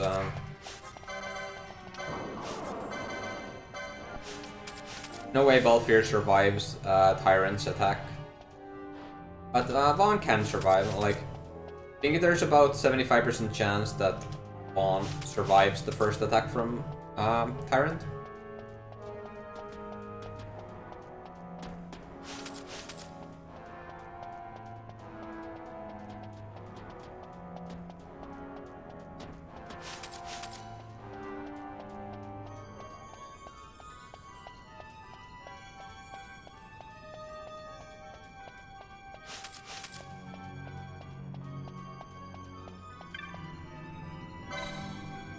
Here's the menu.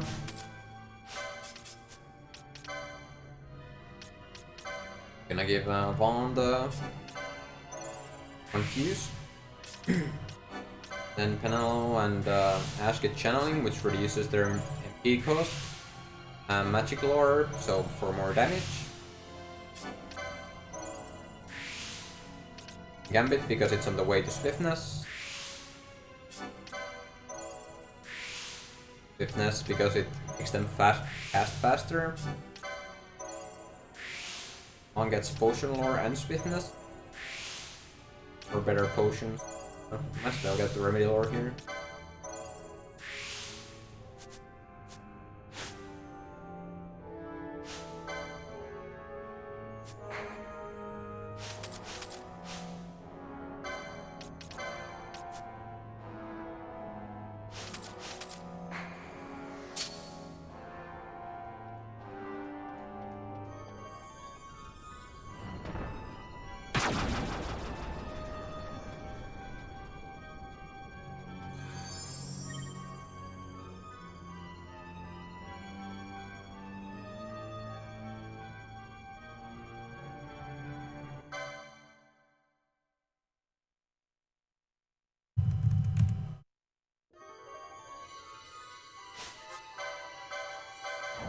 I'm going to reflect them.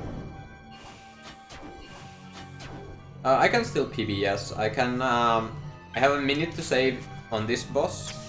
2 minutes on City 2 and 1 minute on final bosses.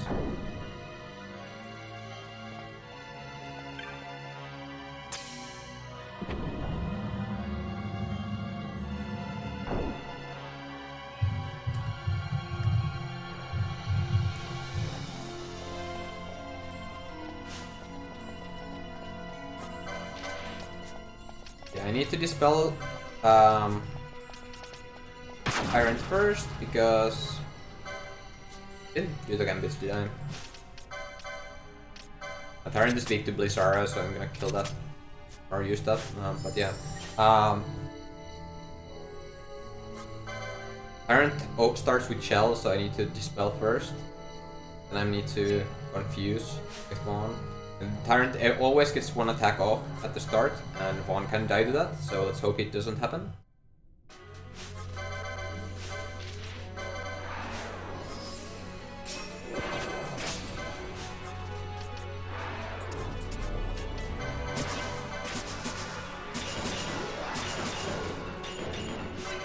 Tyrant is really fast, so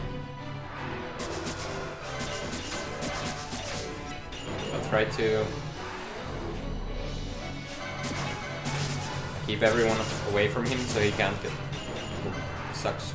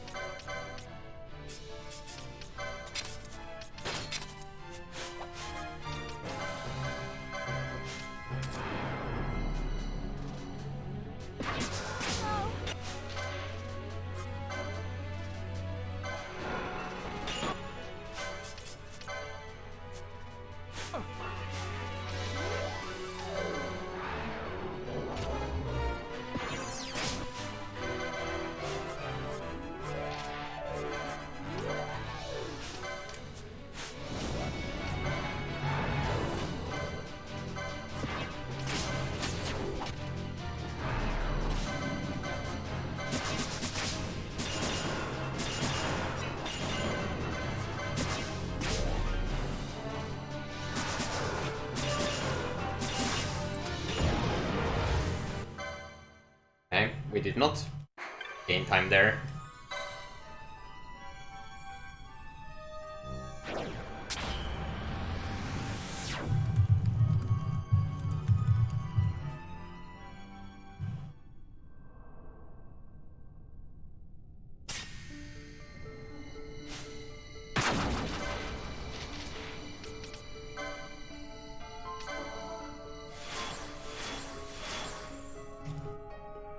That was my mistake though. That was not Tyrant breaking out. I made an execution mistake.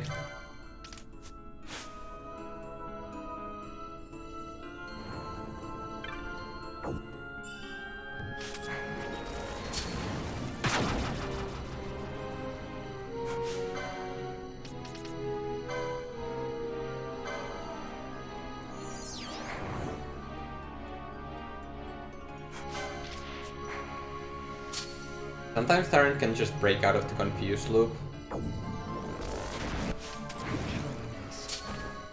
That was not the case this time.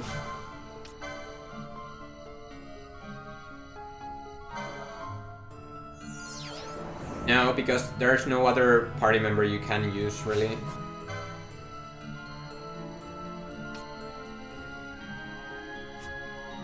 The only other person that has confuse, because you still need to confuse loop. Anyone would die from one attack. There's only one other person with confuse, and that's Balthier. Balthier won't survive an attack, and no, none of this is ever worth it because you know Vaughn is not supposed to die, so you don't have to do that. And the recovery is not too bad, as you could see there.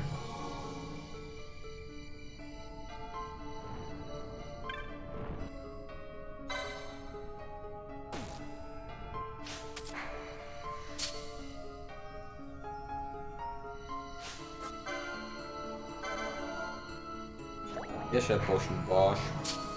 Now Bosch can't survive Hellblaster.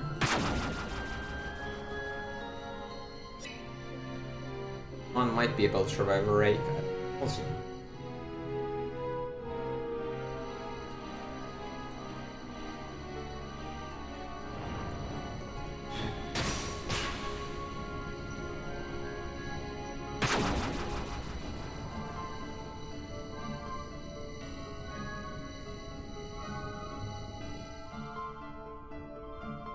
These OCs are really annoying.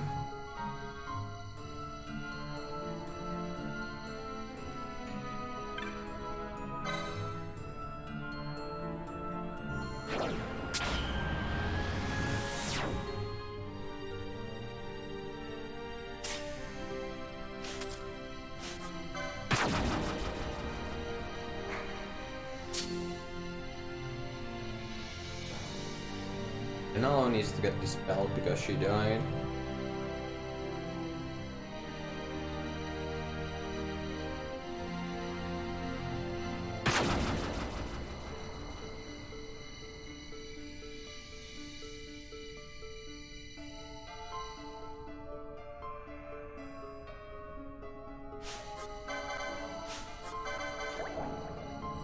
Double haste. This has not been too bad of a Great Crystal.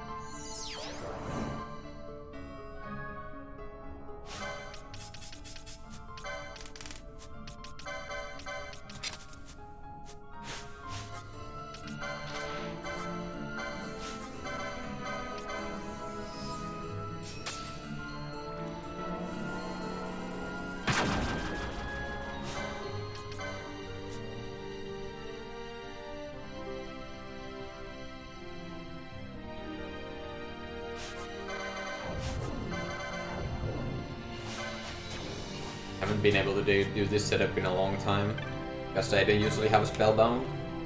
With Spellbound you can do this reflex way earlier than...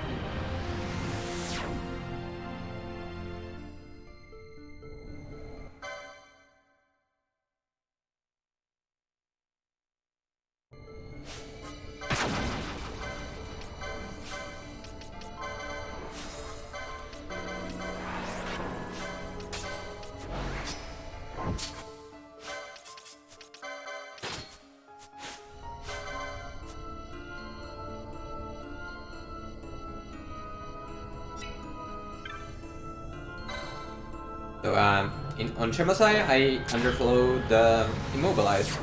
So I immobilize Shimosai, then run away with Vaughn, and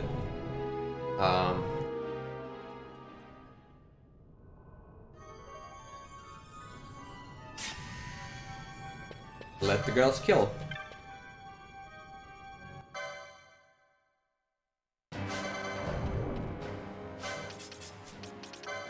Danger lies if she crits me twice, then Vaughn is dead. As long as she doesn't crit twice.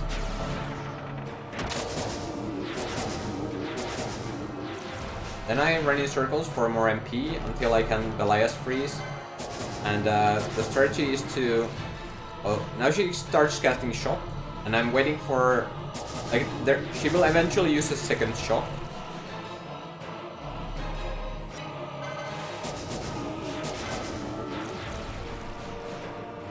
And doing this Belias freezing delays the...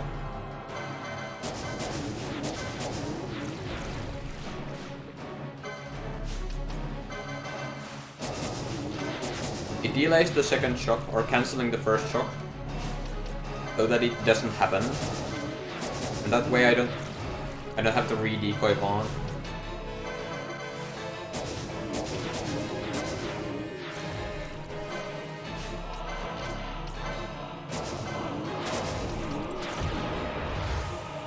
Right. Very nice, Great Crystal.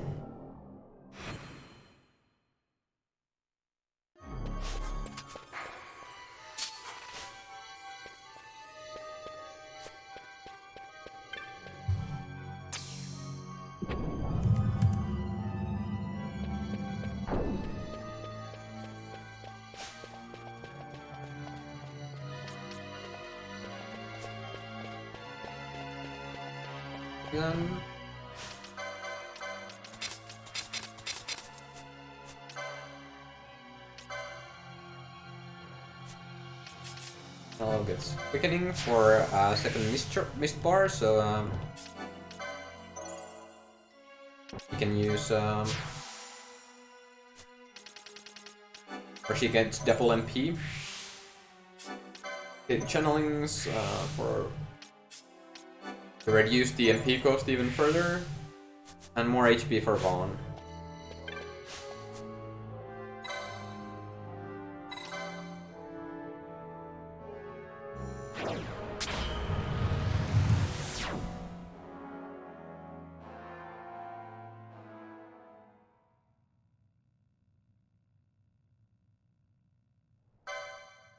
Now I need to remember there is no cutscene until the 3D played.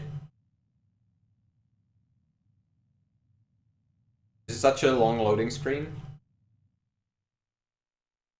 that I always think there's another cutscene and then I'll lose time trying to skip the cutscene. Because then it pauses the game for nothing. And then there's 2 cutscenes after this. After the 3D played.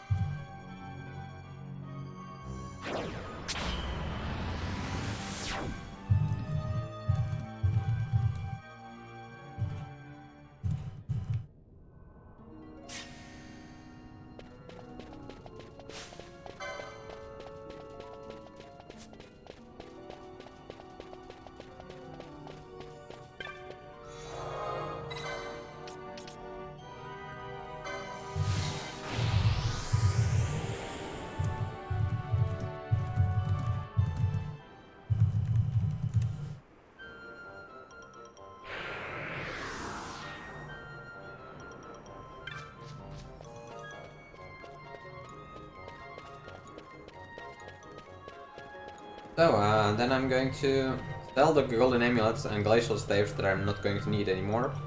And other unnecessary stuff that I don't need anymore. And then I'm gonna buy Firaga.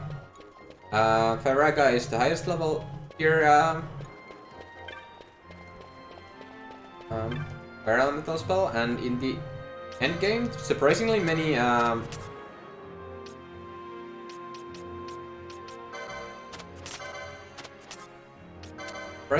enemies are vulnerable to oil.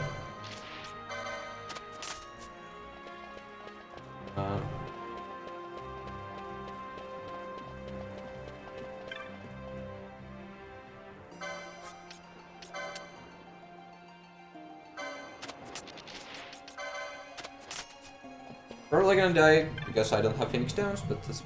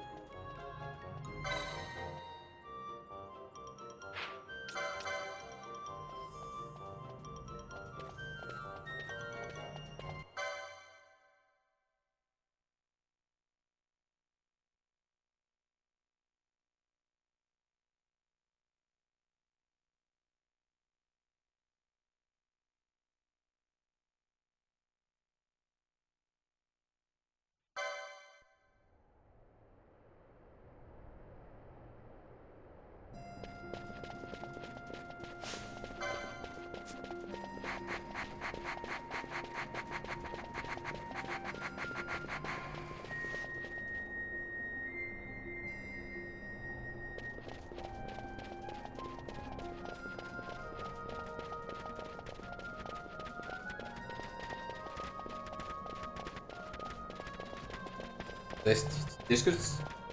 with a good end game, or very good end game, this could still be like a 5-4-E1.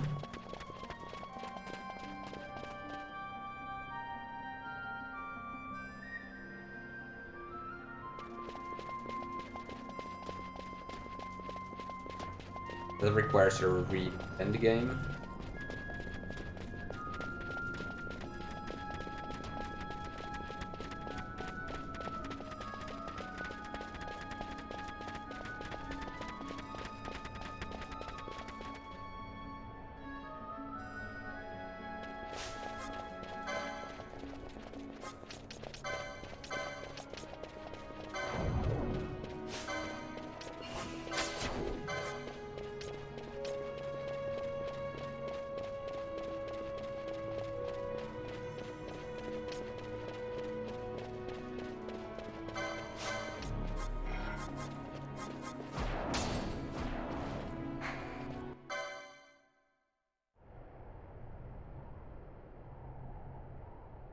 Hydro can be oiled, so oil and fire Fire is gonna be the way to go, even though Hydro resists.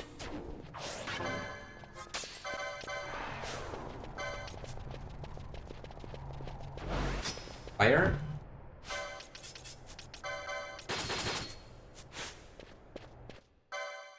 So Hydro is also very slow.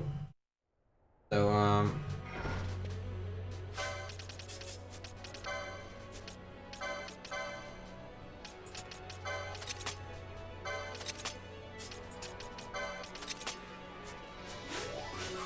as long as he's not using a ranged attack, he should never get an attack off.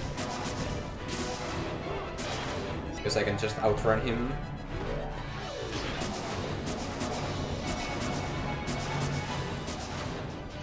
This is my favorite fight of the run.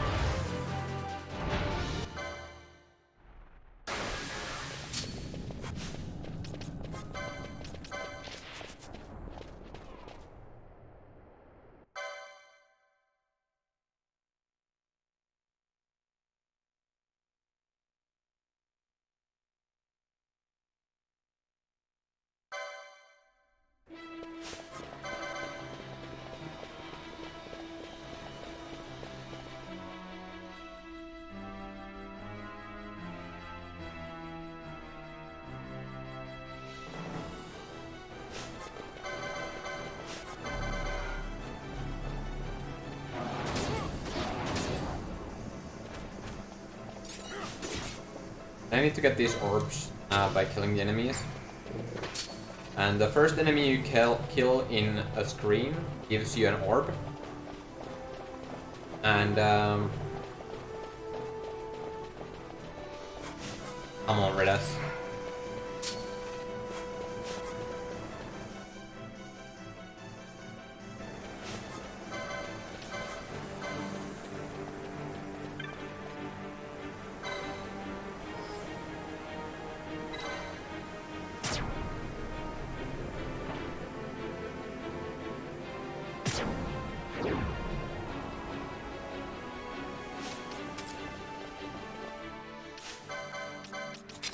And so I kill an enemy, then go and use the orb, then I enter another area, and then or enter the same area. It can be the same area again.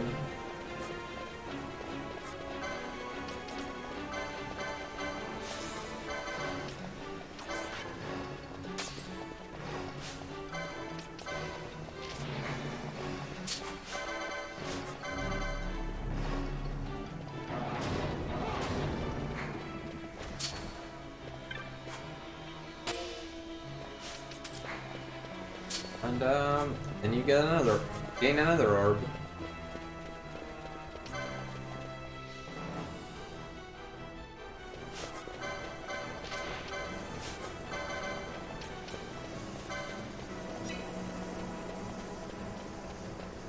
Which split is my favorite? The final split? I don't know. Maybe Barheim?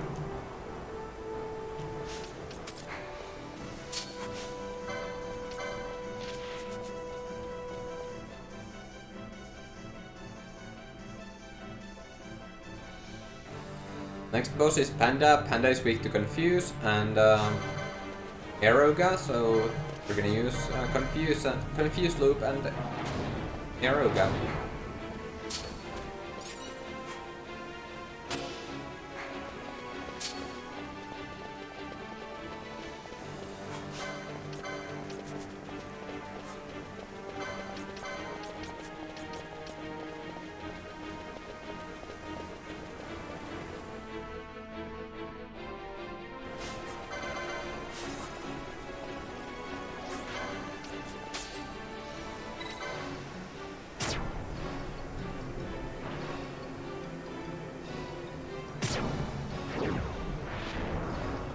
They usually have Spellbound here, so let's see how...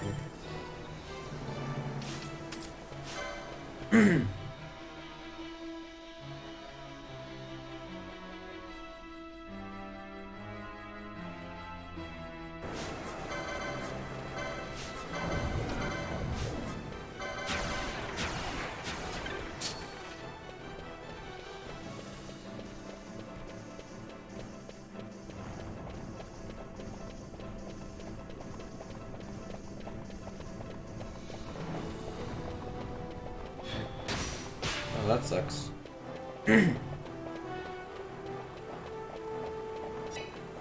Hope that's gonna wear off before the fight, otherwise I'm gonna be in trouble.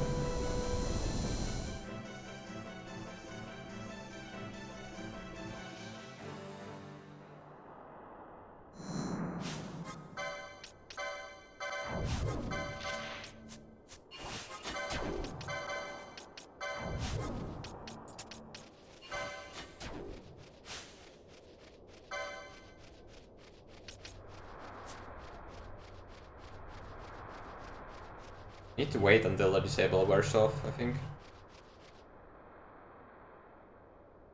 I also should have done the menu earlier, but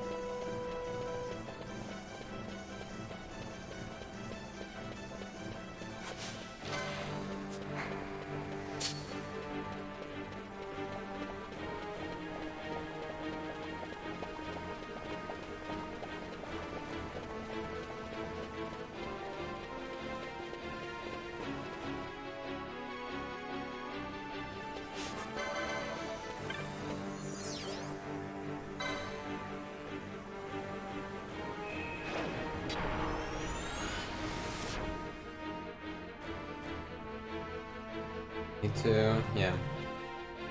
Need to buff equipment. License. I don't need to do licenses this time, but I do need to do gambits.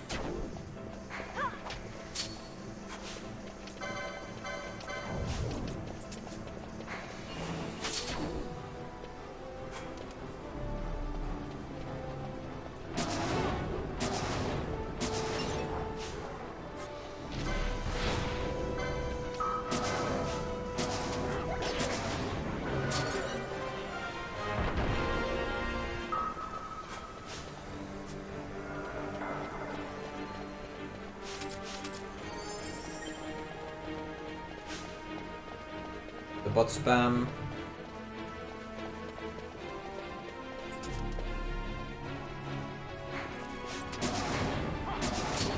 So this is probably the hardest fight of the run, or probably the hardest section of the run. Killing these Brainpans.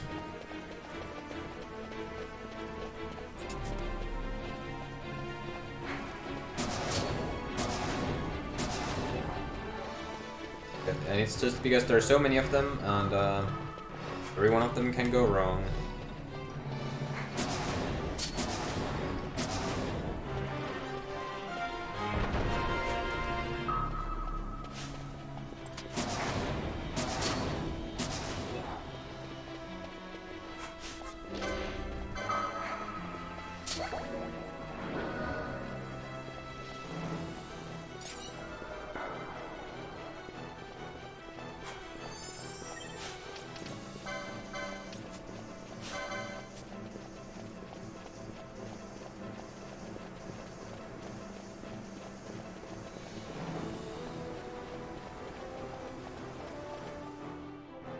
Hey, the Upstite, thanks for the luck. How are you doing?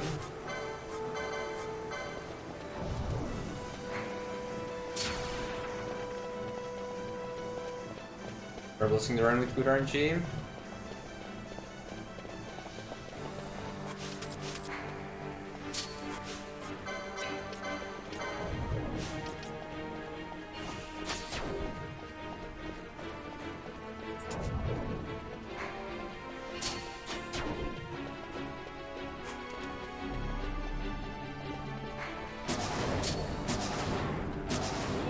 Here I need to make sure that Redas does not target the Chimeras.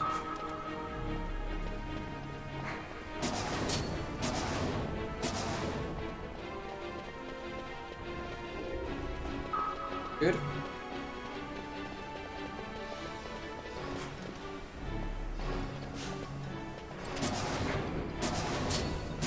I was worried there that I would not be able to...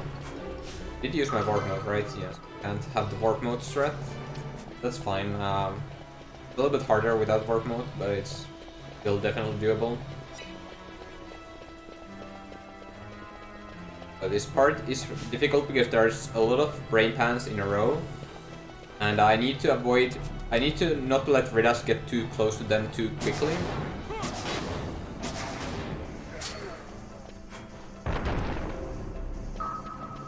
Otherwise they can use their close range attacks, and those are deadly.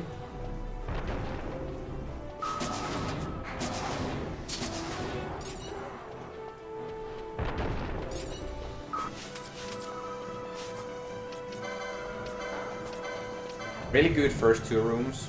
The second room is probably the easiest one. Because the first two Brainpans is probably the hardest ones of the entire Brainpans. And there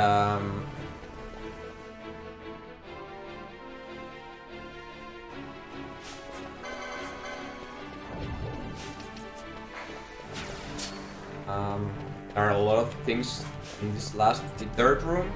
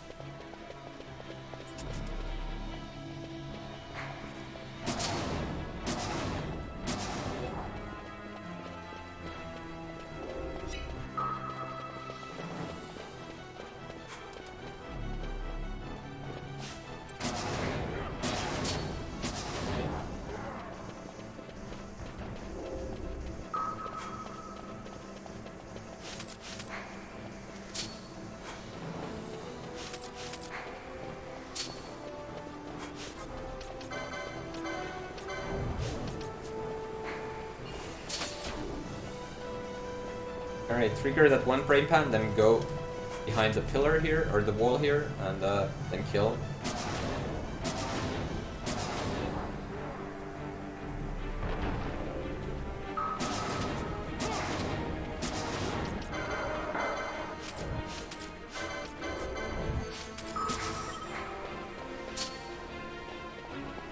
Here, re-immobilize Penelone.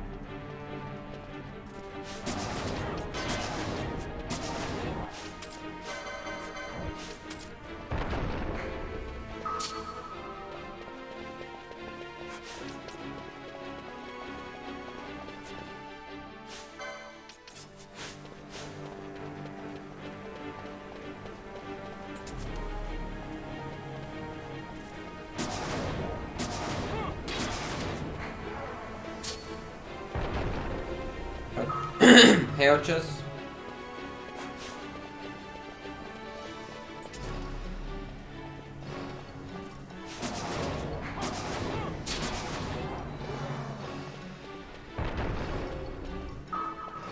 I need to wait this last Brainpan to respawn.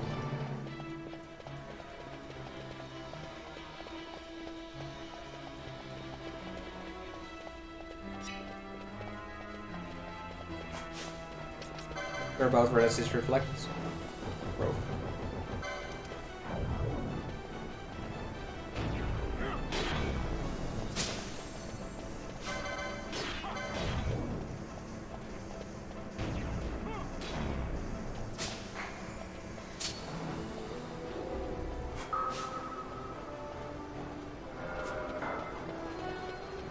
I kill the rest with warp.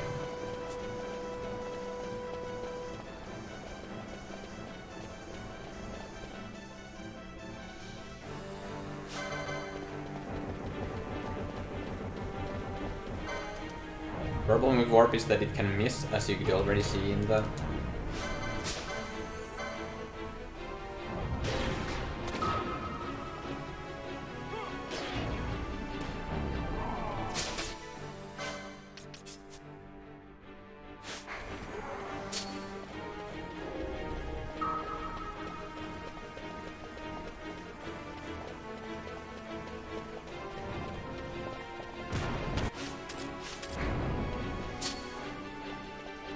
Good thing that hit Vaughn.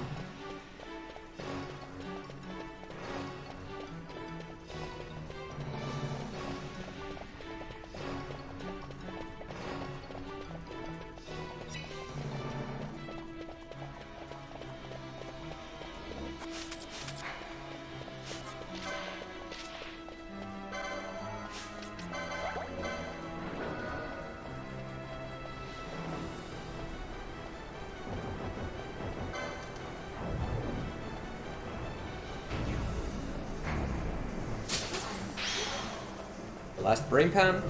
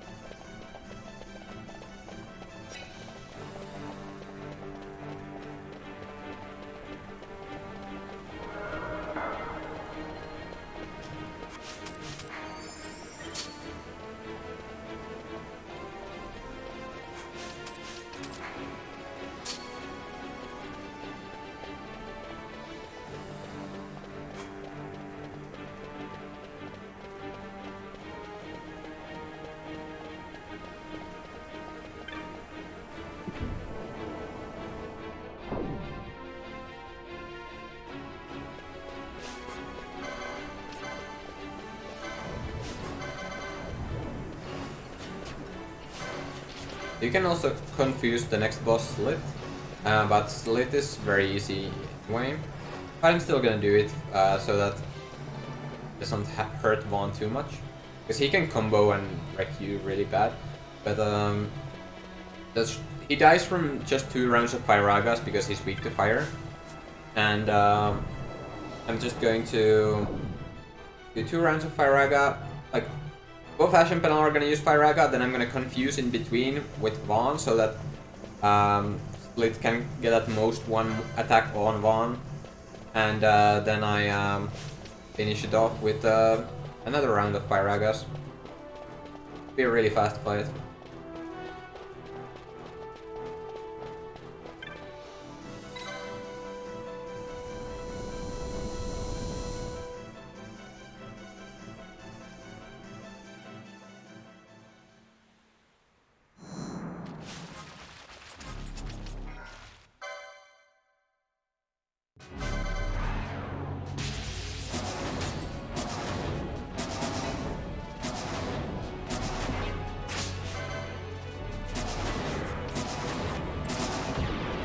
Didn't even get a move off.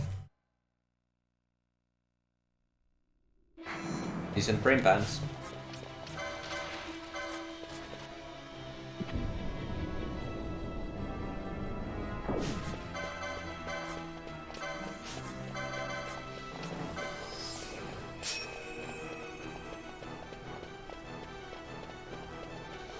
Tight inside.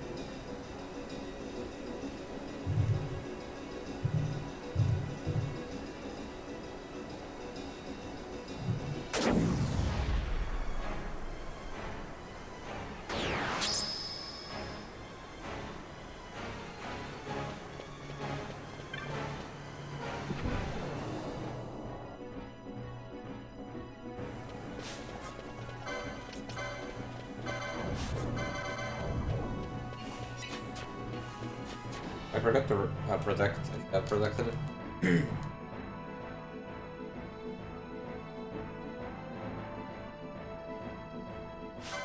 Do that. That's good.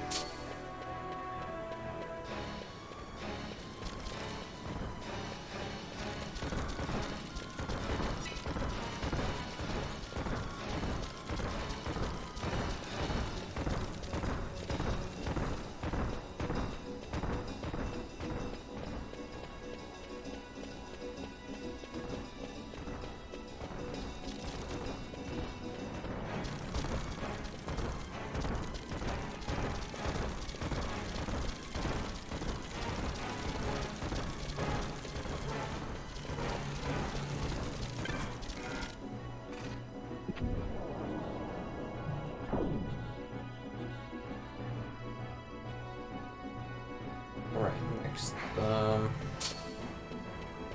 Direction. The next fight is against Fenrir, and that's the reason why Balthier needs to be at level 12 here. That way I can underflow sleep on Fenrir, and sleep. Well, if one was one level, or Balthier was one level higher, well, he would not be able to underflow sleep. So, very important that you are not over leveled. That's why we only kill 8 Dustia in the beginning.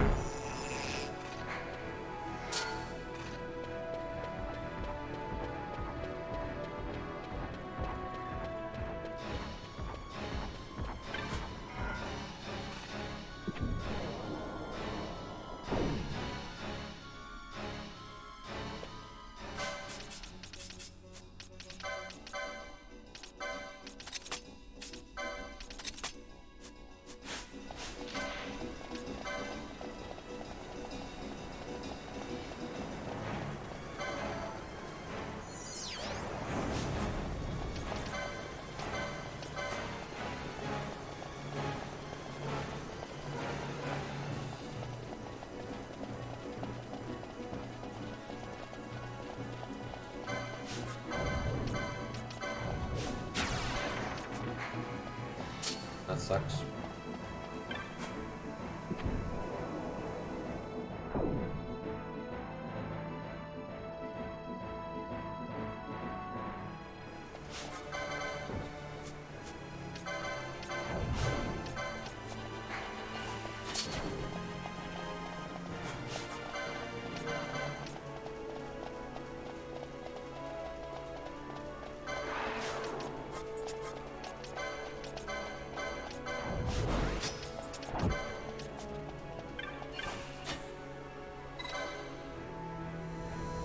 Let's hope that this is fine. So I need to clog ATB enough to get sleep in before Whale. And sleep and 2 bios is enough that Whale cannot happen, and then, well, also sleep, so he can't use it.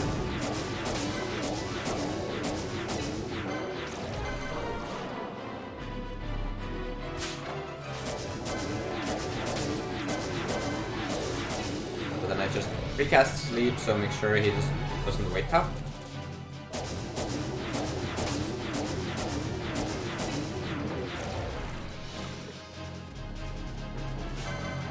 More time.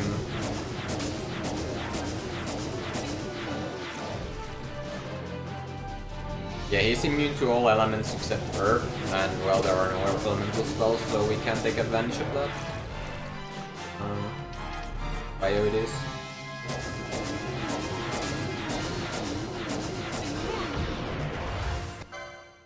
Yeah, Redat needs to be immobilized so he doesn't wake Fenrir up.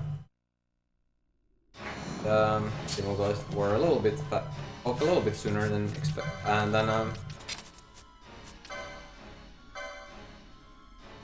usual because the mist messed up reflect, but that's fine.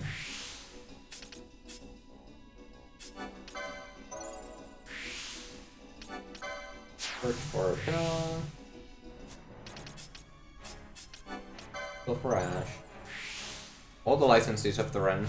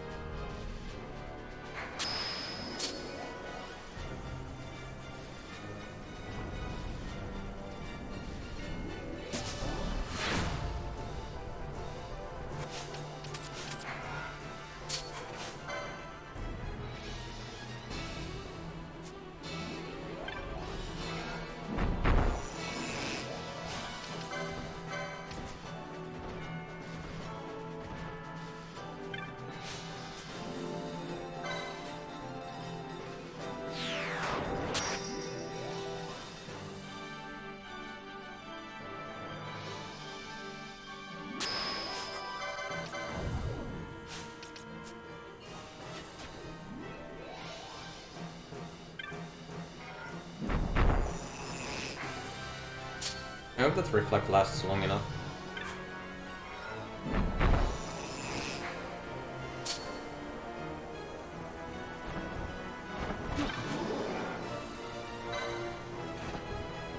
Okay, it's hard.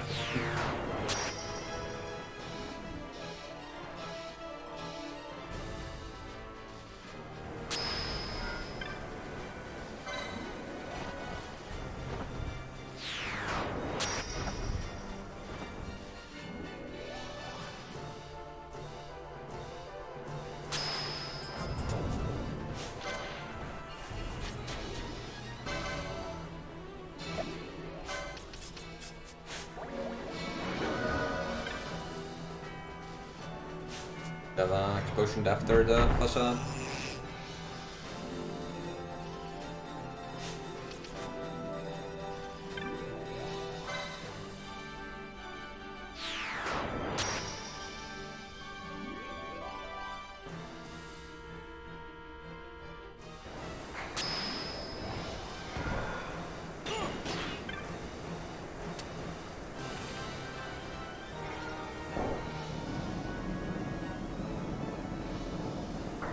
Power is annoying.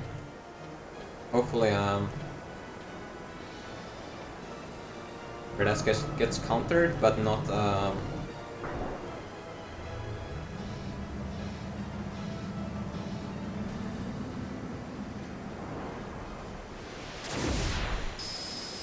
Verdas gets countered, but not, Rock Sword.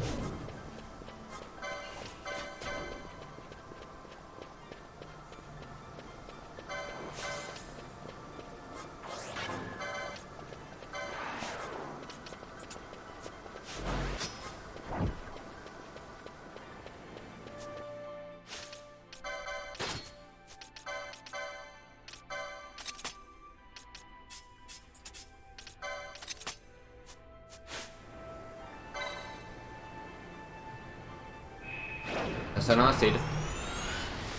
This is a really hard fight, but really hardest in the entire run. So I'm not gonna be explaining it. It's way too complicated, and maybe one day I'll be good enough to do Sid and explain it at the same time. But I can save 2 minutes here, so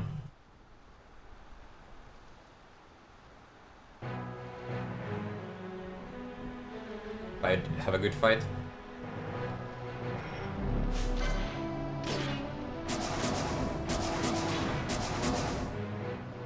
Hear me, boss. Do not think killing the Kingslayer will win you back your honor. When you abandoned home and kin, your name was forever stained with blood.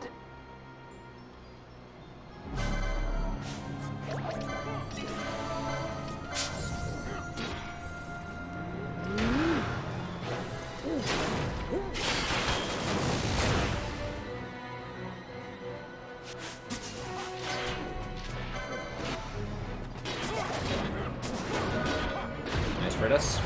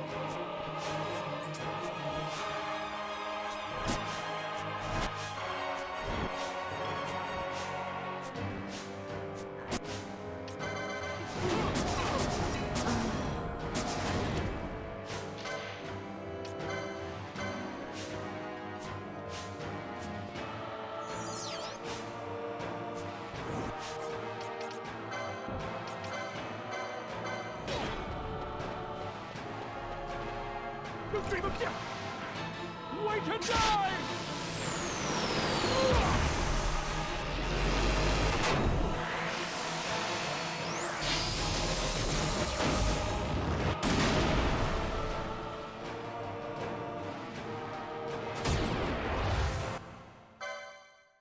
Good enough.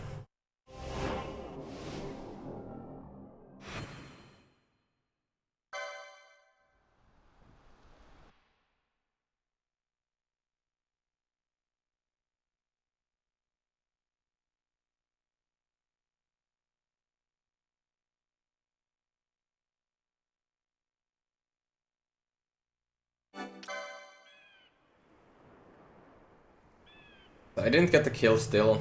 I don't know what went wrong, but might have been better to bring out both here or someone to Phoenix down instead of Vaughn. Then I wouldn't have gotten Cyclotron, but that's alright.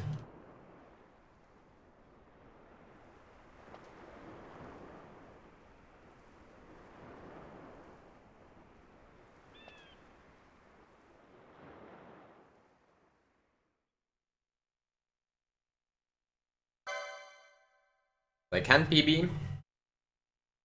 I'm going to skip the final shop because if I have to use all the resources, it's not gonna be a PB anyway. little bit risky, but you know, PB or nothing, I guess. I mean, it can be something else.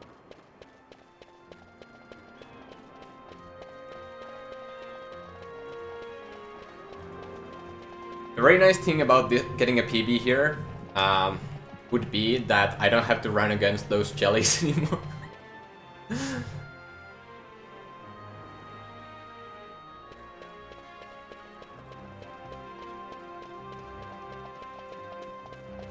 But let's not get ahead of ourselves.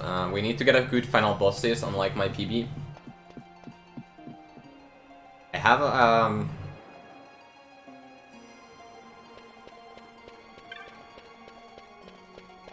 like according to best possible time, a 540, even 540 is still possible, but that's probably very unlikely. But 541 is definitely possible.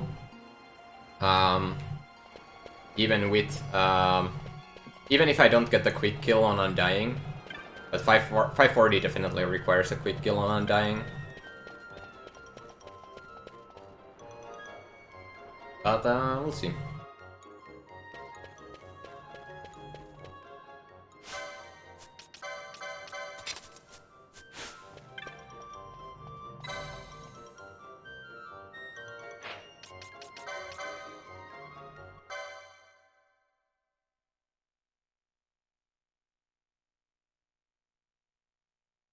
Yeah.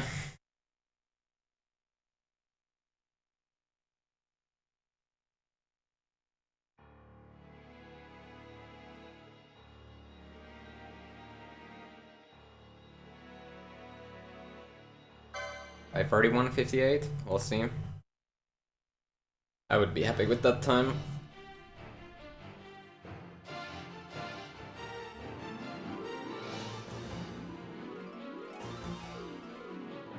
How is the best possible time even 540?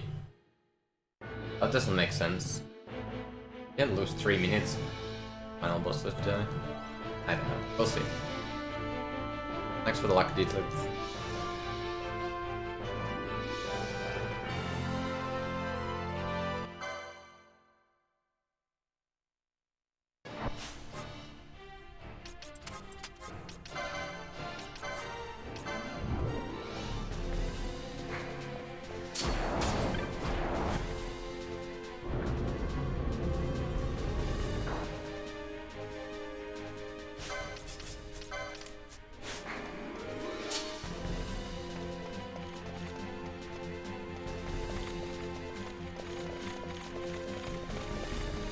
So many enemies.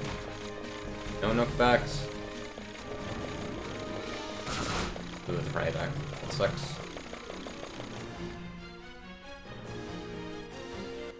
On casting anything other than the Traveler. Hold on.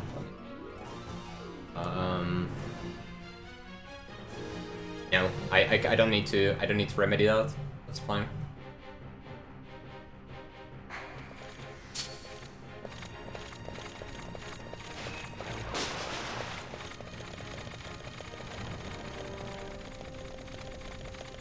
So should I enter the fight with 34 HP?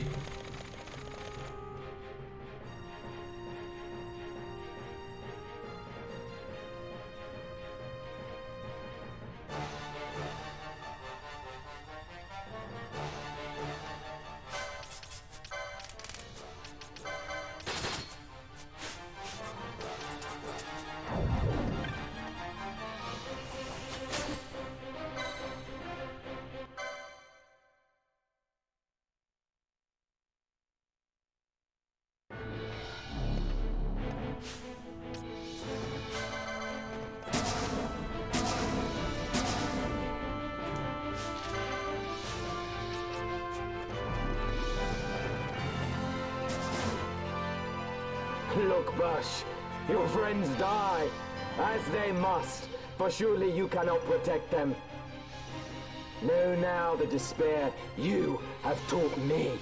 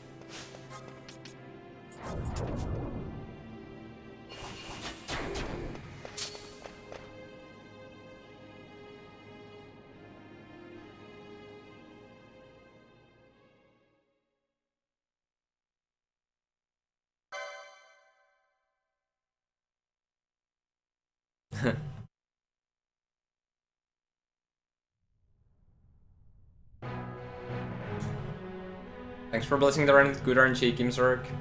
Please no pummel. No pummel.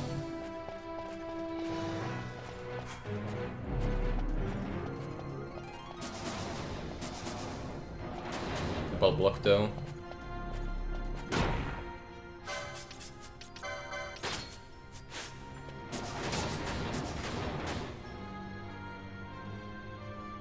Your lives are forfeit, and Double- your insurgents with them. Double block is very bad news. Moscow will Now again Larsa might know troll this. order. For good and all, I shall bring your futile attempts at rebellion to an end. What am I to do with those who would oppose me? But show them death!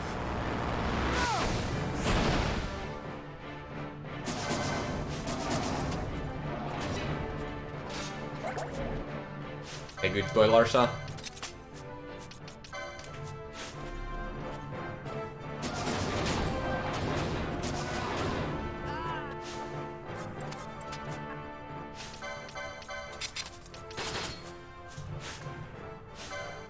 Damn!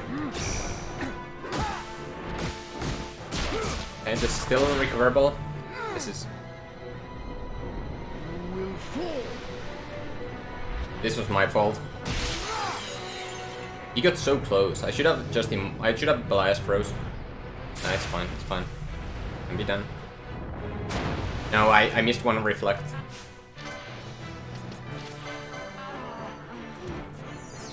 Please no, come on.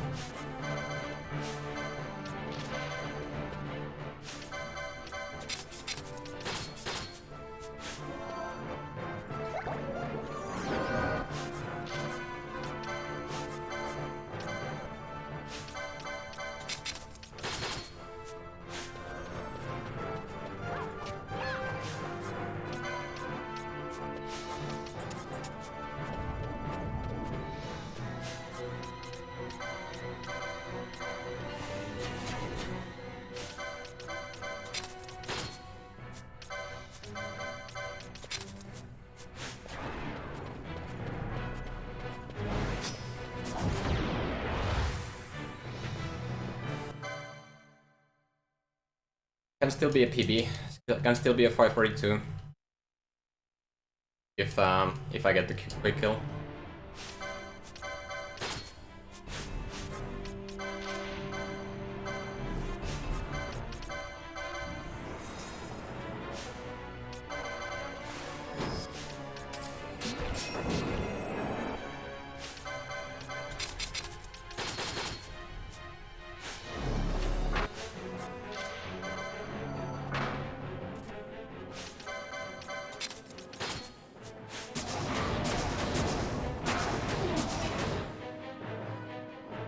Ivalice will know a new dynast king, and man will keep his own history. The tyranny of the gods is ended. We are their puppets no more. The freedom for which we have longed is at hand.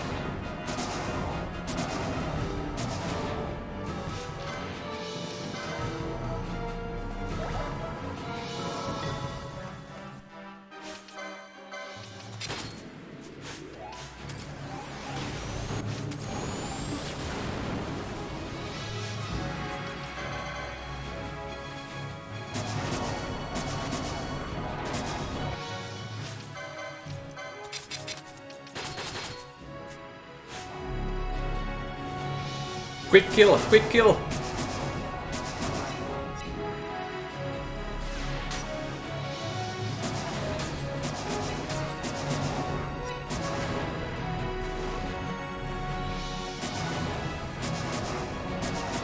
G.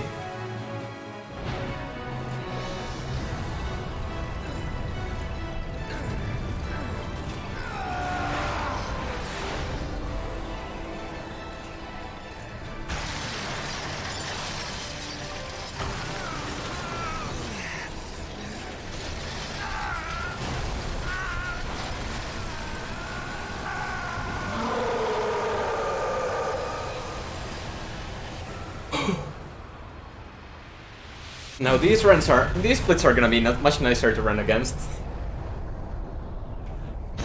Thank you for gifting us up to rotate this, Master Hodges. Very much appreciated.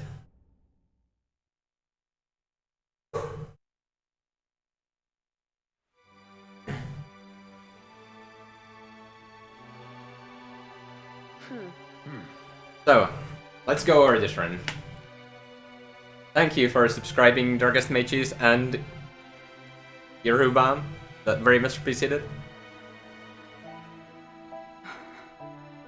Alright, let's go over the run. 3 gold splits. That's great. Okay, so start was really good. Very good Air Predator. Very good rats, or pretty good rats. I think I had a decent Rogue Tomato, but I missed the split. I pressed the wrong key. I had a bad crit down at Dustia, which is why I lost time there. Then I had gold. I somehow had gold guards, even though I did steal from the stealings because I had 4.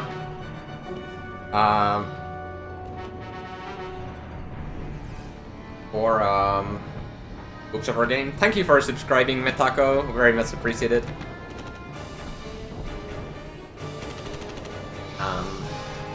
Then flan fight was awful. I think I targeted all the wrong flans. Thanks Metaka, thanks everyone. Thanks Cloud. Well, can we fly? No fuel goes to the Glossair engines. My Firemane was okay. I'm checking the engine room. It was not the greatest, but it was okay. With me. I think it was only 1 bushfire, but a couple of annoying teleports. Look. Thank you for subscribing, Nemo. Very much appreciated.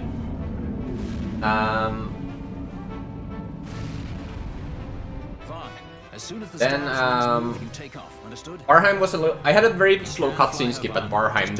I lost like 10 seconds to that cutscene skip. I messed it up. It's the hardest cutscene skip of the run, to be fair, but still, I shouldn't have.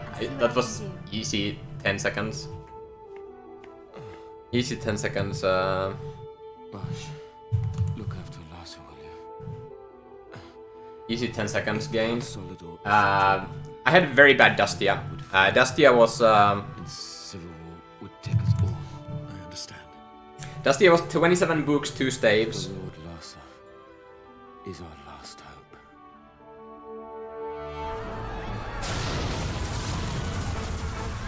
27 books, 2 staves. It wasn't. We can go. It wasn't the greatest. It was pretty bad, but I was still able to afford like shielded armor and stuff, so it was good. It was fine. I had 1 heal, I think. So my PB had a very good Dustia split. I had very good judges. That fight was one of the best ones in this run. Giza was very fun. Giza was good. Garuda, I had a very bad crit down. Penelo just wouldn't want to get. Didn't want to get into critical HP. Thanks for gifting 5 subs, Fangu. Very much appreciated. The battle is over. As of this moment, very much appreciated. Fangu. Demon Wall was fine. I think I split a little late there, which is why it seems like I lost time there and then gained a lot of time in Belias, but I think that was just a close split. Osler was perfect. Tiamat was pretty nice. Vaughn did get disabled at the end, but it was late enough that it didn't matter. Then Chalice. Chalice is definitely definitely the worst part of the run. Oh, hey Skate, how are you doing? Looks to the horizon. Definitely, the Chalice was the worst part of this run. 10 rooms. My PB had 8, so I had lost 3 minutes there. Take those 3 minutes off and we have a sub 540. Look, Vaughn, the Bahamut. Thank you. Alright, so then Venusaur was pretty good. I think something happened in that split, but I can't. Oh, I had to use a lot of high potions in this split, but it was pretty good. It was very good Venusaur split. I had the statue troll after, so I lost a little bit. I would have lost a little bit of time there, but I messed up in my PB, so that was a thing. And I also saved time because I did a lot of Chalice, so I had a lot of LP. So I also I already had licensed oil in the Venusaur split, so I didn't have to do an extra license menu there. Then Bergan, I think I lost time. I lost some time on licensing because I had a lot of LP. I used all of it, so I did more licensing there. Mandy's was a 5-hit. I skipped the shop as well, or I skipped selling stuff in the shop as well. So that's why it was gold. Ahriman's was a little bit slow. I don't remember why. Maybe more licensing again because of a lot of LP. Sid was very slow. I got elevator troll and I damage troll. Oh no, my first bios split on the rooks, but I got very fortunate that I had enough damage to kill the one bio that I had hit 4 times with the other 2 bios. That was definitely a damage roll. Then I YOLO'd Rafflesia and got the gold split. I did the YOLO strat, so that's in the world record now. Daedalus, Bond died there, so I lost a little bit of time, but that's about it. I recovered that very fast. I barely lost any time to that. Tyrant was bad again. I messed up and did one confuse too late, and he got out of the loop. Drake Crystal was very good. I've had better, but it was very good. I'm not complaining. I can't complain. Hydro was pretty fine. Pandemonium was okay. Brainpans were pretty good. I'm not gonna lie. I did save time, not having to do licenses in that split. But still, those Brainpans were I'll take those Brainpans any run. I had little small mistakes there here and there, but nothing major.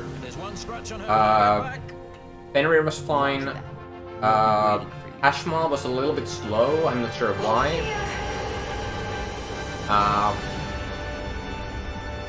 And Sid did get a Cyclotron off, but I played that very well. Like it was a mistake that he got it off, but after that I played very well. Gabrand was fine. I messed up, and Vayne got Force of Will off. Novus was fine, and dying. Good. I got the quick kill. Thanks for watching, everyone. Well, top 540 soon.